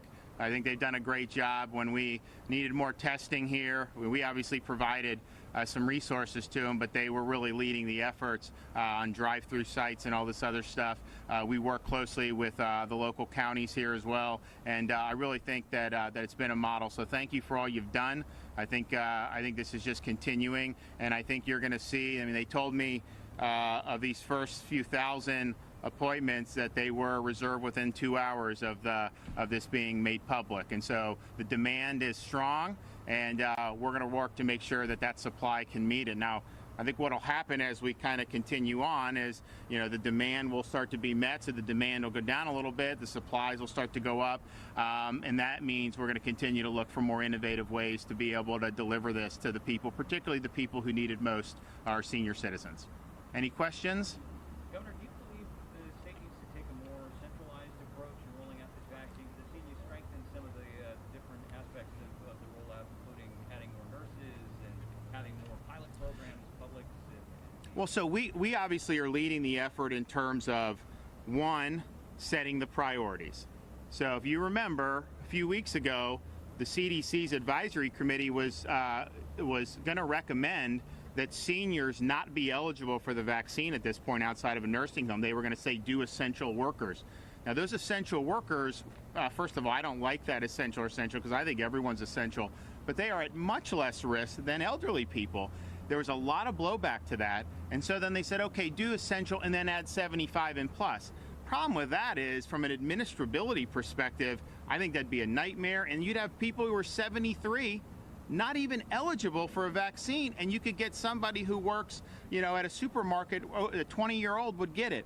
So we stepped in and said, not in Florida. We're putting our seniors first. Yes, we're going to do healthcare workers. Yes, we're going to do nursing homes, which we were the first state to do. But we've got to offer it to 65 and plus. And so that's what we did. So everyone had their directions on that. And we also provide the support as it goes by. We are also taking an active role in making sure the vaccine is distributed in places that are using it most effectively. So we have pulled back from some places. If they tell us they can't get it all out for 2 weeks, we know we're going to get more vaccine next week. So we take that and then we do it. And I think that they've done a really good job of doing that. But I also think what you don't want the government to do is to try to displace our healthcare infrastructure that we have here. They know what they're doing. They know how to deliver this. And it's not only the hospitals. I mean, we have county health departments that are in the fight. We have these drive-in sites. You're going to start to see more and more of those. We're working with Publix to be able to do it. But that's really a better delivery mechanism than to have everyone kind of go through the government or have the government in a situation of having to do it. And I think you're going to see that. I mean, this is scaling up. You're going to start to see it. The hospitals are in a good stride now. Look, at the end of the day, when you get a vaccine dropped on your doorstep right before Christmas, which is almost every hospital got it right before Christmas except for 5 who got Pfizer the week before, that's not the best time to get it in terms of staffing and everything like that. And so we understood that, but we made the challenge. Get into these communities when you're done with your healthcare workers. I think that most of the hospitals have finished that, and then they're answering the call. And so I'm excited. You're going to see this all over the state very, very soon. And there's going to be a lot of shots going into arms. We'll do way more shots this week than we did last week, and we'll do more shots next week than we do this week. The biggest concern we're hearing from our viewers at this point is the registration process, and I acknowledge that's a little tactical for your perspective, but we're getting the push to register online. The push to register online, in one instance, for one of our counties, there was not even a phone number available for 24 hours. Forgive the stereotype, but you've got a population that probably broadly has the least technological savvy and the least technological access. Are you aware of these concerns, which have been flooding our newsroom, and is there something from the governor's office that can affect at least a cultural shift to make it accessible and realistic for the folks we're trying to get registered? No, look, so it's an absolutely valid concern. I mean, you have a situation, and we said this from the beginning, we have 4.4 million people that are 65 and over. We do not have 4.4 million vaccine. We don't even have 1 million vaccines sitting around at this point. So the demand is going to outstrip supply. This was reserved in 2 hours. So if you didn't know what was going on right now, you go 5 hours later, you can't do it. So we understand that. I think most of the hospitals have worked through some of their registration issues. I know we've had it in other parts of the state. In every instance, they've made accommodations. What we are doing, though, in the state, and I've directed for at least the county health departments and any state-run sites, we're surging additional telephone folks, so that, because you're right, I mean, some people just want to talk to somebody, and maybe they don't know internet as much as we think that everyone does. So that'll be happening. So on these drive-through sites, if they're in partnership with county health, there'll be additional phone resources to be able to do, and I know some of the hospitals are doing that as well. Publix has a great online system. We're going to see how that works, but I've also said, look, if we scale out Publix statewide, what's the capacity for taking phone calls? I mean, obviously they have other stuff they have to serve their customers, but that would be something that would be, helpful for some people. So I think it's a totally valid concern, and we're working on helping people address it. But I also think some of this is just the fact that it's going to take some time to get enough vaccine to meet the demand. I don't think it's going to take 3 months, but I think every week we'll get more, and then more and more people will be able to do it. So if you couldn't get a reservation here today or tomorrow, just understand there's going to be more opportunities, and we want to bring that to the community. Absolutely. Yes, sir. Governor, as the vaccine rolls out and we're fighting back against this pandemic, cases here are still going up. We're seeing high positivity rates. The mayor of Pensacola spent a year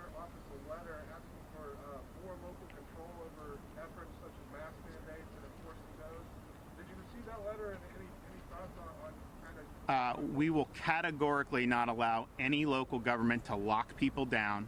We will not let any local government kick anybody out of their job.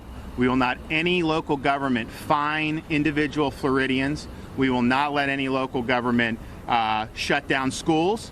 And we're not going to let any local governments do those things. So, you can advocate for certain stuff. There's certain businesses, obviously they're doing whatever, but mandates, lockdowns, fines, we're just not doing that. They are not effective. Let me tell you that right now. You look around the country and see some of the areas that have had the most draconian restrictions, and you're seeing really, really bad results. It doesn't work. We got to trust people, give them the information, ask that they use common sense. And I will say this, though, I was just down in South Florida at Jackson Hospital. And it's true, the positive tests are higher than they were 6 weeks ago, and actually higher than even the summer, which is really when we had our epidemic spike.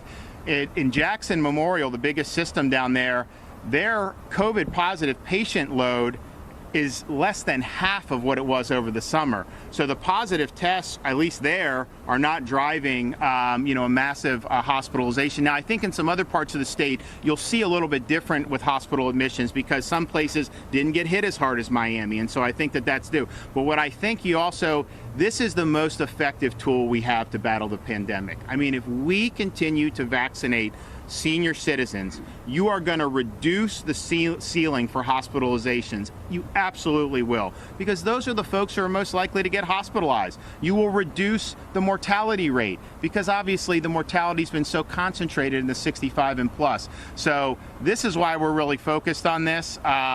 And I think that it'll be something that's going to really make a difference. And I think hopefully you'll see it, relatively soon.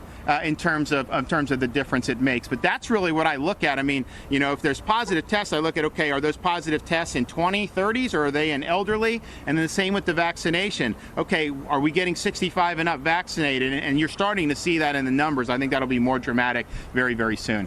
Next question, Governor, I'm curious what you think about these reports we're hearing out of West Palm about a nursing home giving out vaccines to wealthy donors, and whether or not you think that's acceptable, because there's a serious concern that this is violating state code or potentially some of the...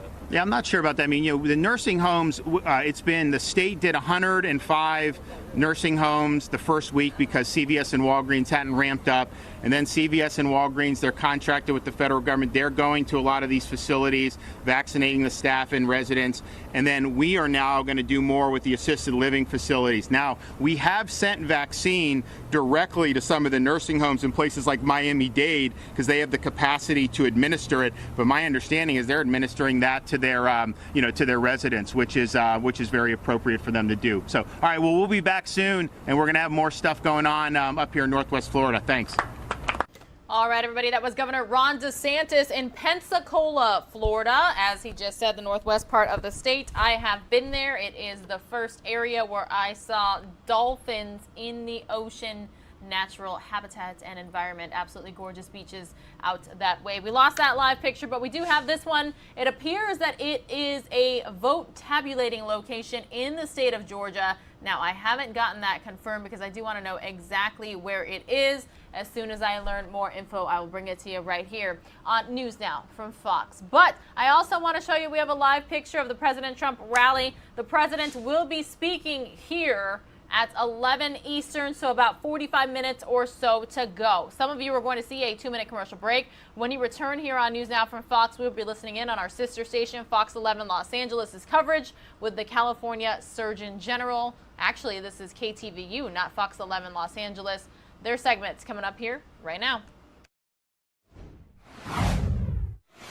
My name is Gassia Mikaelian, coming to you through KTVU Fox 2 News, serving the San Francisco Bay Area. I am so pleased to bring to this conversation Dr. Nadine Burke-Harris, California's first Surgeon General. Thank you so much for being with us, Doctor. Oh, it's my pleasure to be with you. Your office is looking at how COVID is affecting all Californians, and we're talking to you at a time when the Bay Area region has just gone into the state-mandated stay-at-home order. What are you most concerned about when it comes to the Bay Area specifically? Well, when it comes to the Bay Area specifically, you know, The reason why we've gone into the stay-at-home order is because the number of ICU beds has dropped below 15%. The number of available ICU beds has dropped below 15%. And that's very, very concerning. It's certainly concerning for anyone who would get sick and may have COVID, but it's also concerning for anyone who needs an ICU bed for any other reason. If someone has a heart attack, or heaven forbid gets into a car accident, or has some other severe illness or injury, we want to make sure that there are enough beds, that there's enough personnel available to make sure that every Californian gets the standard of care they deserve. I feel like every day we have heard from Governor Newsom all the way down to our local health officials telling people, stay 6 feet apart, don't go outside if you don't have to, wear that mask. Somehow some Californians are not getting the message. What do you say to the current efforts to get everyone to follow these health orders, given the fact that some restaurants say, hey, look, we're going to stay open. Some people say, it's my right to go to my own parents' house. I recognize that people are tired. This is hard. If it feels hard, it's because it's hard. This is a once in 100 years pandemic. So we understand that people are exhausted. And at the same time, we recognize that the actions we take make the difference in terms of life and death for other members of our community. And I think that if there's one thing that we know about Californians is Californians really have a spirit of coming together, of caring for each other. And the fact of the matter is that the difficult things that we do, right? The hard things that we do are to save the lives of the members of our community. And so I want to acknowledge to folks that we know this is hard, and that we're asking folks to do it to save the lives of other members of their community. Since you have been chosen as California's first Surgeon General, you are continuing your work specifically in looking at how adverse childhood experiences, ACEs, affect Californians. It used to be that not everyone suffered so greatly. Now with the COVID-19 pandemic, tell me what you've been able to learn about what's happening with California's children. Just want to come on here, everyone, to let you know that moments from now we are expecting to hear from Senator-elect Raphael Warnock live on Fox 5 Atlanta. I'm going to briefly interrupt this when that happens. Career has been dedicated to the ways in which stress, trauma, and adversity affect our developing brains and bodies. We know that the impact is greatest on children because their brains and bodies are just developing, but the effect truly is on all of us, and it can increase the risk. Democrat elected to the chamber from the South. Joining us now is Senator-elect Reverend Raphael Warnock on the heels of his big victory. Sir, good morning. Thank you for joining us, and congratulations. Good morning. Thank you. It's great to be here with you. Yeah, the eyes of the country have been on Georgia the last few weeks. First, take me back to last night, or really early this morning, when it was clear the results were in and that the state of Georgia had chosen you. What was the weight of that moment like for you? This is an exciting moment for me. I'm deeply honored that my neighbors, the people of Georgia, have decided to send me to the United States Senate to represent their interests. I think that this is a hopeful moment. I'm thinking about young people growing up in struggling families all across Georgia. Today, they know that a kid who grew up in public housing, one of 12 children in my family, I'm number 11, first college graduate. I got here, good public college, connected with good heart. And now I get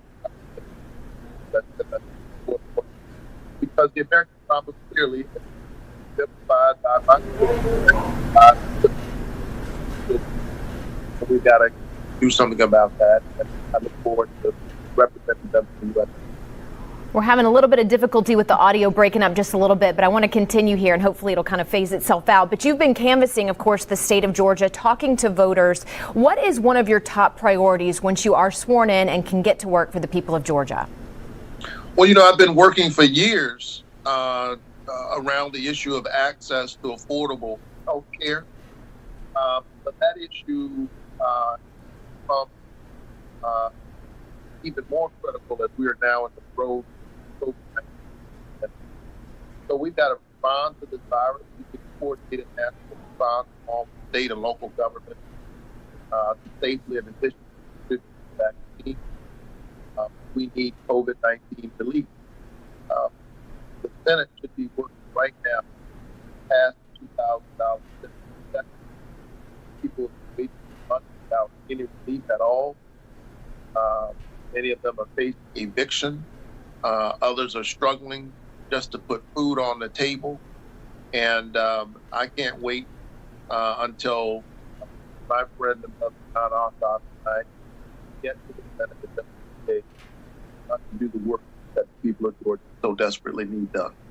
You were called radical, liberal over and over again during the course of this campaign. What do you want to say to those 49% of Georgians who did not vote for you? Listen, one thing I was very clear about throughout the campaign is my mom used to tell me it's not what they call you, it's what you answer to.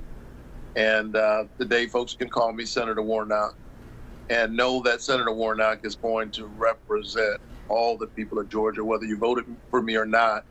I'm going to do everything I can to make sure that the people we call essential workers get paid an essential wage, and that people with pre-existing conditions can never be denied health care coverage, and that we get the kind of COVID relief and coordinated response that we need to the COVID pandemic.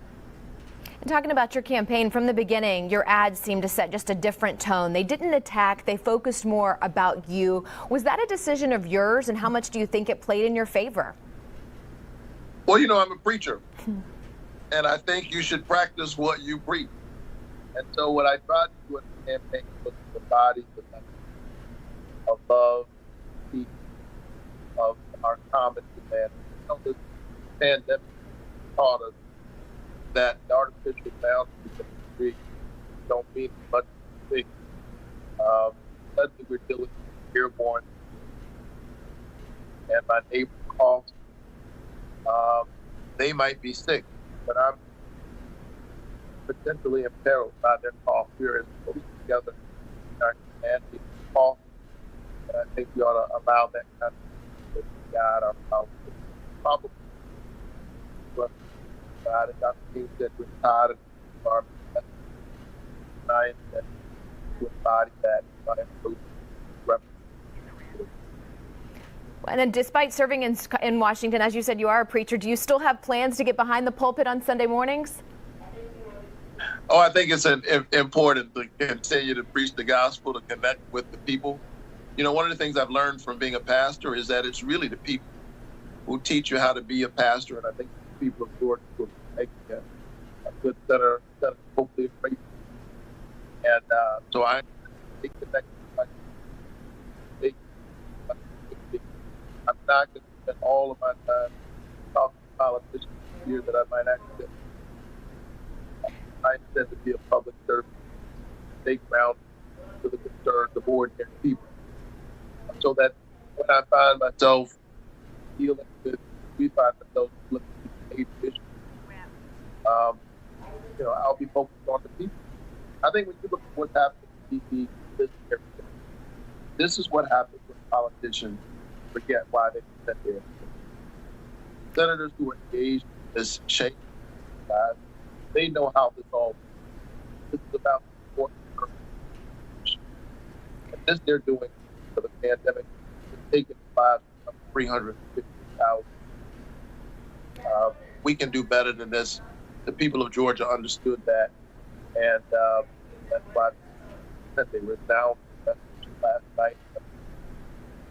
Senator-elect Warnock, congratulations. Thank you again for making time for us this morning. We appreciate it. Thank you. And we apologize for some of those audio difficulties going in and out there. But for continuing coverage of the U.S. Senate runoff election, stay with Good Day Atlanta and Fox 5 News. All right, everybody. Again, that was our sister station, Fox 5 in Atlanta. I almost said D.C., excuse me, and that's because I'm going to take you out to D.C. next here on News Now from Fox to listen in live on Donald Trump Jr. speaking at what's been dubbed the Save America rally. See, guys, we can do it right, but the fact that you are all here on this rather cold January day tells me all I need to know. And it should be a message to all the Republicans who have not been willing to actually fight. The people who did nothing to stop this steal. This gathering should send a message to them. This isn't their Republican Party anymore. This is Donald Trump's Republican Party. This is the Republican Party that will put America first. This is the Republican Party that will fight for the American worker. This is the Republican Party that's not just gonna roll over and die because the Democrats would like you to. No, we've seen that, guys. We've seen that. We've been our own worst enemy. All you gotta do is look to Georgia, where you had Republicans saying, well, I don't like the way the game is played, so let's take our ball and go home.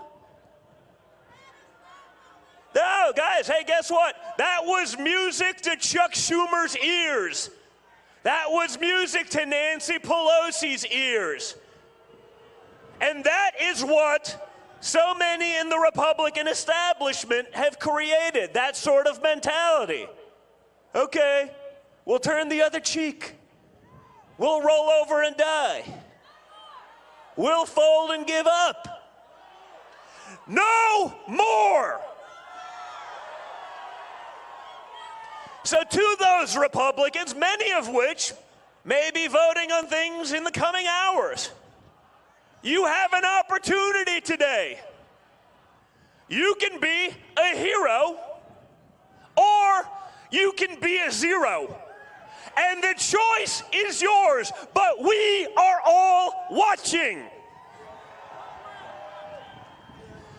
The whole world is watching, folks. Choose wisely. Because if you just roll over, if you don't fight in the face of glaring irregularities, statistical impossibilities,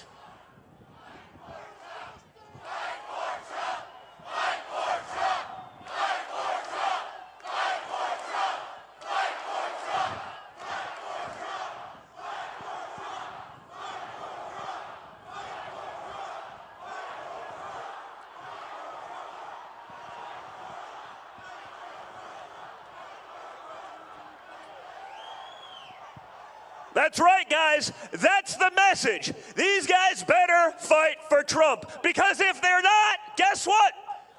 I'm going to be in your backyard in a couple of months. Guys like Scott here. Look at, wow, okay. I can't go through the whole list because I don't have 45 minutes to go through all the patriots that have been fighting, that have been on the ground, that have mobilized to put good Republicans in those positions. Guess what, folks? If you're gonna be the zero and not the hero, we're coming for you, and we're gonna have a good time doing it. We gotta start fighting like the Democrats do, right? We gotta play their game. We gotta take their fight to them their way. Our reluctance to do that over the last few decades is why we are in the position that we are in. So today, friend or foe, today, Republicans, you get to pick a side for the future of this party. Again, I suggest you choose wisely. So Kimberly, thank you for all of your fight. How'd Kimberly do, folks? One of the great fighters out there, to my family, to my father, but most importantly, to all of you red-blooded, patriotic Americans. Thank you for being in this fight with us. Thank you for standing up to the bullshit. Right? a man and a woman. Friendly reminder, this is why we say viewer discretion is advised. This is live, raw, unfiltered. We just had a curse word go over the air. About 30 minutes until President Trump is expected to speak. We're listening in on Donald Trump Jr. Some of you are going to see a 2-minute commercial break. Put it up on my Instagram, which is being censored to hell right now, but like I put it up yesterday. They spent money on a study that came to the incredible conclusion yesterday that trans women playing in female sports have a competitive advantage. No shit. Who could have seen that coming? I had no idea. I'm glad we spent probably millions figuring that out. Just like I'm thrilled that we spent $10 million to Pakistan on gender studies, because I'm sure they care. And billions elsewhere on nonsense. That is driven by the insanity of the left, folks, and we have to stand up for it. No one cares how you identify, but you don't have to do the nonsense that follows. And what I want to know is, in these sort of things, where are the people? Where are the feminists that we're fighting as men are dominating women's sports? Where are they, folks? We need to be the party of common sense. We need to be the party of reason. We need to be the party of our values that we hold so dear, that made America the greatest country in the world. And you guys are part of that movement. So stay in this fight. Stay loud. Don't be suppressed. Don't be put in your corner. Don't let them cancel you. Trust me, I've been canceled 17 times since I started this speech. I promise you. Once it happens, it's rather freeing. And you can kind of do what you want. Don't let them do it to you. All right, live, raw, unfiltered. You just heard Donald Trump Jr. He's been cursing quite a few times this morning. I'm going to take you out to New York City, where Mayor Bill de Blasio is providing some COVID updates here on NewsNOW from Fox. Please, please, everyone, we will have the full coverage of President Trump's speech at 11 o'clock, so do not go anywhere. Donald Trump Jr. wrapping up his remarks right now, likely some additional other speakers. His girlfriend, Kimberly Guilfoyle, spoke right before him. We are not going to depart from the rally. We will have it right here when President Trump is expected to speak at 11 a.m. People possible. And that's true in cities and towns and counties all over New York State. We need the freedom to vaccinate, because with that freedom and flexibility, we can reach so many people. This is about reaching all the folks who want and need the vaccine and are ready and willing and able. And we've got to remember that in this discussion. The folks who will get the vaccine are the people willing to take the vaccine. We got to reach as many of them as possible. That's another reason we need the flexibility. You can't give the vaccine to someone who doesn't want it. You can only give it to someone willing. And we've got to have the ability to reach the next willing person, the next one, the next one. Now, the good news is we've all been pushing for greater freedom and flexibility. We got some good news yesterday from the state, and Category 1A, big category of high priority folks, was fully approved as of yesterday, giving us more freedom and flexibility. Now we can reach home health care workers, home health care aides, people who do such crucial work for families all over New York City. I know a lot of these home health care workers. I've gotten to know them over the years, many of whom are represented by Local 1199 SEIU. I've known a number of folks who do this work for decades. I honor them and thank them for the work that they do. I remember when my mom was in her last days, the incredible people who helped her and made her comfortable and supported her. These folks do the Lord's work. They need to be vaccinated. Finally, as of yesterday, we've gotten the approval to vaccinate them, and we're going to go intensely into that work, particularly through our health and hospitals locations. To all the home health workers, home health aides out there, please get vaccinated right away. We are ready for you starting today.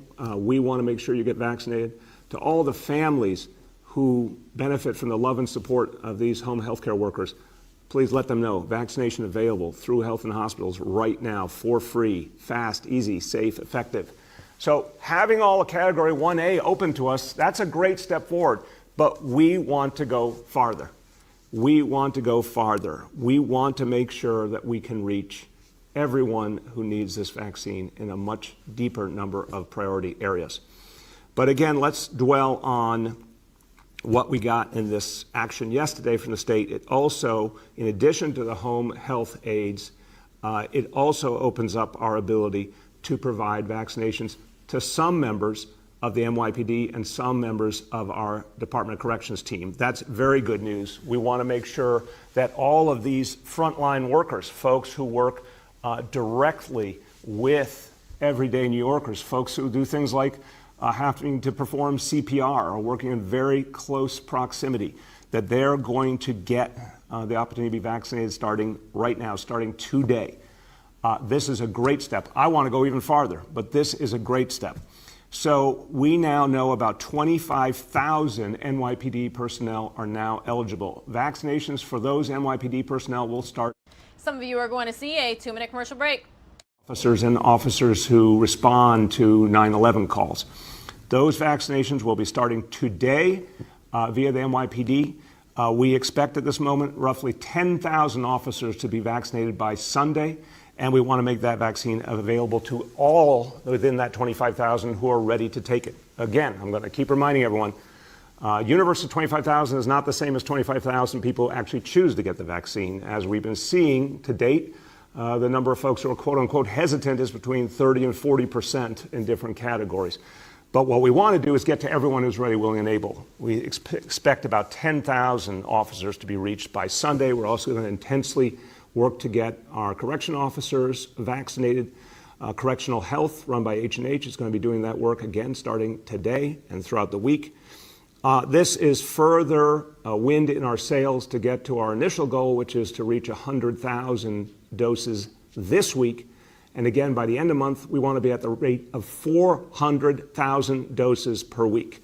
And each time we get more freedom and flexibility, it helps us to speed things up and reach those goals more effectively and reach more people who are ready, willing, and able.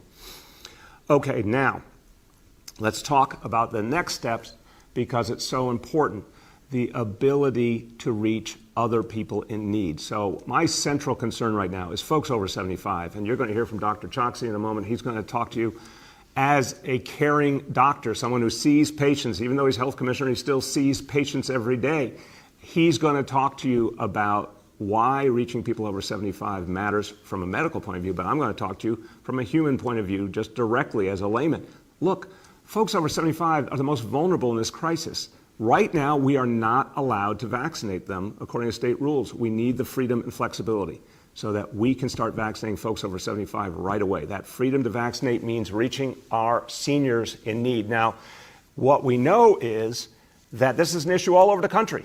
And the U.S. Surgeon General, Dr. Jerome Adams, weighed in. He said that there's a challenge around the country with different rules and with the fact that there's obviously a lot of people who are not yet willing to be vaccinated. That's why localities, cities, counties need the freedom to vaccinate as many people as possible within priority categories. So Dr. Adams says if the demand isn't there, states and governors should move quickly to other priority groups.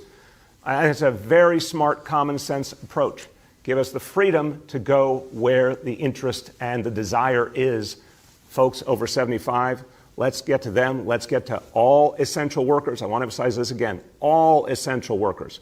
Whether you work in a grocery store, or whether you work in food service, or you're a police officer, or a firefighter, or an educator, we need to reach all those essential workers as quickly as possible. So we are looking for that freedom. Now, in the meantime, with the authorization we do have, we're moving aggressively. So let's talk about our new 24/7 sites. These are going to be the mass vaccination sites, the mega sites that are going to allow us to do 24/7, thousands of people in a day, 2 of them starting this weekend on Sunday, Brooklyn Army Terminal, Sunset Park, Brooklyn, and Bathgate Industrial Park in the Bronx.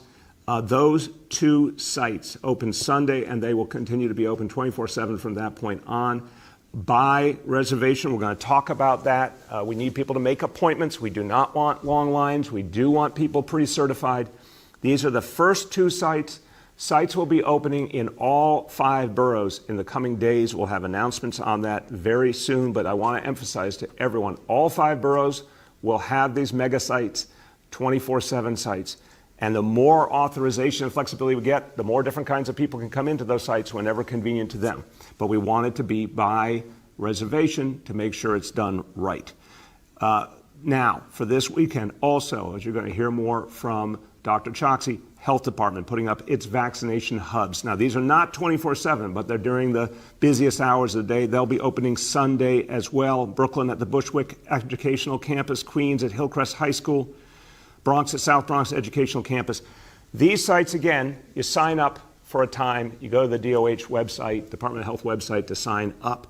That allows us to screen people, get people at the right time, make sure it goes fast and smoothly.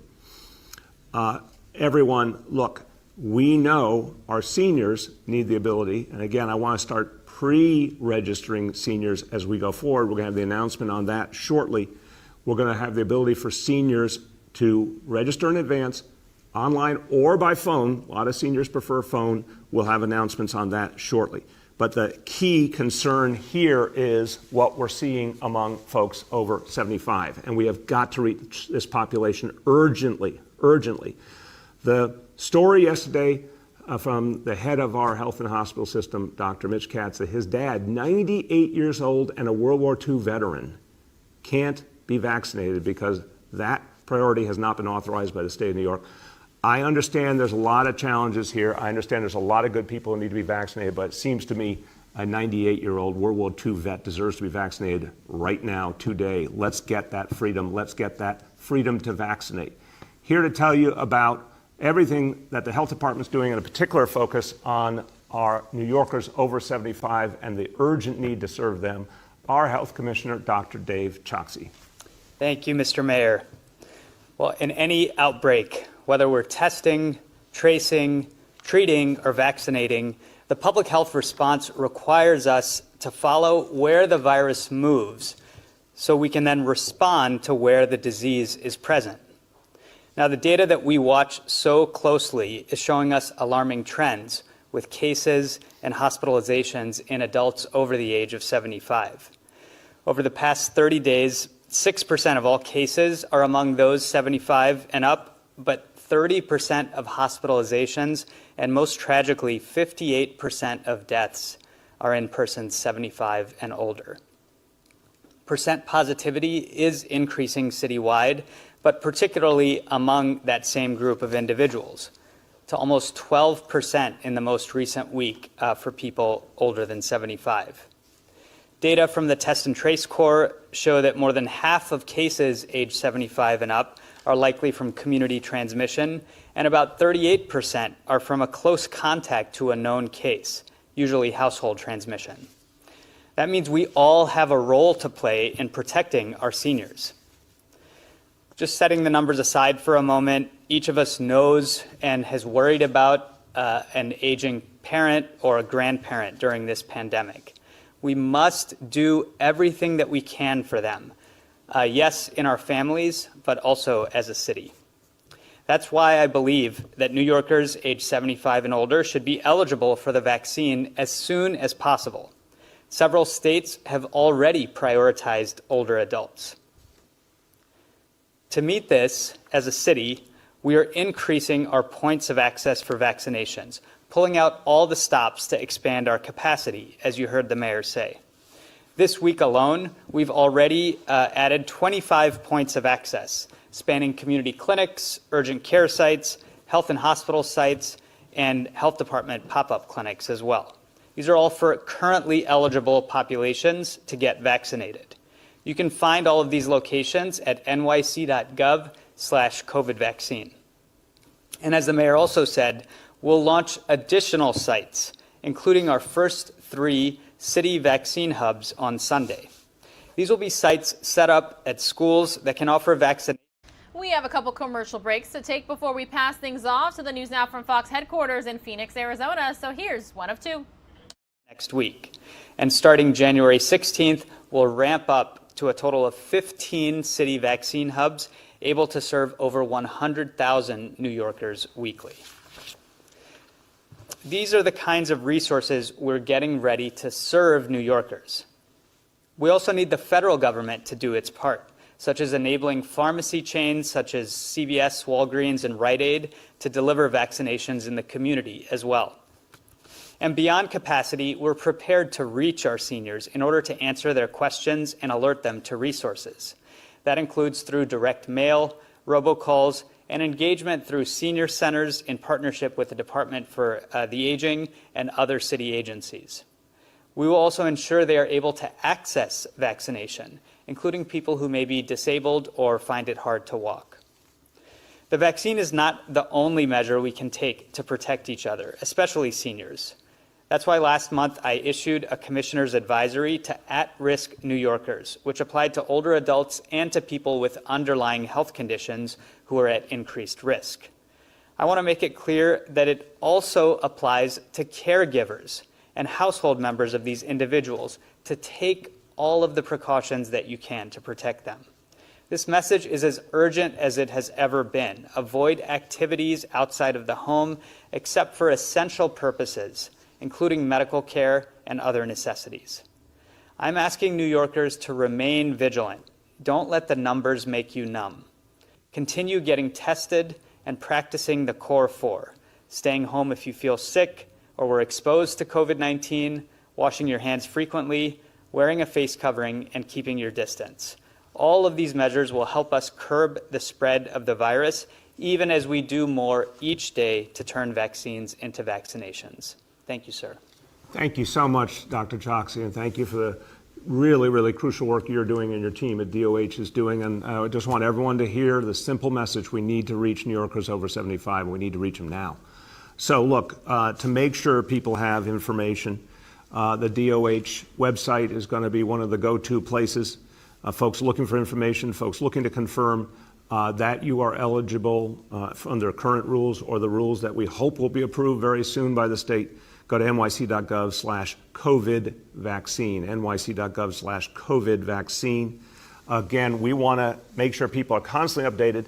And we're going to start pre-registration, looking forward to those new categories being approved. We'll be doing that soon. We'll have an update on that as soon as that's ready.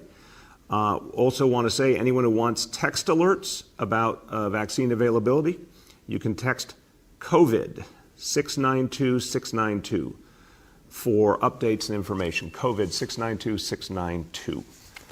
Okay.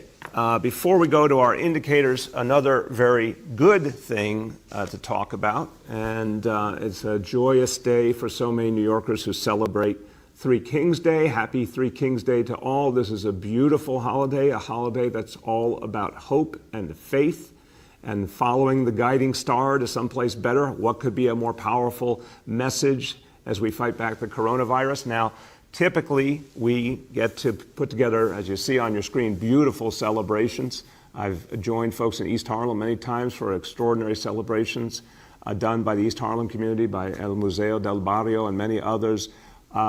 It's a really powerful, beautiful holiday. We don't get to do the in-person parades and processions this year. We have to do things virtually. But the idea of the holiday is just as strong, and following the wise men, the wise voices that gave people hope in the past, and remembering them and remembering the voices of wisdom today. And I would link it to the wisdom of the people of Georgia also, but it's a beautiful holiday. We're celebrating virtually this year. We'll be back together in person celebrating next year. I'm confident of that. Feliz Dia de los Reyes Magos. Feliz Dia de los Reyes Magos a todos. All that. Now, we will go to our indicators. Number one, daily number of people admitted to New York City hospitals for suspected COVID-19. Today's report, 279 patients. That's a big jump, as you can see. Typically, obviously, we want to be under 200 patients. We've generally been right around that number in recent days, still too high, but this 279 is quite a jump. We are watching that very carefully. That said, hospitals are still doing an extraordinary job, lots of capacity available, great job handling patients. But as you heard from Dr. Choksi, too many of those patients are folks over 75 who really are facing a profound danger. We've got to help them. We've got to get them vaccinated. Hospitalization rate per 100,000, 4.21%, obviously too high. Got to drive that down. And the same with current new cases, daily new cases, 7-day average 3,845, way too high. And the same with our current testing indicator, percentage of New York City residents tested positive, 7-day rolling average, 9.25%. We see what's happening. Obviously, the trends all around us. We got to beat them back. We beat them back through vaccinating. We beat them back through following those really smart health habits that have done so much for us and really doubling down, because this is our last great battle against the coronavirus. We need one more push here, and New Yorkers can do it. And certainly we are hopeful that as the impact of the holidays wears off over the next few weeks and there aren't the same kind of gatherings, that we're going to see some improvement in those numbers naturally. But we have to do all of the above to turn the tide. A few words in Spanish. Seguimos trabajando fuerte y pronto vamos a tener 15 centros para vacunar abiertos y operando en nuestra ciudad. Eso es solo el principio de nuestro plan histórico para vacunar a todos los neoyorquinos lo más pronto posible. Pero eso solo lo vamos a lograr si trabajamos unidos a todos los niveles, para que nuestras comunidades tengan un mejor futuro. With that, let's turn to our colleagues in the media, and please let me know the name and outlet of each journalist. We'll now begin our Q&A. As a reminder, we're joined today by Dr. Choksi, by Dr. Long, by Dr. Katz, and by Senior Advisor Dr. Jay Varma. The first question today goes to Juliet from 1010 Wins. All right, everybody, we are about 10 minutes away from passing things off from the News Now from Fox East Coast Hub right here in Orlando, Florida, to the headquarters in Phoenix, Arizona. Pilar Arias here with you. I have been with you all morning long. So again, thank you so much for tuning in. I'm going to say goodbye right now. News Now from Fox, though, is a 24/7 operation. You can always find us by going to newsnowfox.com. Christy Larson's going to be taking over in Phoenix here in just a few moments. So again, the show does continue. I'm just signing off for now. I will see you all next time right here on News Now from Fox. Category is, when they're eligible, and where they go for a form or online registration. How does this work? Okay, I'm going to start with Dr. Choksi. I'm going to bring in Dr. Katz too, because I want to make sure we are over communicating to the people in New York City, both about the vaccinations that are available right now, for example, at our health and hospital sites. And we talked about those home care workers. We want to get them vaccinated starting today. So I'll have Dr. Katz talk about how people can access vaccinations through H&H. And Dr. Choksi will talk about the information that's available via the Department of Health. And again, with the Department of Health hubs opening up on Sunday, how that system is going to work.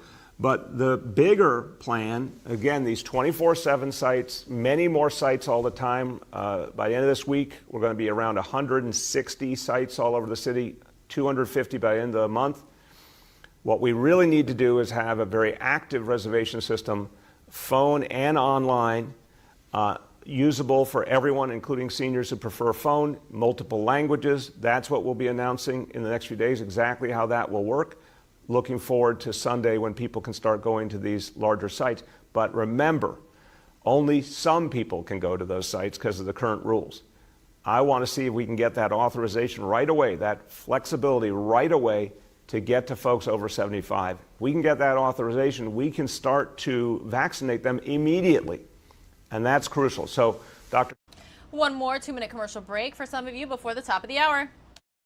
And then Dr. Katz will talk in particular about the home health aides. Go ahead, Dr. Choksi. Thank you, Mr. Mayor. And there are really, two fundamental questions. Number one is, am I eligible for a vaccination right now? And then the second is, if I am eligible, where can I actually go and get vaccinated? For the first question, and as the mayor has said, we do have information on our website. It's nyc.gov/COVID vaccine. But in the coming days, we'll also have additional information so that people can know if they are not yet eligible, when they should expect to be able to get vaccinated as well.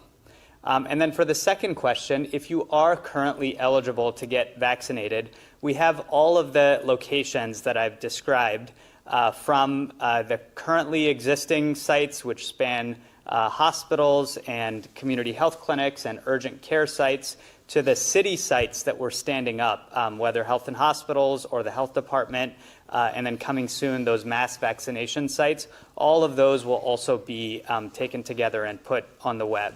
Now, I want to recognize whether it's an older New Yorker or someone who may not have as ready internet access, we have to push this information out through many other channels.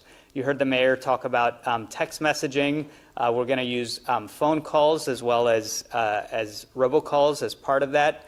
But equally importantly, we are spending day and night getting the information out to the places that people already trust, whether it's your own primary care doctor, whether it's the local clinic that you're used to going to, whether it's your church or another community organization. And so we're going to make sure that as we get updates on a daily basis, all of that information is shared so that people can turn to multiple different sources to get their questions answered. Thank you very much. Dr. Katz. We're very happy to work collaboratively with our sister department in making these vaccines available. Right now, Mr. Mayor, you were talking about home care workers, which are so important. We want them to be safe. We want them to not get sick and to not be able to transmit virus to the people they care for. Right now, using the same website as the commissioner has spoken of, nyc.gov/COVID, people who are in that group of home care workers can actually not only find out information, but they can schedule themselves for an appointment to come in to be vaccinated at one of our hospitals or outpatient sites. Thank you. Thank you. And I want to note, just as we're talking about the home care workers who we depend on so much, and families all over the city just love and appreciate deeply, I also want to speak up for our child care workers, our child care providers. They're also in that category waiting for approval. I know that so many parents would love nothing more than to see child care workers given the approval to be vaccinated. Same, obviously, with our educators and school staff. There's so many people we're ready to vaccinate who are folks who are just crucial to our lives. They're part of our extended family. I want to start reaching all of them. Go ahead, Juliet. Okay, so just to follow up, I'm assuming that all of these locations, whatever they are, pop-ups or the hubs, you will still need to make an appointment and register to get there. Are you concerned, people are just going to start showing up to get online once they're eligible? Yeah, I am, obviously. We need to get this reservation system out clearly to people. We need to show them it works. And look, we understand a lot of times in life, Juliet, the best way to convince people is to show it to them in action. It's going to be a lot easier when we have the next categories approved, because then we're going to be able to get a much broader population engaged. But really, when you think about it, the reservation system guarantees everyone the best possible experience. It means you're pre-certified, so you go right through, you know the time you're supposed to be there, you're not waiting in line, you're not exposed to a lot of other people. That's in everyone's interest. And we're going to keep getting that message out and show people in action that it's the way that works. We have a lot of sites. That's the good news. So there's going to be a lot of good options for people. We can spread people out around a lot of sites. But the practice of going and getting that appointment is crucial to keeping everyone safe. Go ahead. The next is Michael Gartland from Daily News.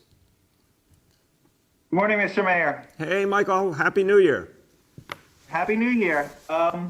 So I have a question on the 30% refusal rate among healthcare workers on the vaccine. Where do you have a sense of why that is? Where is the skepticism coming from those people? And as far as the general public's concerned, if there's that kind of it seems like lack of trust. Why would the general public how do you expect the general public to react to that, right? That you have 30% of healthcare workers at this point refusing the vaccine. Yeah, and I want to, Michael, a very important question, a very fair question. First of all, be careful with the word refuse. I think there's a group of people all through our society who are ideologically anti-vaccine. That's not what we're primarily talking about here. We're talking about hesitancy, which means folks who want to wait a while for whatever combination of reasons. I'll turn to Dr. Katz because he has been hearing directly from the many, many healthcare workers who work for him. Now, point one, the vast majority are getting vaccinated. So let's both put the facts in order. Vast majority of healthcare workers are choosing to get vaccinated right away. If you're talking about public opinion, well, I'd say look at what the vast majority are doing. Second, I think some are just waiting. I think they feel confident in their own health and safety practices. They've been through this whole crisis, keeping themselves safe with the support of the PPE supplies and their hospital leadership. And I think it's natural that some people might say, hey, I think I'm okay the way I am. But really, I think, as with everything in life, the more vaccinations that occur, the more trust there will be. And that's why we just have to keep this process moving. Dr. Katz. Mr. Mayor, you've explained it well. I'd like to add a couple of details. Among our physician staff, we've had overwhelming desire to take the vaccine. So among the physicians who are people who have looked closely at the science, we have very high take-up rates. I think when it comes to other staff, I think people have to understand that these are people who've worked in the trenches for the last 10 months, taking care of one COVID patient after another. And it's not shocking that many of them feel like, hey, I got through this. Many of them actually got sick and know their antibody titers. Many of them feel like, well, if I didn't get sick after doing all of this, I'm not going to get sick. And to tie it to your earlier remarks, sir, who's really at the greatest risk? The people at the greatest risk are over 75 years old and have other or younger and have other comorbid illnesses. It's tough work working in the hospitals. My staff generally are quite healthy and younger. I wish they would all get vaccinated, but I understand that they feel from this amazing experience they've had, they don't feel the same vulnerability. On the other hand, my patients with diabetes, with hypertension, with heart disease who are over 75, they really feel that vulnerability, and the data supports that, and that's why I so support what you're saying about getting them vaccinated. Thank you, Doctor. Go ahead, Michael. So the second question has to do with the Georgia elections. We all know, how much you've talked about the stimulus and the need for that. I'm wondering, if it appears to go the way it's going with 2 seats coming to the Democrats, what would you like to see, as separate and apart from the stimulus, like to see happen as far as the agenda moving forward? Are you for DC statehood? I mean, what's on your kind of wish list? I just use that as an example, but what would be like the top 5 things you'd like to see done apart from the stimulus? Yeah, I don't know if I have a perfect top 5 for you, Michael, but let me put it in some kind of immediate order, just a couple of things. Absolutely stimulus, serious stimulus, take the New Deal model, and I know Joe Biden believes in this, a fast stimulus, February ideally, that is about restoring our economy and helping us all recover. That's number one. Second, I would say, related, FEMA reimbursement should go to 100% for all the places in this country that were afflicted. It makes no sense in an international pandemic to make localities pay for the kinds of expenses that are supposed to be covered by FEMA when localities have lost revenue, massive amounts of revenue because of this crisis. It's just a ridiculous, vicious circle. So make that 100% FEMA reimbursement and apply it retroactively to the beginning of the crisis. Make cities and counties and states whole for what they've been through. So those are particularly urgent matters. I'll certainly be talking about in the coming days a lot of other important actions that I think are needed. Some that could be done administratively by the White House, some that will require the Congress. To say the least, comprehensive immigration reform and undoing so much of the damage that was done by President Trump, focusing on climate change. So much has to be changed there, especially on the administration side. And I know President Biden will be entirely focused on that. There's so many things we could talk about. I'm glad you mentioned DC statehood. I think it's absolutely the right thing to do, and it's been long overdue. So there's so much that can happen, but everything begins with a real stimulus and that 100% FEMA reimbursement. Go ahead. The next is Rich Lamb from WCBS 880. Good morning, Mr. Mayor, and everybody on the call. Mr. Mayor, just wondering, we've seen news out of South Africa that there is another COVID strain which apparently has more mutations, and people are really worried about whether or not the vaccines will have any effect on this, or they're worried about it anyway. They don't know that it won't, but it certainly seems that there's a lot of concerns. I wonder if the doctors can weigh in on that as well. I thank you for the question, Rich. I'm going to turn to Dr. Varma, and then if any other doctors want to weigh in. But let me just say, look, while we are constantly monitoring any new strains and trying to understand the full ramification, one thing still is clear as a bell. Vaccinate the most people possible, particularly those who are most vulnerable, and that's the folks over 75. So far, the vaccine appears to be effective with different variants. Rather than any of us sort of wait and worry about new variants, why don't we take the bull by the horns and go vaccinate everyone over 75 who's willing and protect them in advance? Dr. Varma. Great. Thank you for the question. Yeah, and I'll start by just reemphasizing what the mayor just said. He's absolutely right. What we need to focus on, most importantly, is what we know right now. And what we know right now is that the vaccine is highly effective at preventing COVID infections here in the United States. It's very well studied now in tens of thousands of patients, and obviously millions of doses that have now been provided throughout the country. So that's obviously the single most important priority. People who are eligible for the vaccine should be encouraged to get it as soon as they possibly can. You are absolutely right, though, that we are very concerned. The more infections that occur in humans, the more likely it is the virus will mutate. Dogs bark, ducks quack, viruses mutate. That's what viruses do. And the single best way to prevent them from mutating is to stop their infections in humans.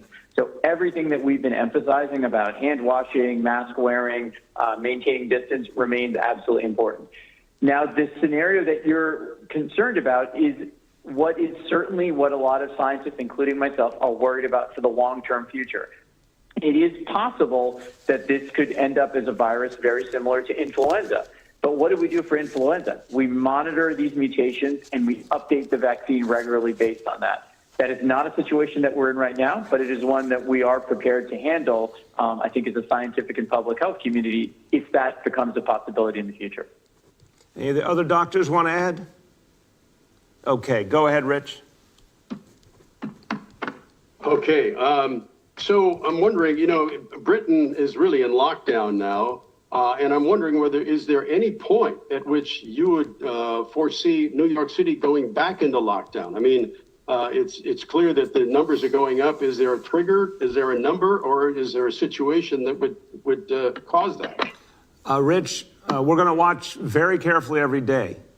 Right now, I'd say I think the formulation that the state has put together, and you'll remember I joined with Governor Cuomo when he put forward his vision around the focus on hospitalizations and what's going on in our hospital systems. I think that is still the essence of how we need to make our decisions. I every day go over the hospitalization numbers with our team, ICU capacity, what we're seeing in the efficacy of our hospitals in terms of saving lives. So far, we've seen extraordinary success in all of our hospitals, public, voluntary, independent. Real worries about folks over 75 in particular. We're emphasizing that, and we're watching that situation very, very carefully. But overall, I would say our New York City hospitals across the board are doing very well. And if we can keep that momentum and keep doing the things we need to fight back this virus. And that means everyone taking the personal responsibility that New Yorkers have really done very well, better than almost any place else in the country. The mask wearing alone is far superior to most places in the country. But also continue to rapidly vaccinate and expand these categories.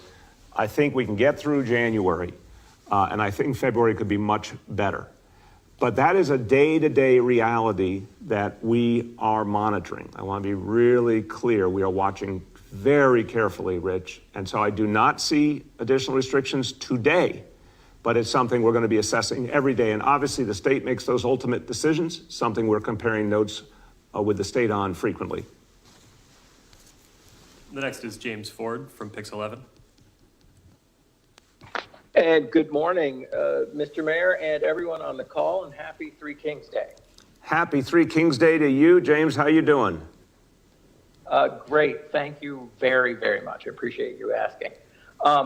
Look, you have said that you're very hopeful that the city will reach or maybe even surpass its vaccination goals going forward. But you've also said within the last week that it hadn't reached those goals up to this week. What assurances can you give that the city can reach those goals? And can you elaborate on the importance of entities like 1199 SEIU in getting people registered and getting shots in arms for people like their members and other youths? Yeah, look, James, thank you. Very important question. I laid out at the beginning of the week this core notion that this week our goal is 100,000 vaccinations. By the last week of January, 400,000 vaccinations in a week, 1 million total for a month. I feel confident about those numbers. I think that every time we get more freedom and flexibility, we can do even better to ensure those numbers. So the fact that the full Category 1A was approved yesterday by the state, that's allowed us today to start vaccinations at the NYPD. And in the course of this week, those officers who are eligible at NYPD and Department of Corrections will be able to do a lot more this week with them than we would have if we didn't have that freedom. The fact that our home health care aides now are authorized, it makes so much sense. They are right there, no one more sensitive, no one more important to our families. That's going to allow us to do more. We're working closely with local 1199 SEIU, an organization I have the deepest connection to over decades. We want to make sure their members are reached. Everyone is ready for the vaccine, and that's why we've been in close coordination with them about the availability of vaccines at H&H sites starting today. So I think Local 1199 is going to play a crucial role in helping us really get a lot of people reached starting this week. And every time we get more freedom and flexibility, we get more organizations, allies to help us get the word out and to really help people get there. Remember, some people need answers to their questions, James. They need, understandably, they want more information about the vaccine. Some people, it's really logistical. Just understanding how to apply, understanding what's the right location for them. The more organizations, including labor unions, that are helping us to do that, the better off we are. Go ahead, James. Ed, yes, this is for my colleague, Narmeen Chaudhry. The governor is widely expected today, as soon as today, to say that recreational marijuana might be legalized in New York, or that he'll be part of an effort to ensure that happens. What impact could that have on New York City, assuming it is the case, and whether or not it's the case? Legal recreational marijuana, if it happens, what impact does that have on New York City? Big question, James. Let me say it this way. I am a believer it's time to legalize marijuana and to do it the right way. Over a year ago, the city put out a report, which I urge everyone to look at again. If this issue is going to really be a focal point in Albany with the legislature and the governor, go back to the report we put out, I think it was December 2018. That is the right way, I believe, to legalize marijuana. It was based on real careful research with public safety experts, health experts, but also folks who look at the economic impact of this new industry.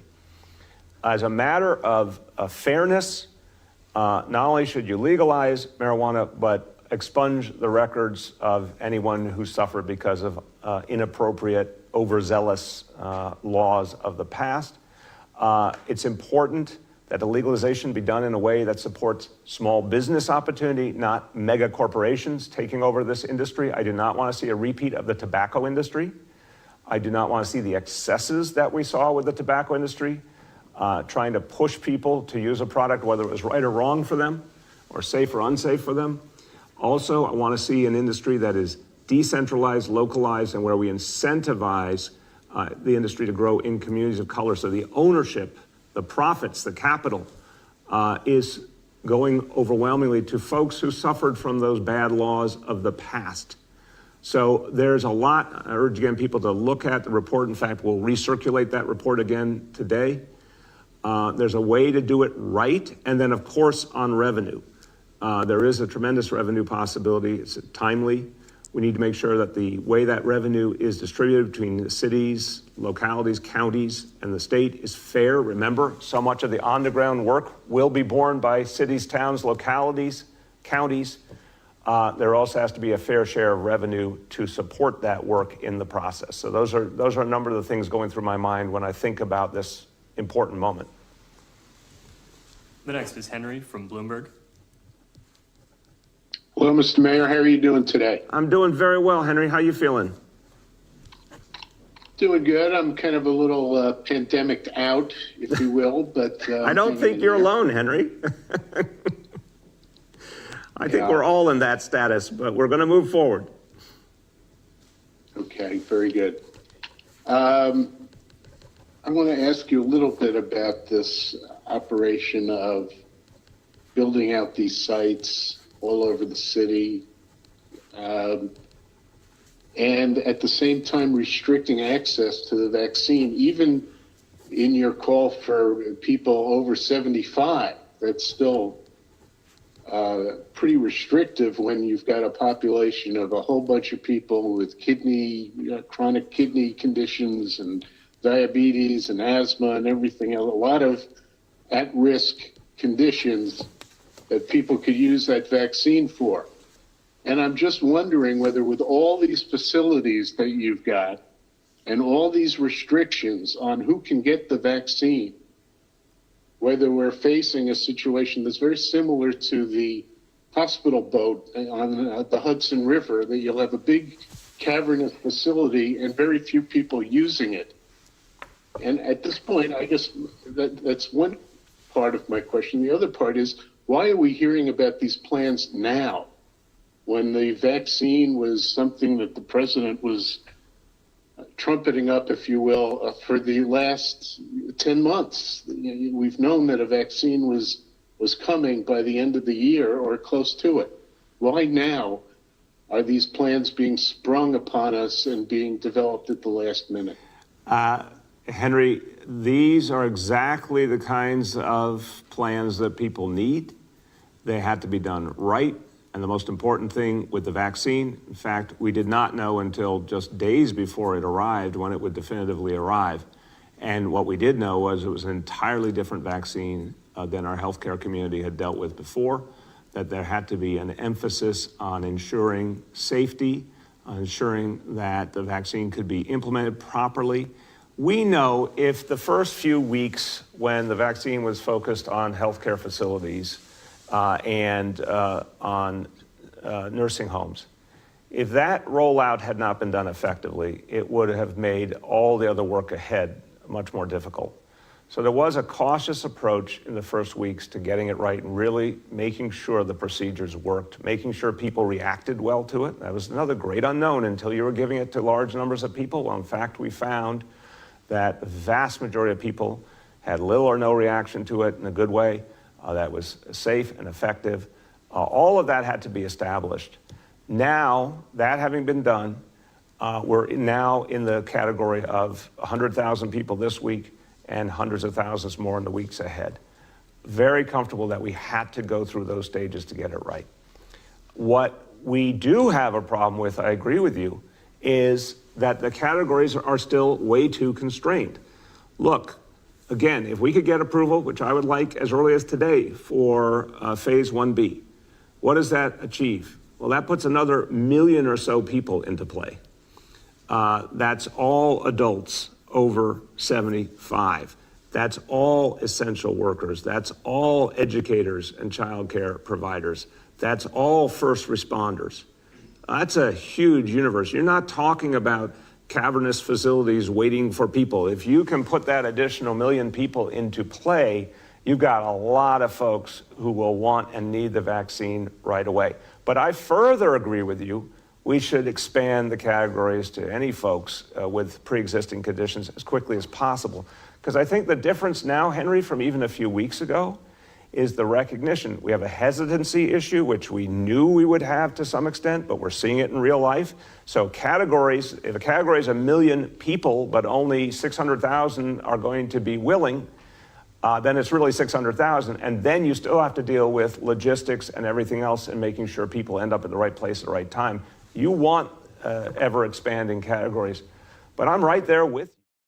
All right, guys, just want to say good morning. Thanks so much for being here with us on News Now from Fox. We are going to be taking a turn away from New York City officials and headed on out to Georgia. We do have Secretary of State who just stepped up to the podium talking about the election in their state. The early voting in person.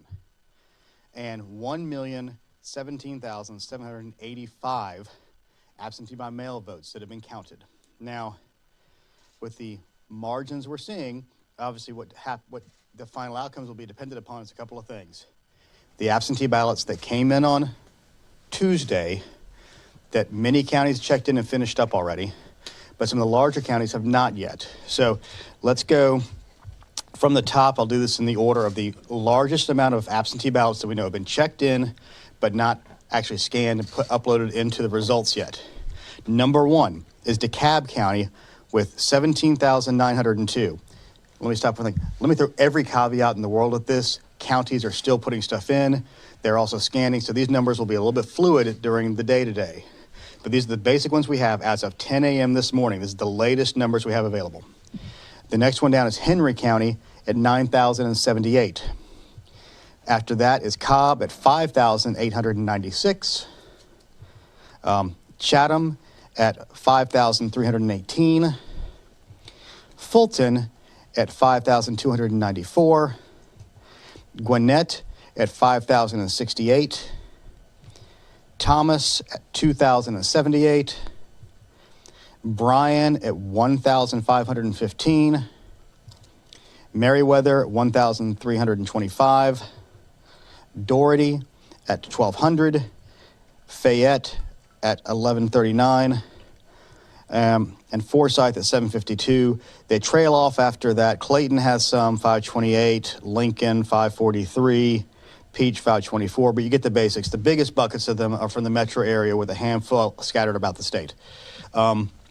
We have requested of the counties, we don't have a right to direct them, but we have requested that they get all of the absentee ballots accounted for, as in they have received them, they know they're there, and put into our voter registration system, ENET, as of 1 p.m. today. Most counties will make that deadline. Other ones are working diligently to get through that. But again, I want to remind everybody, these folks are all tired. They've had a long day and a long week and a long month and a long year. But they are doing their best to get these results quickly. I know some people were surprised how quickly the results did come in, but that's the advantage of having 3 races on the ballots. Again, another point of interest for people locally, whereas we've seen both incumbent Republican senators fall behind in the vote count, the incumbent Public Service Commissioner, Lauren Bubba McDonald, has continued to maintain his lead. And with the number of ballots out, it looks like he may be able to win as well, but it looks like he will likely be within the margin of the recount, which is a half a point. But again, we don't know until all the ballots are in. And with that, I will take any questions. Yeah, Justin, sorry. Need more coffee. Has there been any evidence or any indication of any potential fraud or irregularities? No evidence of any irregularities. The biggest thing we've seen is from the president's fertile mind of finding fraud where none exists.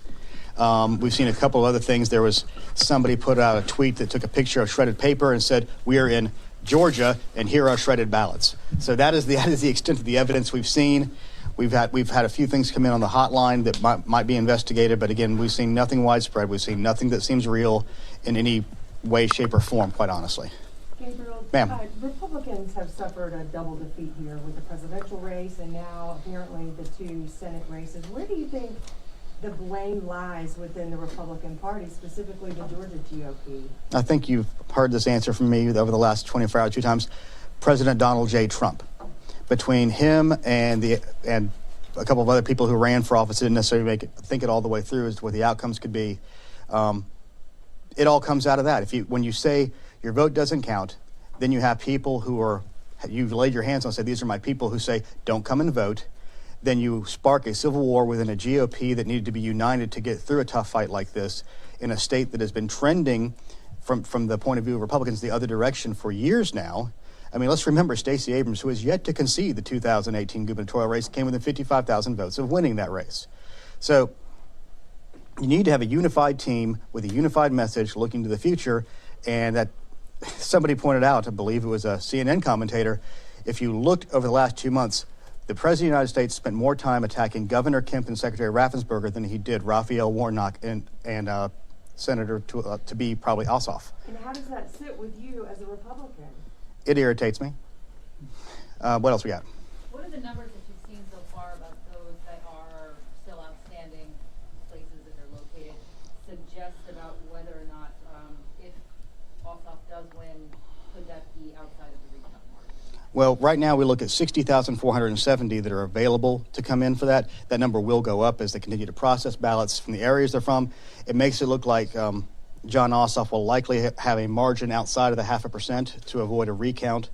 And obviously, Reverend Warnock is ahead of him right now. So if Ossoff avoids that recount, so does Reverend Warnock. And is there a breakdown of how many of these are potentially absentee ballots that will receive that day? These are all absentee. These are all absentees. We're one of the other things we're asking for the counties is to get us in the provisional ballots. We know the provisional ballots are going to be in Fulton and DeKalb in the thousands because there's a issue where many Democrat turnout machines say go to any precinct, so people vote out a precinct. In this particular election, it doesn't matter as much because every precinct had the same people on the ballot.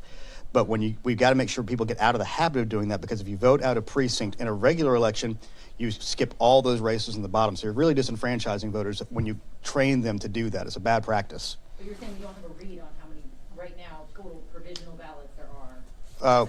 No, we don't, but we can spitball it since it'll probably be somewhere south of 10,000.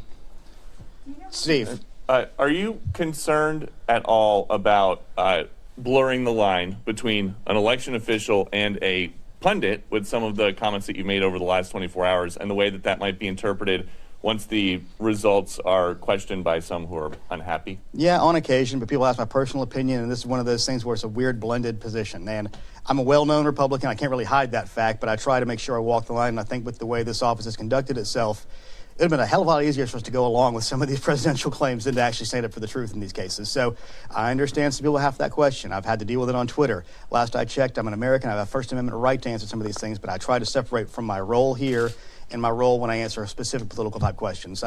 You're right. But anybody in these positions, every human being alive has opinions. I just tend to be a little more honest about what I think of them, and I think that makes me do my job better and gives me some more credibility when it comes to it. Yes. We're down to about 14,000 that are still outstanding. It's the military and overseas. I don't have a breakdown between the two different types right now, but it's 14,000 available. And to remind everybody, they can be postmarked by yesterday and be received and accepted by Friday.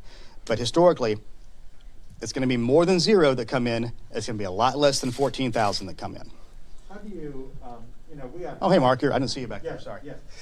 We had very high election day turnout yesterday, higher than the presidential election. Mm-hmm. Why do you think that is? What's the explanation for such high election day turnout after, good, but not that good early turnout? Well, a couple of things happened there. In the primary in June, we had 880,000 show up. In the general election, we had 970,000. I'm spitballing here. I've got a lot of numbers in my head right now. And we had 1.3 million show up yesterday. Part of that was, again, the president encouraging Republicans not to use mail or early vote options. And some people are just going to skip it altogether. I think what we saw happen on Monday, Tuesday, Wednesday was that the areas that had seen depressed turnout compared to metro areas started to show up. And I think there's what happened in some partisan circles, Republican sides, it started dawning on them, oh crap, we're going to lose this if we don't turn out. So there was a real big push to get people out the last day. But the Democrats did a very good job of banking their votes early and using the options that have been available to the Georgians for, over a decade. So there's nothing new here. These are all tools that have been available. Coronavirus changed some voting patterns and behaviors. Georgia is historically a in-person voting state. So I think part of it is just people getting used to doing it again. The threat of coronavirus, while it's going up and some people it's perceived as going down. And just let me say this, for the elections workers and the launching of a new system, this state, this office, and these counties launched the largest new voting system in the history of the United States and did it in record time, executed it well in the middle of a pandemic, and had record turnout in each and every election we saw. That is unprecedented. And I want to give a big thank you again to the elections officials and poll workers and elections workers who really worked their tails off to make this a successful election for Georgians. One of the things we haven't heard about in this election was nobody was complaining about lines. Nobody's saying they were disenfranchised. Everybody who wanted to vote had an opportunity to vote, and we feel very proud of that fact. And have you looked at whether election day turnout was higher than expected or lower than expected in Republican or Democratic areas? I haven't had an opportunity to do a breakdown by that. We've been trying to really just stay on the counties and work with them to get sure we get the, like I said before, fast is good, accurate is better. Analysis can come later to see the specifics. We want to make sure we get the right results out to take away the opportunity for people to say that there was fraud and there's questions to be had about these things, because these are the results. These are the ballots. We have known since last week, since last Friday, that there were going to be 2,073,000 and some odd votes that were going to be cast in the advanced bucket, because that was how many were cast. The president continues to say, oh, they're finding ballots. These were advanced that came out of nowhere. No, we have known that DeKalb County had 171,000 ballots since Friday evening, Saturday morning. So the statements he keeps on putting out there are incorrect, and they undermine people's faith in the election process. And again, this is a bipartisan problem. If you go back and do polls from 2016 of Democrat voters, there are over 50% that still believe Russians hacked voting machines to say they flipped votes for Donald Trump. That didn't happen. You know what else didn't happen? Dominion machines did not flip votes for Joe Biden. Neither of those things happened. And everybody on both sides of the aisle who continue to make these kinds of claims undermine the election process in the country, undermine democracy, and undermine the health of the republic. Have you received any inquiries or complaints from either of the two or any of the candidates on anything that has happened thus far, or any indications? I think it's a little early right now for that, but I fully anticipate we will have questions, and there may be legitimate questions out there from people, and it's our job to answer them as frankly as we can with the facts as best we can, as quickly as we can. Yes. We made a request of them because in Georgia, the cutoff time to receive absentee ballots other than the military and overseas is 7 p.m. on election day. That's when the drop boxes get locked down and the mail comes in. Nothing else can come in after that. So while they're busy doing election day activities, it's hard to say, we're going to have a group of people over here while the rest of us are counting. You go deal with absentee ballots. Some of these counties are under-resourced. Some of them have big staffs, but they're exhausted and focused on getting one thing done at a time. So what we did is we're asking them, account for all the ballots you have in so that we can tell the press, and the press can tell the voters, this is the outward bound of the number of ballots we can have to count, so we know where there actually is. Or it can give the press and political talking heads the opportunity to make a call. And in this particular case, the last couple of calls to be made are in the PSC race and in the Ossoff-Purdue race. What else? Yes, ma'am. In terms of high turnout, newly registered voters, does your office have an insight into those numbers and how they may have played a role since general? Not yet, but I will say one thing. It was an impressive feat by whoever did it to get 100,000 people to show up on a January election who did not show up in a November election. That is probably a margin. My assumption is that those are probably Democrat voters, given the demographics we've seen of that, and that is a testament to hard work that was done. While Republicans were busy attacking the governor and my boss, the Democrats were out there knocking on doors and getting people to turn out to vote. And it's looking Yes. like North Georgia had a drop-off in voting. Is that what you're seeing as well? Well, I haven't had a chance to dig deep into it, but people who I trust have stated that, so I will accept that it's likely true, and that is the area where we believe that, like Congresswoman Marjorie Taylor Greene, along with the president, have essentially, through their actions and their statements, discouraged voting by Republican voters, which have ended up hurting both of our incumbent senators. And were there any areas of turnout that surprised you? Frankly, all of them did. I mean, this is a runoff. We had 4.3 million votes cast, so almost 4.4. We had 5 million cast in general election. That is unheard of. In 2018, we had 4 million votes cast in the original. In the runoff, there was 1.485 million. The record previously for a runoff was 2.1 million with Saxby-Chambliss. I mean, this blows every turnout model away. Now, let me say this with one caveat. When you spend $500 million of money from out of state, you can get people to turn out. So that's the other thing that's a little bit different than most runoffs. That it? One more? Okay. You mentioned, you were very complimentary of how things went, and there were no lines, and people didn't have to wait. Is there intention then from the Secretary of State's office to keep some of these methods that were put in place for COVID-19, but obviously made it a lot easier for more people to vote?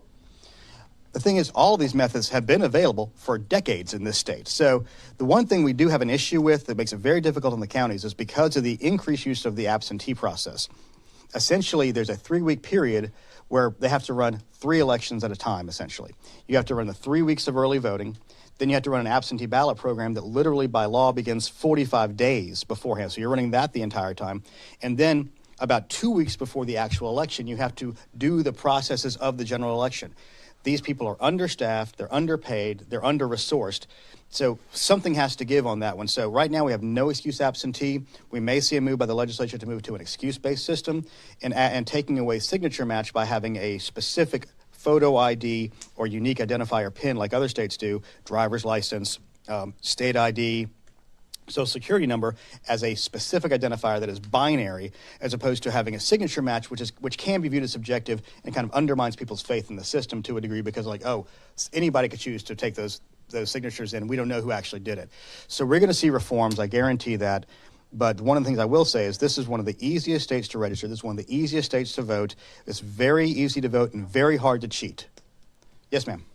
Can you recap the situation in Fulton County yesterday in a lawsuit that was filed in terms of the monitors?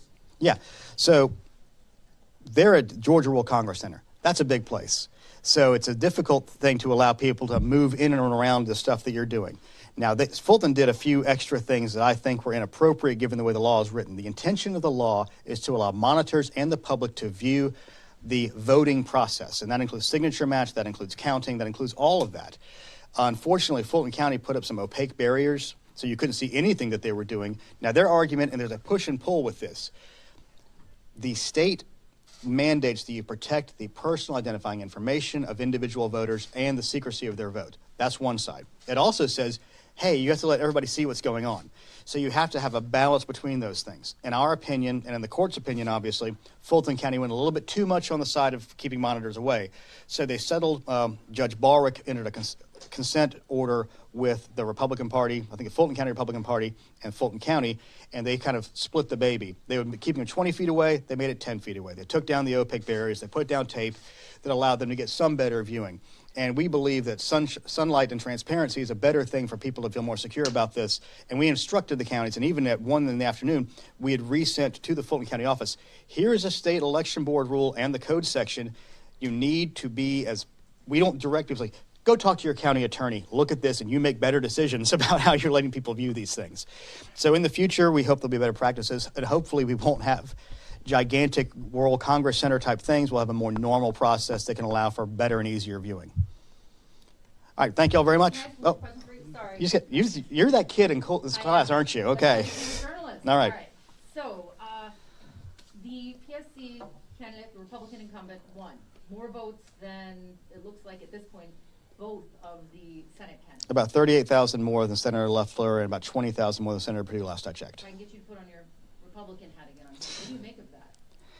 It means there's people who went and voted for, did not vote for Senators Perdue and Loeffler who did vote for that, which makes me think there's probably Republicans who chose not to vote for the 2 incumbent senators. Is that it? All right, thank you all very much. Do you expect to do this again today? Maybe not here, if we do this again. If we do this again, it may be at another location. Has yet to be determined, but it probably has a shiny gold dome on top.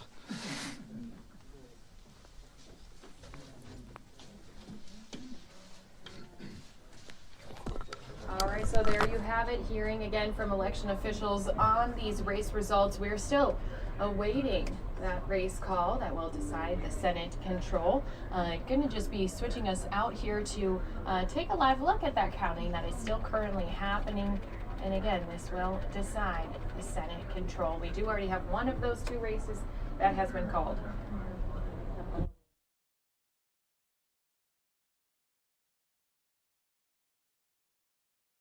And apologies if you couldn't hear me very clearly. Once again, we are awaiting that final race call that will decide a Senate control. You can see we're taking a live look at that counting that is happening down in Georgia. But we just heard from election officials who said they had record turnout for both elections. And so they are very proud of the people in Georgia for stepping out and voting. And we will continue to follow this down in the Peach State. Of course, once an official call has been made, we'll be letting all of you know here on NewsNOW from Fox. And I do see we have a few different live events going on. New York City still doing their COVID-19 briefing, but we also just were told, and I'm going to just give you a little peek here, we're expecting to hear from Schumer any minute now. So we do have many different live events happening, and I am going to, since what's going on right now, the live event that actually has some officials talking is New York City's COVID-19 update. Going to jump back into that. Then, of course, we'll move things along for you as soon as more of our other live events do start to take place. Don't forget, all day today, we will have you covered once that 11 o'clock hour hits here in Phoenix. We are waiting for the Electoral College vote. So that joint session going to be getting started 1 p.m. Central Time, 11 a.m. here in the Arizona side of the country. And so we'll have you fully covered on NewsNOW from Fox. Going to jump back out to New York. Some of you going to take a quick 2-minute break, though, until that time.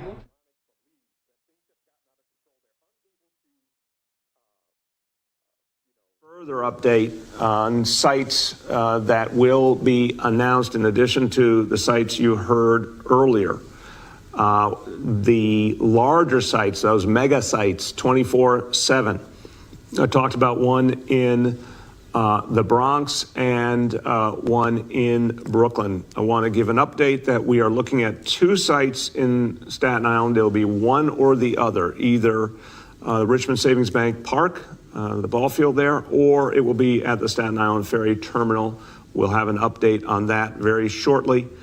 Another potential Brooklyn site, MCU Park, the Cyclone Stadium in Coney Island. Just giving you a sense of some of the kind of larger sites that will be available for these 24/7 operations. But again, there'll be all 5 boroughs. We'll have additional updates just the next few days. Looking forward to those first 2 sites I mentioned, Bathgate in the Bronx and Brooklyn Army Terminal, starting on Sunday. Others coming online in the days immediately after. And then in terms of the health department. All right, guys, and it does look like Senator Schumer has stepped up to the podium. We're going to be going out live there in D.C.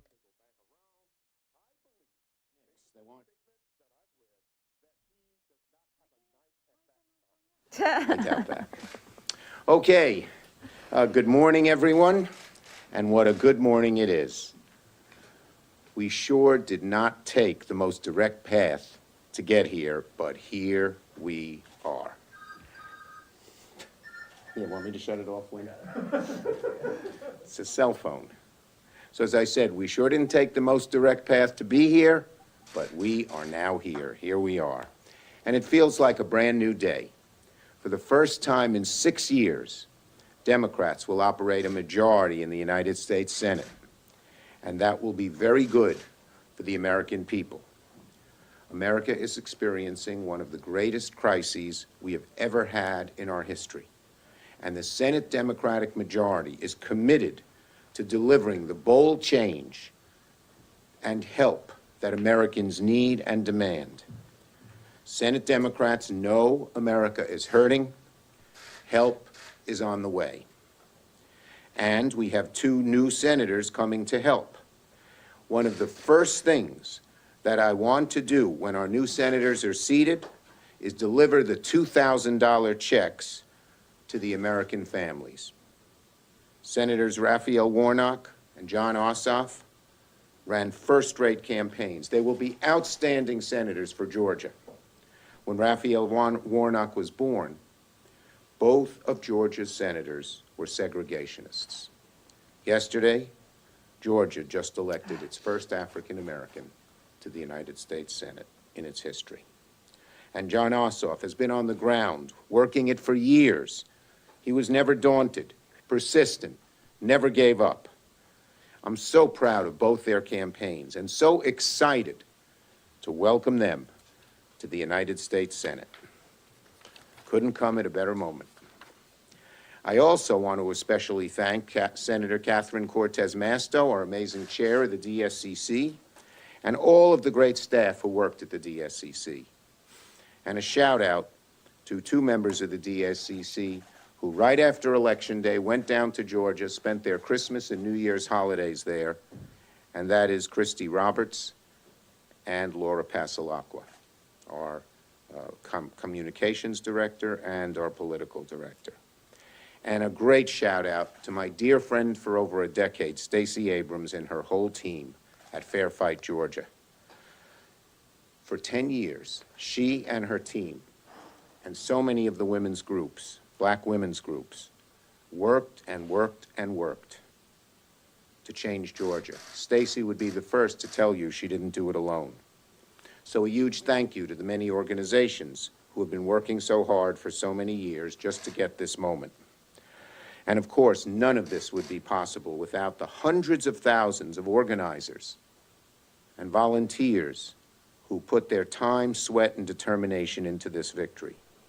Organizing during a pandemic is not easy, but you all found a way, and we say thank you. Now, I've already spoken to President Biden this morning, and I pledged to him that as Majority Leader, President Biden and Vice President-elect Harris will have a partner in me and my caucus who is ready, willing, and able to help achieve a forward-looking agenda and deliver bold change to the American people. For too long, much-needed help has been stalled or diluted by a Republican-led Senate and President Trump. That will change with a Democratic Senate, a Democratic House, and a Democratic President.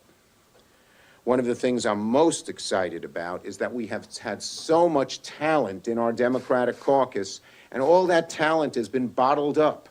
They haven't really been allowed to participate and put legislation on the floor. Now that is all going to be, all that talent that's been bottled up for so long will be unleashed.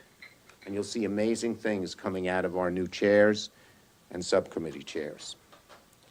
They'll be able to showcase their talents and accomplish great things. It excites me. And as a caucus, we will work every single day to reward the faith that the American people have placed in us. Thank you. I'm not going to take many questions because today's a very busy day, and you'll hear more from me on the floor later today, as well over the coming days and months and weeks and years. But I'll take a question or two. Yes. Leader Schumer, two quick questions. First, have you talked to Leader McConnell yet? And secondly, do you have the president to thank for the wins in Georgia last night? Look, there's tremendous thanks to go around. President Trump, you mean? Yeah. I see. Look, I mean, the number one credit I give to winning is our two candidates and their campaigns and the issues they campaigned on. They wanted to help the American people. President Trump, the Republican senators kept playing games. People want help. They want bold action. I think they realized that the two Democratic senators in Georgia would join a Democratic caucus that wanted to do it. Mm-hmm. Yes, thank you, Senator. You're making it sound like the $2,000 checks will be your first major piece of legislation. Will it be limited to just the checks? I'm not going to get into either prioritizing or details. I said what I said about the checks. It's one of the first things we want to do once our new senators are seated. They campaigned on it. And Leader Schumer, the last time there was a 50-50 Senate, there was a power sharing agreement between Senator Stachel and Lott. Do you foreshadow that happening with you, with Senator McConnell? Well, look, I look forward to sitting down with Leader McConnell. We have a lot of things to discuss. We first have to wait till the races are certified and the new senators are here and Vice President Kamala is in the chair before we can put anything in place. But certainly we'll have to talk. Leader Schumer, Yes. what do you anticipate? Yep, he's him. Follow up on two questions. Have you spoken with Leader McConnell yet? Not this morning, no. And the question about the $2,000 check is, are you envisioning a larger package, or is that a standalone? I'm not going to, as I told you, it's one of the first things we want to do. Our Georgia senators campaigned on it. Our caucus is strongly for it. We think the American people need it. Leader Schumer, how does this change the calendar? How does this change the way forward on nominations at this point? Look, obviously, with Democratic control, the ability of Joe Biden to move nominations forward will be easier. The calendar I haven't begun to look at yet. Last one. Leader Schumer, could you just expound a little bit about what the moment when you found out that you would be the majority leader, and then just secondarily, progressives are really still pushing you to nuke the legislative filibuster. Can you make that promise right now? Look, what we're going to do, we Senate Democrats know we face one of the greatest crises Americans have. We're united in wanting big, bold change, and we're going to sit down as a caucus and discuss the best ways to get that done. And the first question? The moment you found out, just tell us a little bit more. Yeah, I was sitting at home in Brooklyn, watching my television, and at about midnight, having talked to Ossoff about 3 or 4 times and Warnock several times, I realized that even though he was behind then by about a couple of thousand votes, that all the votes that were coming in were going to be Democratic votes, and the odds were very, very high that he would win.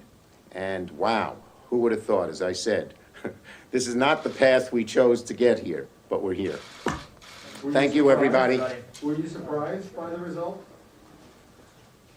Based on what you figured 5 hours ahead of time? Keep going, Andy. All right, guys, we're going to turn things over to the governor of New York.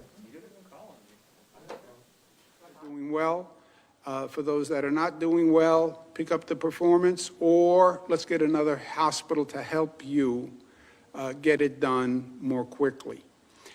Supply is still going to be the issue. Just to give you an idea, we have received about 900,000 dosages so far. We have 2.1 million healthcare workers and nursing home people. So nurses, doctors, nursing homes, which are the first priority, 2.1 million. We haven't even received half the number of dosages yet. So we're pushing on the distribution side, and I'm pushing the hospitals hard, but we don't even have half the dosages that we need to do all the hospital staff and nursing home staff. We're still receiving about 300,000 dosages per week from the federal government. And that means we still need about 1.2 million dosages just to get through the healthcare workers in the nursing home. Everyone asks me the same question. When can I get vaccinated? And I hear this all day long. I hear it from my mother, Matilda, who is 75 plus, let's say, and let's leave it at that. But she would be eligible for vaccination when we get to 1B. So everybody wants to know, when will they get vaccinated? 1A is the healthcare workers. That's what we're doing now. 1B are the essential workers and plus 75. 1B, just to give you an idea of the numbers, there are about 870,000 teachers, 200,000 first responders, 100,000 public safety workers, 100,000 public transit workers, 1.3 million people, 75 plus, which is surprisingly large, but it's good news. So we're getting 300,000 dosages per week. Obviously, it would take us weeks to work through this population, if not months. In 1B, there are about 5 million essential workers, and that 1.3 million 75 plus. So that's over 6 million people in 1B. You're getting 300,000 dosages per week. It takes a long time. Flip side is that the federal government will be increasing production. They say they will. I believe they will. And frankly, the private market is increasing production. Pfizer, Moderna will be increasing. Johnson & Johnson, we're keeping our fingers crossed for their efficacy test. That would be then available. That's only one dosage, would be a pleasure. Oxford, AstraZeneca. So there are other vaccines that are coming online. The supply will go up. I can't say to my mother or to any New Yorker right now how long until we know what the supply actually is going to be. And we talk to everyone all day long. As soon as we have a more definitive answer, I will tell you. The experts are talking about March, April for large-scale general population distribution. We will have a truly extensive distribution network with literally thousands of distribution points across the state, plus drive-through vaccination centers, just like we did drive-through COVID tests that the state will put up. We're going to be using SUNY facilities, CUNY facilities, but we will have thousands of points of distribution. We need the supply. That's what it comes down to, and that's what we're working on. Another issue, newsflash, viruses mutate. We know that. We've known that. 1918 pandemic, we know that. We know that recently because we paid a terrible price when the Wuhan virus left China, went to Europe, mutated, and came here from Europe. We have the virus that arrived in New York last spring was a mutation from Europe. It was not the Wuhan virus. Now, you see the UK strain, you see a South African strain, they're now finding a Nigerian strain, and the COVID virus mutates every couple of weeks, and there have been hundreds of mutations of the COVID virus. This country is playing mutation roulette. Well, the virus is going to mutate. Well, is the next mutation going to be more lethal? Is it going to kill more people? Is the next mutation going to affect children in a way COVID-19 didn't? Is the next mutation going to be vaccine resistant, which means you'd have to go back to the whole vaccination development process all over again? Is the next vaccine going to create organ damage? They don't even know what the long-term consequences of this COVID virus is, right? They're still doing studies of the long-term effects of COVID-19. Are we sure that the next mutation won't be more dangerous or more transmittable, which we found out it is in this UK strain? And that is what is happening now every day. And we are literally playing Russian roulette with it. Many countries around the world have said the virus is mutating. Before any international travelers come into our country, they need to be tested. Not a ban on travel, but they need to be tested. That makes all the sense in the world. This country hasn't done it. We talked about the UK strain days before this country took any action. New York State took action before this country took action. 140 countries took action before this country took action. And now we have the UK strain, surprise, surprise, which is creating a real complication for us. Where is HHS? Where is the president? Where is the vice president? Technically, they're in office until they're not in office, and they should do their job. But if they're not going to do it, at least let New Yorkers protect themselves. We have the airports here. The flights from Europe come here. They come to JFK, they come to Newark. People are landing at LaGuardia Airport. Let us protect ourselves. As governor, I don't have the legal authority to say international travelers must be tested. When it came to the UK strain, I called the airlines myself and asked them to voluntarily agree, and they did. But the gateway, the entrance, is handled by the federal government, Customs and Border Patrol. The state runs through the Port Authority, the airport facility, but Customs and Border is all done by the federal government.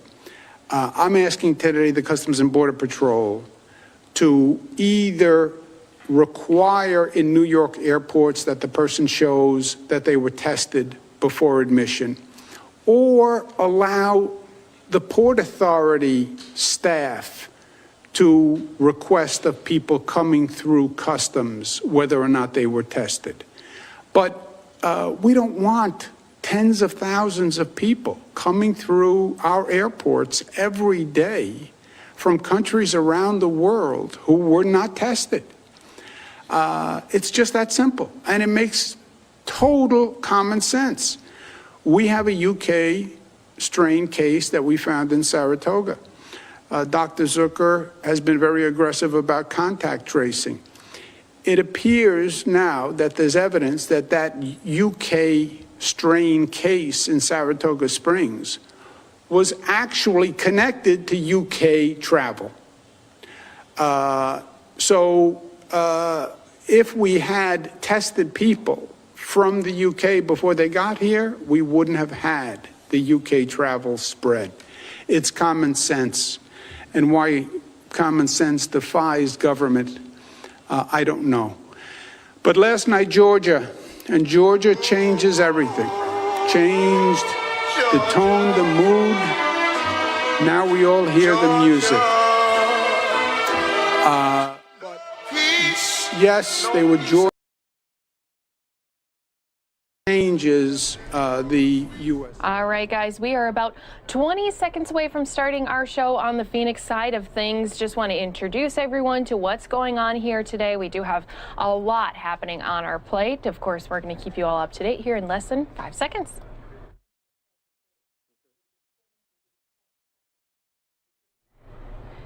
Good morning, and thanks so much for joining us here on News Now from Fox. We're taking a live look in the state of Georgia, where one of those two races has been officially called. So we are still waiting for the final election results as we continue to keep you updated on what will be a decision of who has Senate control. So we are keeping an eye on that here for you guys. Just have a lot happening. Just want to take us through exactly what we are going to be having here on our show for you today.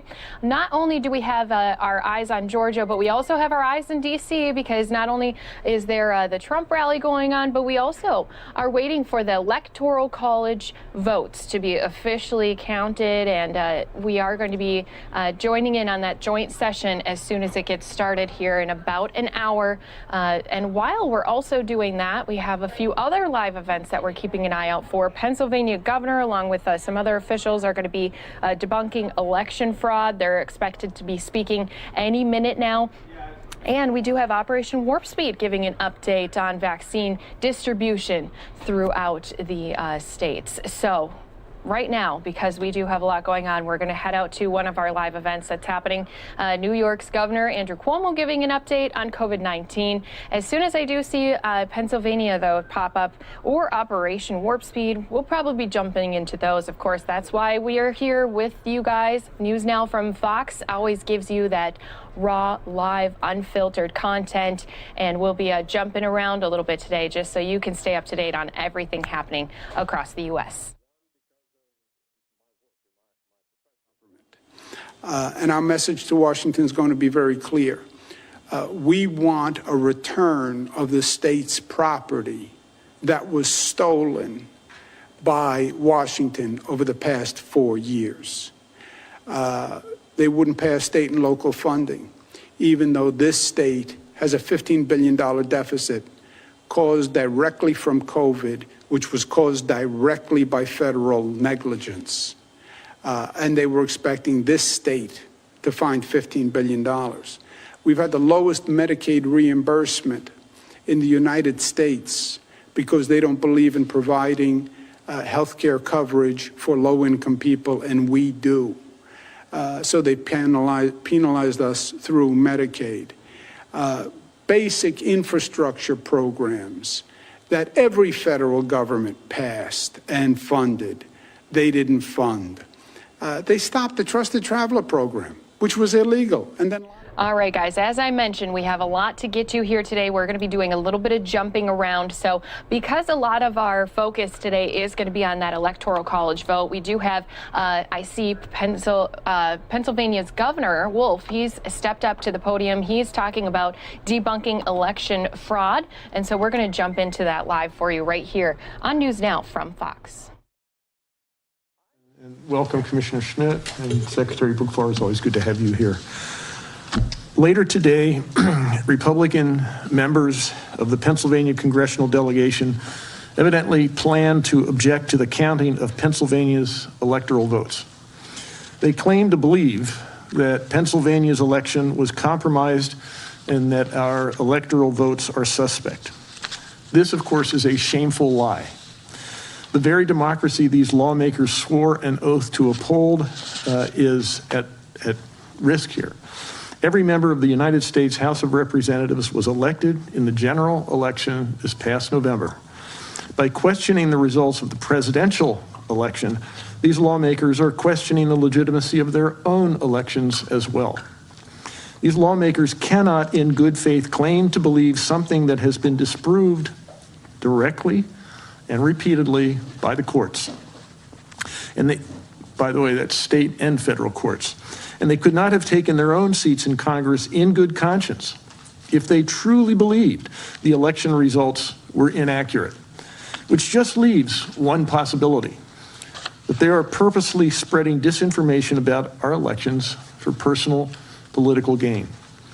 That's shameful and that's destructive, and I cannot let it stand unchallenged. By spreading myths and telling lies about our elections and the hardworking county election officials who administer them, these lawmakers are damaging the trust Pennsylvanians have in their elections, in their election officials, and in their government. The problem is these folks are not telling the truth, because it's a fact. Pennsylvania had a fair and free election. It's a fact that there was no fraud or illegal activity in Pennsylvania. It's a fact that Joe Biden won the presidency.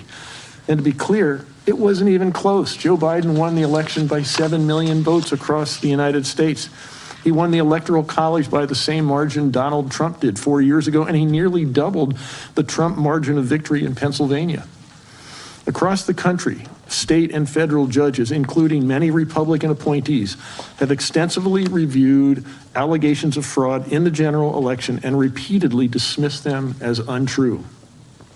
The Trump campaign has lost more than 60 court cases because there is simply no evidence that fraud occurred during the election or while these votes were being counted. Fact checkers, election administration experts have also independently debunked these false accusations. Even Trump administration officials have spoken up to tell the truth. President Trump's former Attorney General, Bill Barr, confirmed there was no widespread fraud. Chris Krebs, who oversaw election cybersecurity for the Trump administration, said this election was the most secure in United States history. Pennsylvania election officials, volunteers, and voters of both parties worked hard to make this a safe and secure election. Republican lawmakers cannot change the facts just because they don't like them. These actions damage the very institutions that allow our nation to have a free and fair election system, that allow us to have a peaceful transition of power when an elected official leaves office.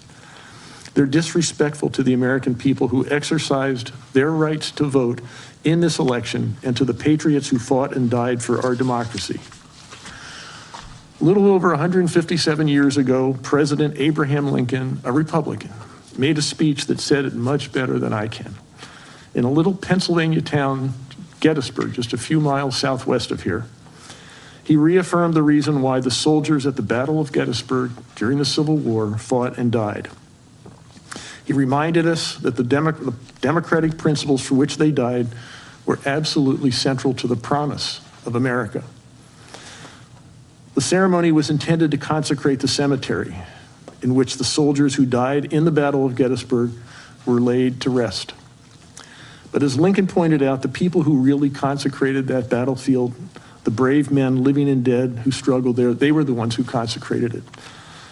He said it was for us, the living, rather, to be dedicated to the unfinished work for which they who fought here have thus far so nobly advanced. That we here highly resolve that these dead shall not have died in vain, that this nation under God shall have a new birth of freedom, and that government of the people, by the people, and for the people shall not perish. His point, of course, was that the arguments, debates, and ideas that give life to the act of governing in a democracy like ours cannot be separated from the system within which that governing takes place. Democracy is a perpetual experiment, empowering ordinary citizens, not kings, not emperors, to direct their government. Thus, a central responsibility of every public servant, Democrat or Republican, liberal or conservative, in the United States is to make sure our citizens retain that power. Sadly, here in Pennsylvania yesterday, and evidently today, later today in Washington, some of our public servants have seemed to have forgotten that. As a result, government of the people, by the people, and for the people is really taking a hit. Now I'm proud to turn this over to Secretary Kathy Boockvar. Secretary Boockvar. All right, and we are going to take a quick 2-minute break for some of you. Sorry, it's not recognizing my Face ID. Good afternoon, Happy New Year. Thank you very much, Governor Wolf, and thank you, Commissioner Schmidt, for being here. In November's election, 100 years and 1 day after American women voted for the very first time, we were extremely proud of the record voter participation in the Commonwealth. Pennsylvania had held a fair, free, secure, and accessible election for eligible Pennsylvanians with exceptional transparency throughout the entire process. Once again, I want to give tremendous thanks to all the election officials and poll workers, Republicans and Democrats, who worked tirelessly amidst a global pandemic so that eligible voters could exercise their fundamental right to vote and decide this election. And they did in record numbers. Act 77 of 2019 and Act 12 of 2020 made the most extensive changes in more than 80 years in the Commonwealth to how voters vote in Pennsylvania and how we run elections in Pennsylvania, including longer voter registration periods, no excuse mail-in voting, and more. Local and state election officials implemented all these changes in the face of a global pandemic, delivery delays acknowledged by the U.S. Postal Service itself, and an unprecedented amount of false litigation and challenges brought throughout the year. Despite all these challenges, Pennsylvanians registered and voted in record numbers in 2020. Approximately 9.1 million Pennsylvanians are registered to vote, more than 300,000 more voters than ever before. And turnout in the November election included more than 6.9 million voters, 800,000 more Pennsylvanians than ever in our history. Over 76% of registered Pennsylvanians voted, far more than ever before. And those votes were counted accurately and securely by the counties, no matter whether you voted in person on election day, by mail, or early at your county election office. I say this with supreme confidence because our counties have some of the most dedicated, hardworking, professional election officials in the country. Here's one with us today. And our Commonwealth has become a pioneer in election security and integrity. Pennsylvania's 67 county boards of election worked incredibly hard around the clock in collaboration with the Department of State, with FEMA, with state and federal offices of Homeland Security, the offices of Information Technology, Information Security Officers, Pennsylvania State Police, Pennsylvania National Guard, DMVA, and other key local, state, and federal partners to ensure the highest level of security and integrity of Pennsylvania's election processes. A layered set of defenses are in place in the Commonwealth, protect every step of the process, including cybersecurity protections, extensive eligibility checking procedures, and state-of-the-art voting systems that meet stringent federal and state standards for security and accessibility, and provide an auditable, voter-verifiable paper ballot for every voter in the Commonwealth. In addition, in order to vote by mail in Pennsylvania, Pennsylvanians must apply and be approved. They go through extensive ID checking. They need to provide their driver's license or the last four of their social security numbers. They also have to check against the voter record to make sure that they're eligible voters. And then once the ballot is sent in by the voter, another round of checking is done to make sure that the voter actually was on the list of approved mail-in voters. The voter needs to sign an oath under penalty of perjury, and the entire process is secure. Additionally, every single voting system in the state have successfully completed penetration testing, access control testing, and testing to ensure that every access point, software, and firmware are protected from tampering and no voting system is connected to the internet.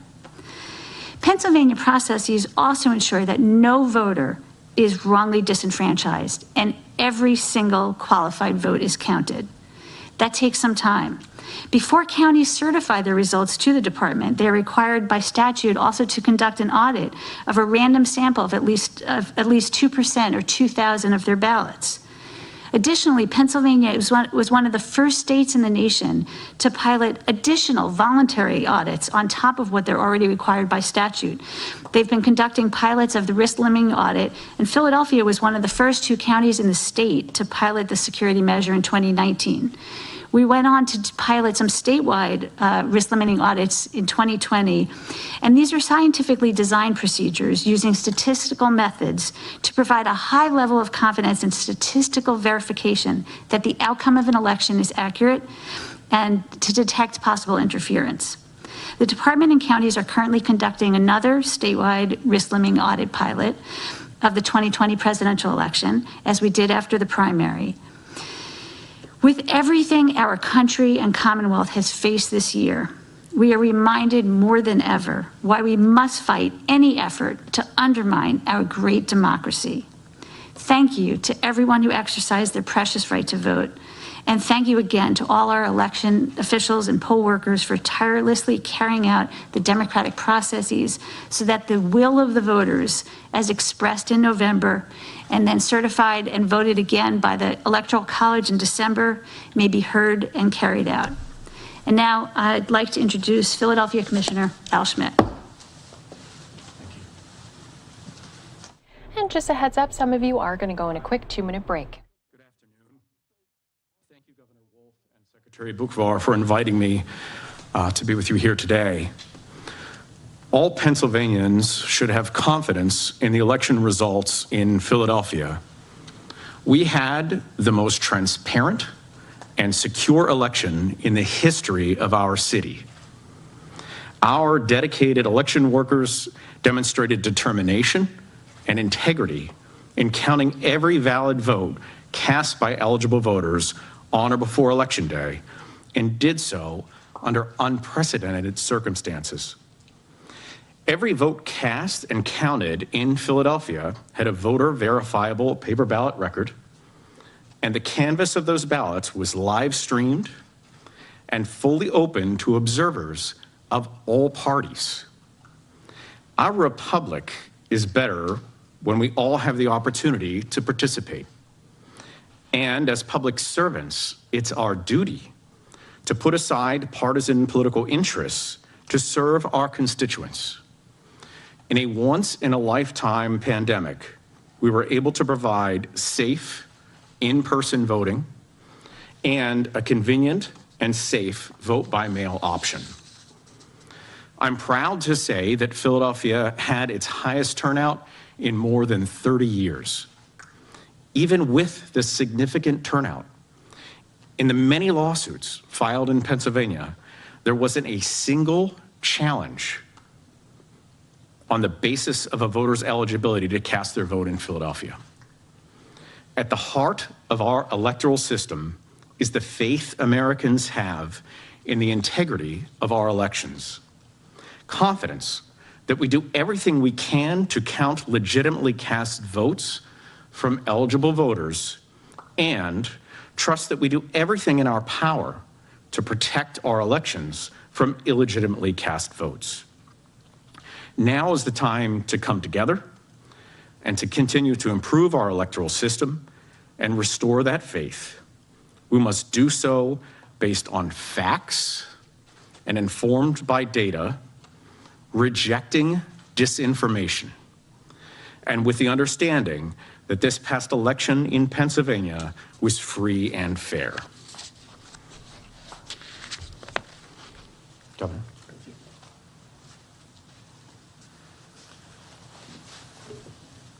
Okay, we will now begin the Q&A portion of our press conference.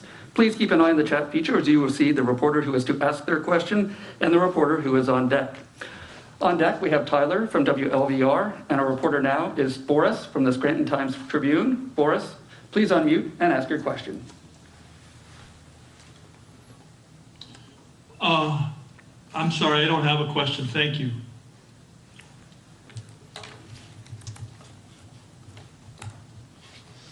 Okay, Tyler, please unmute and ask your question.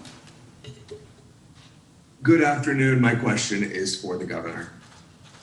Governor Wolf, as we just heard detailed by Secretary Bookvar and Commissioner Schmidt, the ways that Pennsylvania held a free and fair election, you pointed your comments at lawmakers. What would you say to the American people and Pennsylvanians that continue to believe that Pennsylvania's election was fraudulent? They're wrong. And I would also suggest to the people who are fomenting this disinformation and trying to make people believe against all reality and all the facts that the elections were not free and fair, that they ought to stop doing that. Okay, our next question is from Dennis Owens from ABC 27. Dennis, please unmute.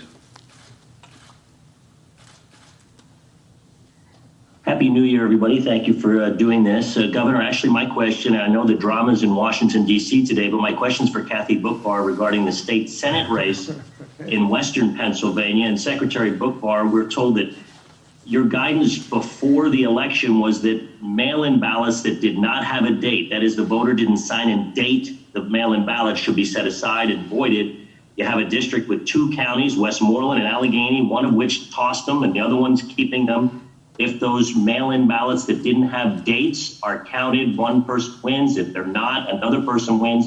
Obviously, a testament to every vote counting, of course. But what can you say about people saying that your own guidance was to dismiss those ballots, and but you've now certified an election in which a county chose to keep those mail-in ballots that didn't have dates on them? Can you give us your thoughts on that? Sure, Dennis. Happy New Year to you as well. So, as you know, this is a circumstance that has been before the federal courts and the state courts. The Department of State's role in this is actually very simple. The counties certify their votes. They provide them to the Department of State. You could look in the statute. The statute says Department of State receives the votes from the counties, and then we certify based on the county certifications. One of the candidates in this case, the losing candidate, did ask the court to enjoin us from certifying the results of that election. The court denied that, Dennis. And so it's very simple. The counties provide us their certifications. We have a duty to then certify the elections. The winner in this race, based on those certifications, was Senator Brewster, and we certified that race at the same time we certified all the races. So that's the simple fact of the matter, and the courts, are still active, and we'll decide it from here. Thank you. Thank you, Dennis. Our next question is from Ryan from CBS 21. Ryan, please unmute. Secretary Bookvar, my question is for you. Really, I have 2. The first question is, we haven't heard from you in, I want to say, almost 2 months. Why has it been that long since you've been part of one of these press conferences? Well, actually, I don't think we've done any election press conferences in 2 months. So it's been as simple as, look, the counting was going on and the counties were doing their job. We were providing support to the counties to make sure they could get all their work done. I was very honored to preside over the Electoral College in December. Hopefully you had a chance to see that.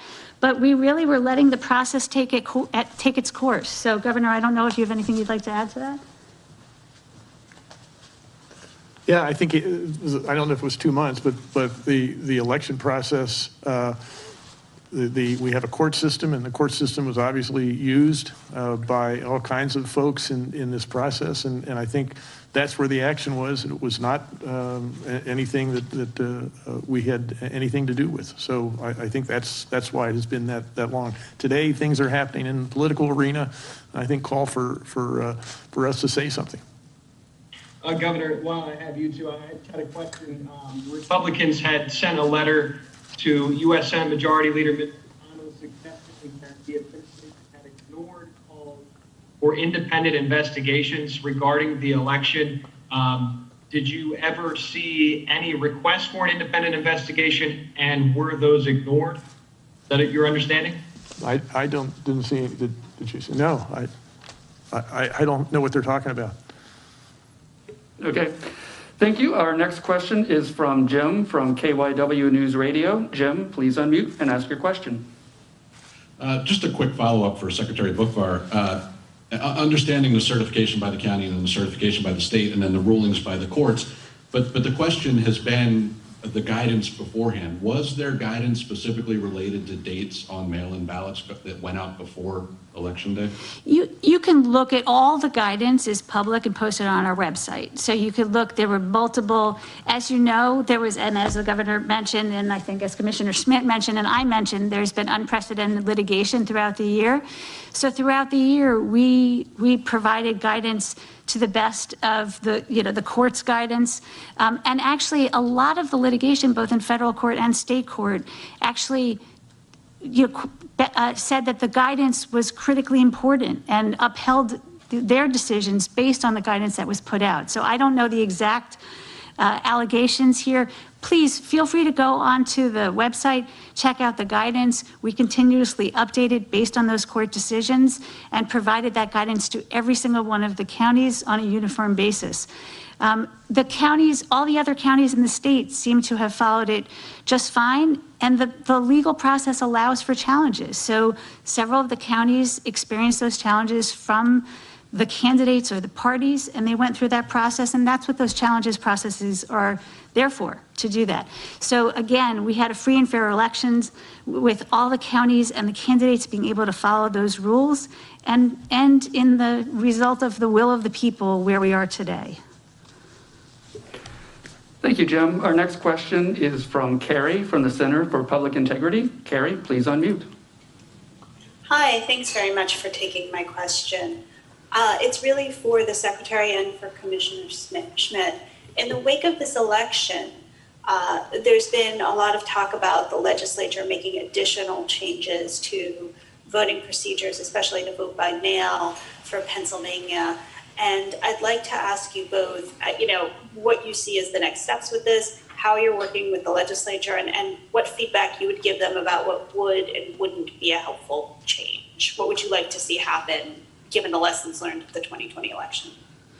So for me, and Al and I haven't had this discussion yet, but the top priority for us, I would say, is, still the pre-canvassing, which was shown throughout the process of the election that it takes longer than 13 hours on election day to actually pre-process the mail-in and absentee ballots when you're looking at millions of ballots. So the counties were phenomenal, worked around the clock to get it done, but 46 other states in this country provide their counties with weeks of time ahead of election day to pre-canvass those ballots. That's our single biggest priority on the elections front, to help the counties effectively administer the elections. And I'll defer to you, Commissioner. Just a heads up, some of you are going to go on a quick 2-minute break. The Secretary, pre-canvassing is critical, not just in the processing of votes, but in helping to, maintain and restore the integrity of the process. I think it was difficult for our county and many counties to feel like the legislature and others were putting their foot on the gas and the brake at the same time. They wanted results like that, but were unwilling to give the counties what they needed to begin preparing those ballots and those declaration envelopes for processing, so that we could begin reporting those results on election day, on election morning, in fact. I think there'll be other things as well, and I know our county and other counties will be reaching out to the governor's office and to the secretary moving forward with regard to improvements to the electoral process. Thank you, Gary. Our next question is from Asha from the Pennsylvania Legislative Services. Please unmute and ask your question.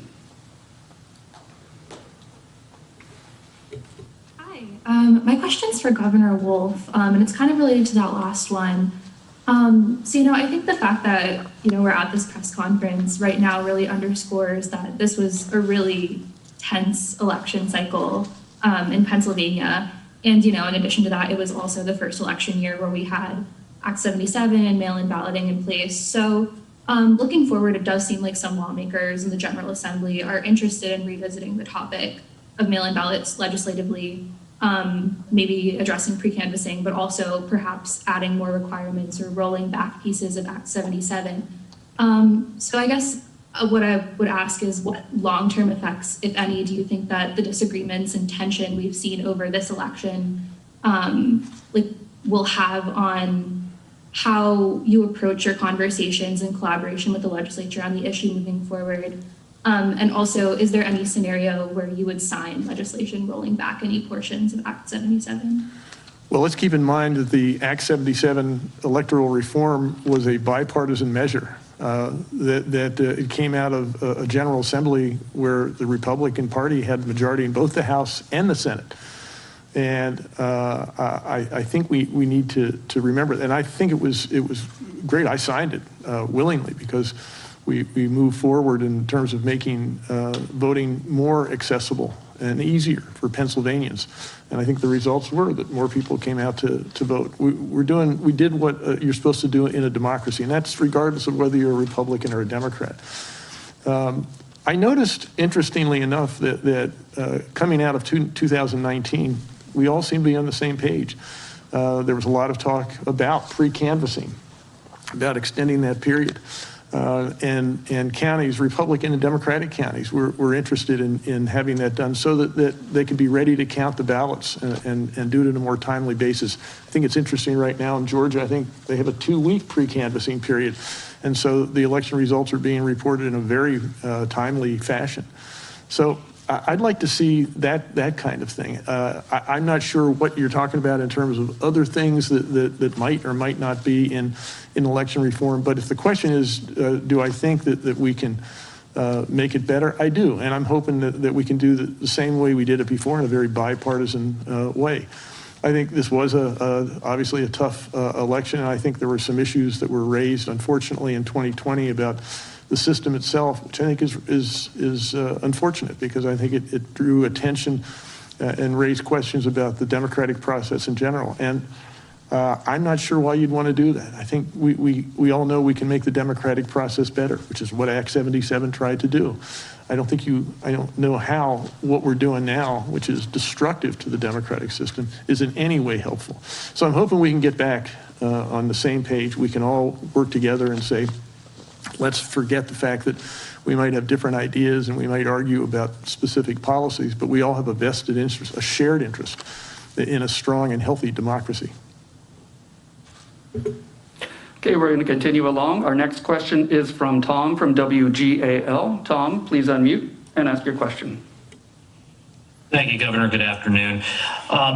You talked a lot about what you believe to be misinformation, but beyond that, what else do you think the state can do to either improve transparency or offer, I guess, more of a way for people to trust the results? And I say this for the people who reach out to us on a daily basis saying they don't trust what happened. Is there anything that you believe the state can do even further to improve, reach out to those people? I don't know, and I'm not sure it's misinformation. It's absolutely disinformation. I think it's an attempt to actually mislead people. It's not accidental. It's not just random bits of information. It's being done on a conscious basis, and I think that has undermined the system. So yeah, I agree. There are people out there who have been led to believe by unscrupulous politicians that a system that we have done everything to make as free and fair and open and transparent as we possibly could, that still there are people who claim that things aren't right. Now, if that were true, I mean, this has gone through now months of court cases. It has been challenged. Where's the evidence?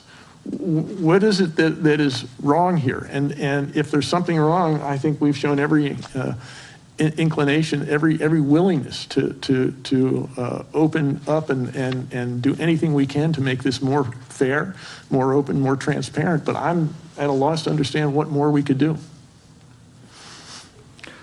Okay, our next question is from John Delano from KDKA. John, please unmute and ask your question. Yes, thank you very much. Happy New Year, Governor. Happy New Year, Secretary Bukvar. Happy New Year, John.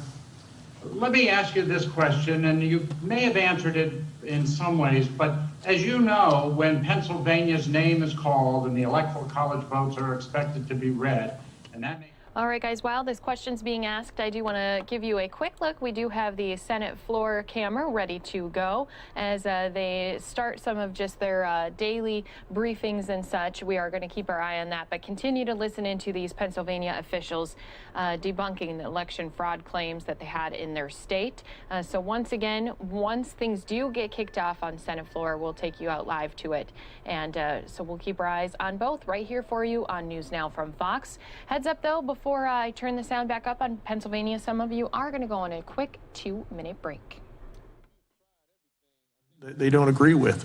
And as I said in my comments, I don't understand how you can do that. Are you saying I didn't like this particular election, not because of the way it was handled, because mine was elected, I was elected the same way, but because of who the voters voted for? Well, that's pretty dangerous when you start getting into that area in terms of a democracy. If you're saying that because I don't like the outcome of a game, because I don't like the outcome of this election, I'm going to arbitrarily and unilaterally change it, what does that say about a democratic system that is at foundation based on the ability of each individual citizen to vote and direct and hire the people they want to hire? Are you taking that away from the voters? I don't know what I would call it except basically inconsistent. It's inconsistent with their own interests. It's inconsistent with their own election. It's inconsistent with the way democracy is intended to work. It's puzzling. Thank you, John. Our next question will be from Mark Scarfaro from the Associated Press. Please unmute and ask your question. Hi, good afternoon. Thank you, Governor, Secretary, and Commissioner. My question has to do with Act 77. So much of the litigation had to do with the envelope, the declaration, the name, the date, write your name.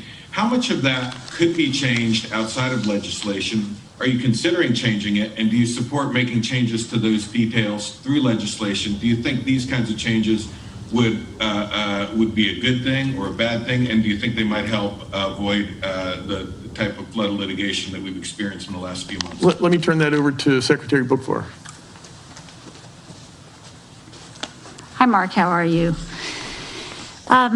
So I would say this, I think what was interesting about the court decisions in that case, even for the provisions that were not new, it just had never actually risen to the point of being challenged in court before. So clearly there were questions about interpretation of it. And I think that we would say that anything that can clarify is helpful, right? So that that the counties understand what the statute requires and doesn't require, and that the voters can understand what requires and what isn't required. Having said that, I think I could also speak for us in that we will always seek to ensure that no eligible voter is disenfranchised unfairly. And so I think the follow-up question would be, will we be able to come to an agreement about how to clarify it? And I would hope that there would be ability to do that.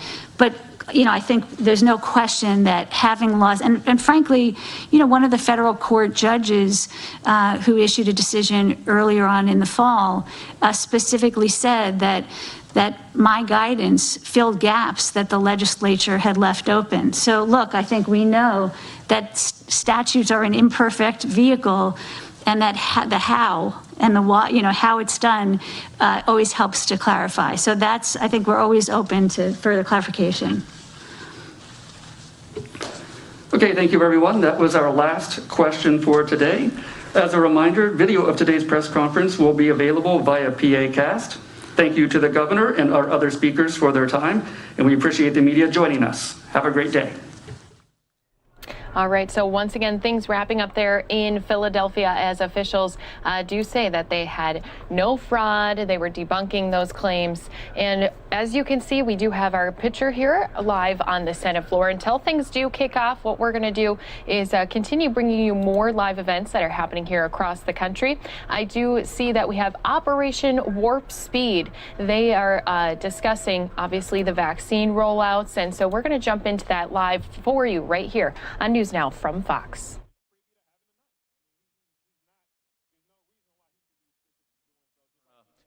And to Carla De Notari Stefani, who leads all of our manufacturing efforts, for their incredible, selfless service to the American people, and through their labors and the labors of the hundreds of other individuals here, through the great biopharmaceutical companies who've worked with us, through our incredible partners, FedEx, UPS, McKesson, retail pharmacy chains, our governors, our local authorities, our public health departments.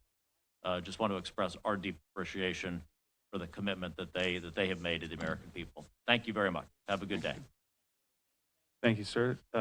Thanks. That's all the time we have. Please send any follow-up questions to our press office at media@hhs.gov, and I'll turn it over to the operator to close out the call.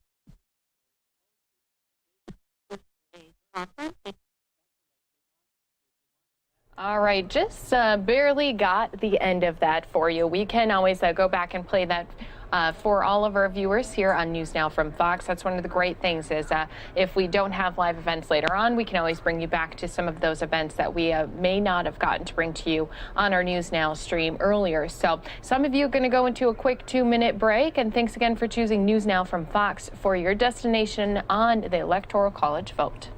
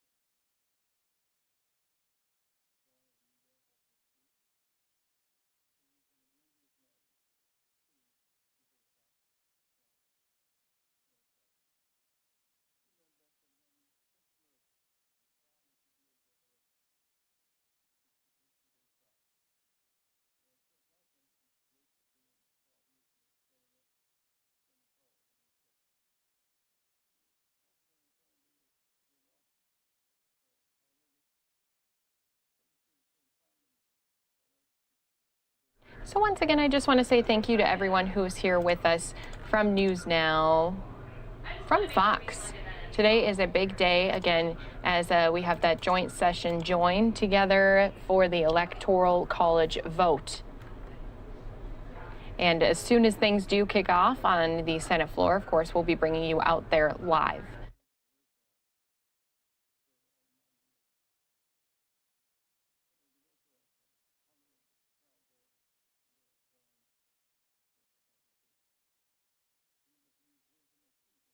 So until that time, because it was something that I tried to bring to you guys here on our NewsNOW from Fox stream, we do have that Operation Warp Speed to play out for you here. I know we caught the very tail end of it. They were wrapping things up, so I'm going to start it from the beginning again until things do kick off on the Senate floor. It's something we're going to be putting in a double box. That way you can still keep an eye on that event in the Senate, as well as listening to the latest update on vaccine distribution across the United States.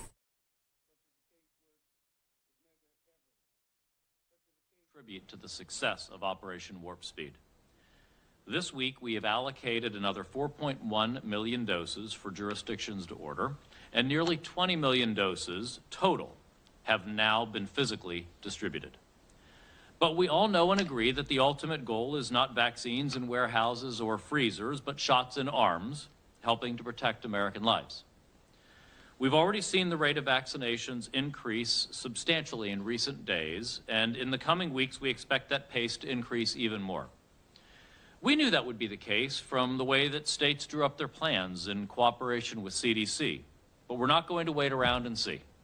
We've been examining the challenges that might have slowed the ramp up of administrations over the last several weeks. We're taking immediate action, and we're laying out ways for states to speed up administration even more. First of all, we've announced an early launch of the federally arranged pharmacy partnership, which will eventually cover more than 40,000 pharmacy locations from 19 chains and associations across the country. This partnership allows states to allocate vaccines directly to these partners, and these partners can then administer vaccines to particular groups, like those over a certain age or in certain occupations, and eventually to the general public. The plan had been to ramp up this partnership over time because vaccine supply would not be sufficient to spread across all of the pharmacy partners right away. But to help give states as many options as possible for vaccine administration, we're launching the program this week, and states can choose particular partners to send vaccines to now. These partners can provide rapid access to vaccines in settings that may be more convenient and efficient than partners they've used so far, like hospitals. We know some states have already been allocating vaccines to pharmacies. This partnership offers a new, easy option because we've already enrolled tens of thousands of pharmacies into it. And CDC is already sending out information to help states think through how best to use this partnership right now. States can also accelerate vaccine administration by moving on to providing vaccinations to broader populations right now. There is no reason that states need to complete, say, vaccinating all healthcare providers before opening up vaccinations to older Americans or other especially vulnerable populations. I'll quote what Dr. Messonnier said on this topic just recently. We, quote, really hope that articulating these phases is not leading to unnecessary barriers. Don't leave vaccines in the fridge. Don't leave vaccine in the vial. Providing flexibility around these phases rather than proposing heavy-handed penalties for vaccine administration is the best way to get more shots in arms faster. I was just on the phone with Governor DeSantis of Florida this morning, talking about how we can further accelerate access. We would much rather see states move as quickly as possible and use every possible avenue to meet demand, as places like Florida are trying to do, than to leave vaccines sitting in freezers. It would be much better to move quickly and end up vaccinating some lower priority people than to let vaccines sit around while states try to micromanage this process. Faster administration could save lives right now, which means we cannot let the perfect be the enemy of the good. I also want to reiterate that we've already provided considerable assistance to the states and other public health jurisdictions we're working with. A federally created vaccination playbook provided in September that CDC has used to work with jurisdictions on their vaccination plans nearly every day since then. The kits with needles, syringes, swabs, and personal protective equipment needed to administer the vaccine. And $340 million for COVID-19 vaccine planning. Only a fraction of that $340 million in funding, I will note, has been drawn down by states. In addition, jurisdictions can request specific assistance where necessary for administration, which could include FEMA or National Guard personnel. We believe that's not likely to be necessary given the size of the workforce available in the private sector to provide immunizations, but it can be an option. On top of that, we have billions more in funding for vaccine administration in the relief bill that the president signed last week. CDC will initially award $3 billion to more than 60 jurisdictions using a population-based formula as directed by Congress, and we're releasing more information today regarding these funds. On the therapeutic side, I want to remind all Americans that we have authorized antibody treatments available that could help keep patients at high risk for severe disease out of the hospital. We're working on more ways to help Americans access these treatments, including this week's launch of a federally supported infusion facility in El Centro, California. Right now, there are hundreds of thousands of doses that have been distributed and not yet used. If you test positive for COVID-19 and are over age 65 or have a comorbidity that raises your risk of severe disease, you may be able to receive one of these treatments, which have been shown to reduce the likelihood you'll be hospitalized with the disease. Finally, as we face rising case counts in a number of parts of the country, we need all Americans to keep up the same public health measures we've been recommending throughout this crisis. Hope is here in the form of vaccines. We just have to keep up our guard for a bit longer.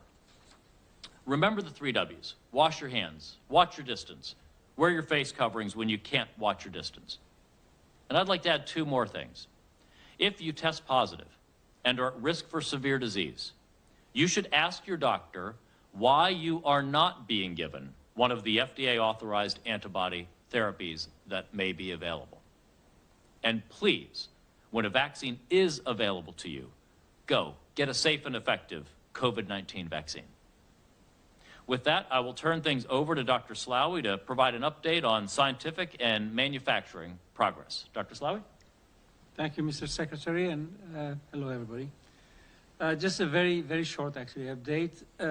First, Johnson & Johnson vaccine, as you know, completed phase 3 recruitment. We're continue to be on track for an EUA filing by the very end of this month, and also working with the company to ensure that we optimize the number of vaccine doses available in the month of February. We're very eager to see the data once available, as this is a one-shot vaccine that clearly comes with very significant advantages. Secondly, the AstraZeneca phase 3 trial here in the US is really coming to the very end. There are a few sites still recruiting, particularly around minority populations. The window for filing of the EUA, which, as you know, based on the FDA guidance, requires a median follow-up of 2 months after completion of the immunization schedule for the AZ vaccine here in the US, based on the phase 3 trial in the US. So there could be, of course, alternative strategy for EUA filing. But the filing for an EUA based on the US phase 3 trial would open in the first week of the month of March. You know, we announced last week the start of the phase 3 trial with the Novavax vaccine, which is the first protein adjuvanted vaccine. We have now recruited 3,000 subjects, which is pretty good given that we had we had the year-end holiday since the trial started. The Sanofi program, as per the announcement of the company, is gearing towards the start of a phase 2B trial, which is planned to start in the middle of February, and we're preparing with the company for that. And finally, I think importantly, we have had the green light from the FDA on the testings, the assays, etc., for the correlate of protection identification assays, and the testing has started. It's going to take probably about 2 months to complete those testings, and hopefully we may be able to identify an immune correlate of protection. If that is done, that will be really a critical step in enabling other vaccines that cannot go into placebo-controlled efficacy trial to potentially seek approval by them. All right, guys, just want to give you a heads up that we do have that camera inside Capitol there, and we are watching as many of our congressmen and women, senators all walk in and get ready for the joint session of Congress. We will be taking a quick 2-minute break. Thanks for being here with us on News Now from Fox. Secretary Azar and Dr. Slaoui said, I thought our secretary did a wonderful job of articulating exactly where we are with distribution and how we're working to enable the way ahead.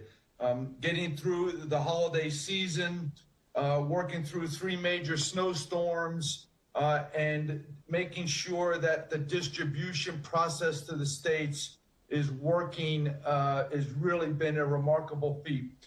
And again, I will acknowledge Pfizer, Moderna, McKesson, UPS, and FedEx for masterful work, in particular the men and women in those organizations that are working 24 hours a day, 7 days a week to keep a steady drumbeat of vaccine. As the Secretary said, nearly 20 million doses of vaccine already delivered. We have delivered that to over 13,000 different locations throughout the United States, from the Pacific Islands and territories, through Hawaii, to Alaska, through the entire country to Maine, Florida, Puerto Rico, Virgin Islands, simultaneously fair and equitable distribution of vaccine to everybody.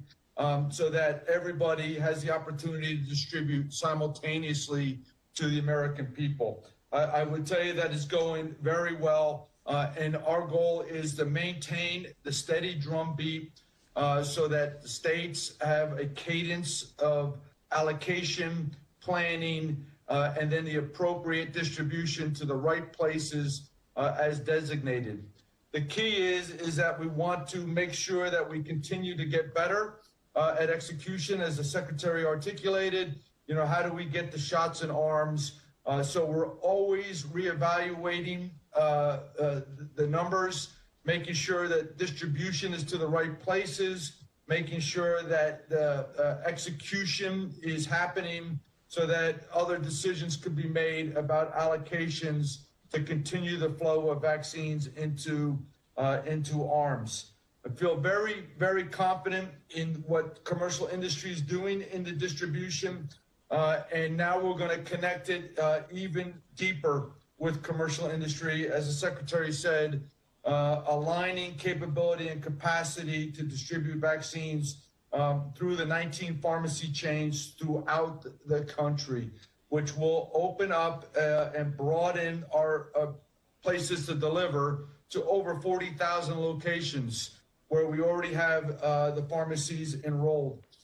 So based on plans from the states, we can initiate that, as the Secretary said, starting this week and going into the following weeks to ensure broader, deeper, wider distribution of vaccine to the American people. I would just close there with, every day we get together, every day we're assessing, every day we're working hard to do it better.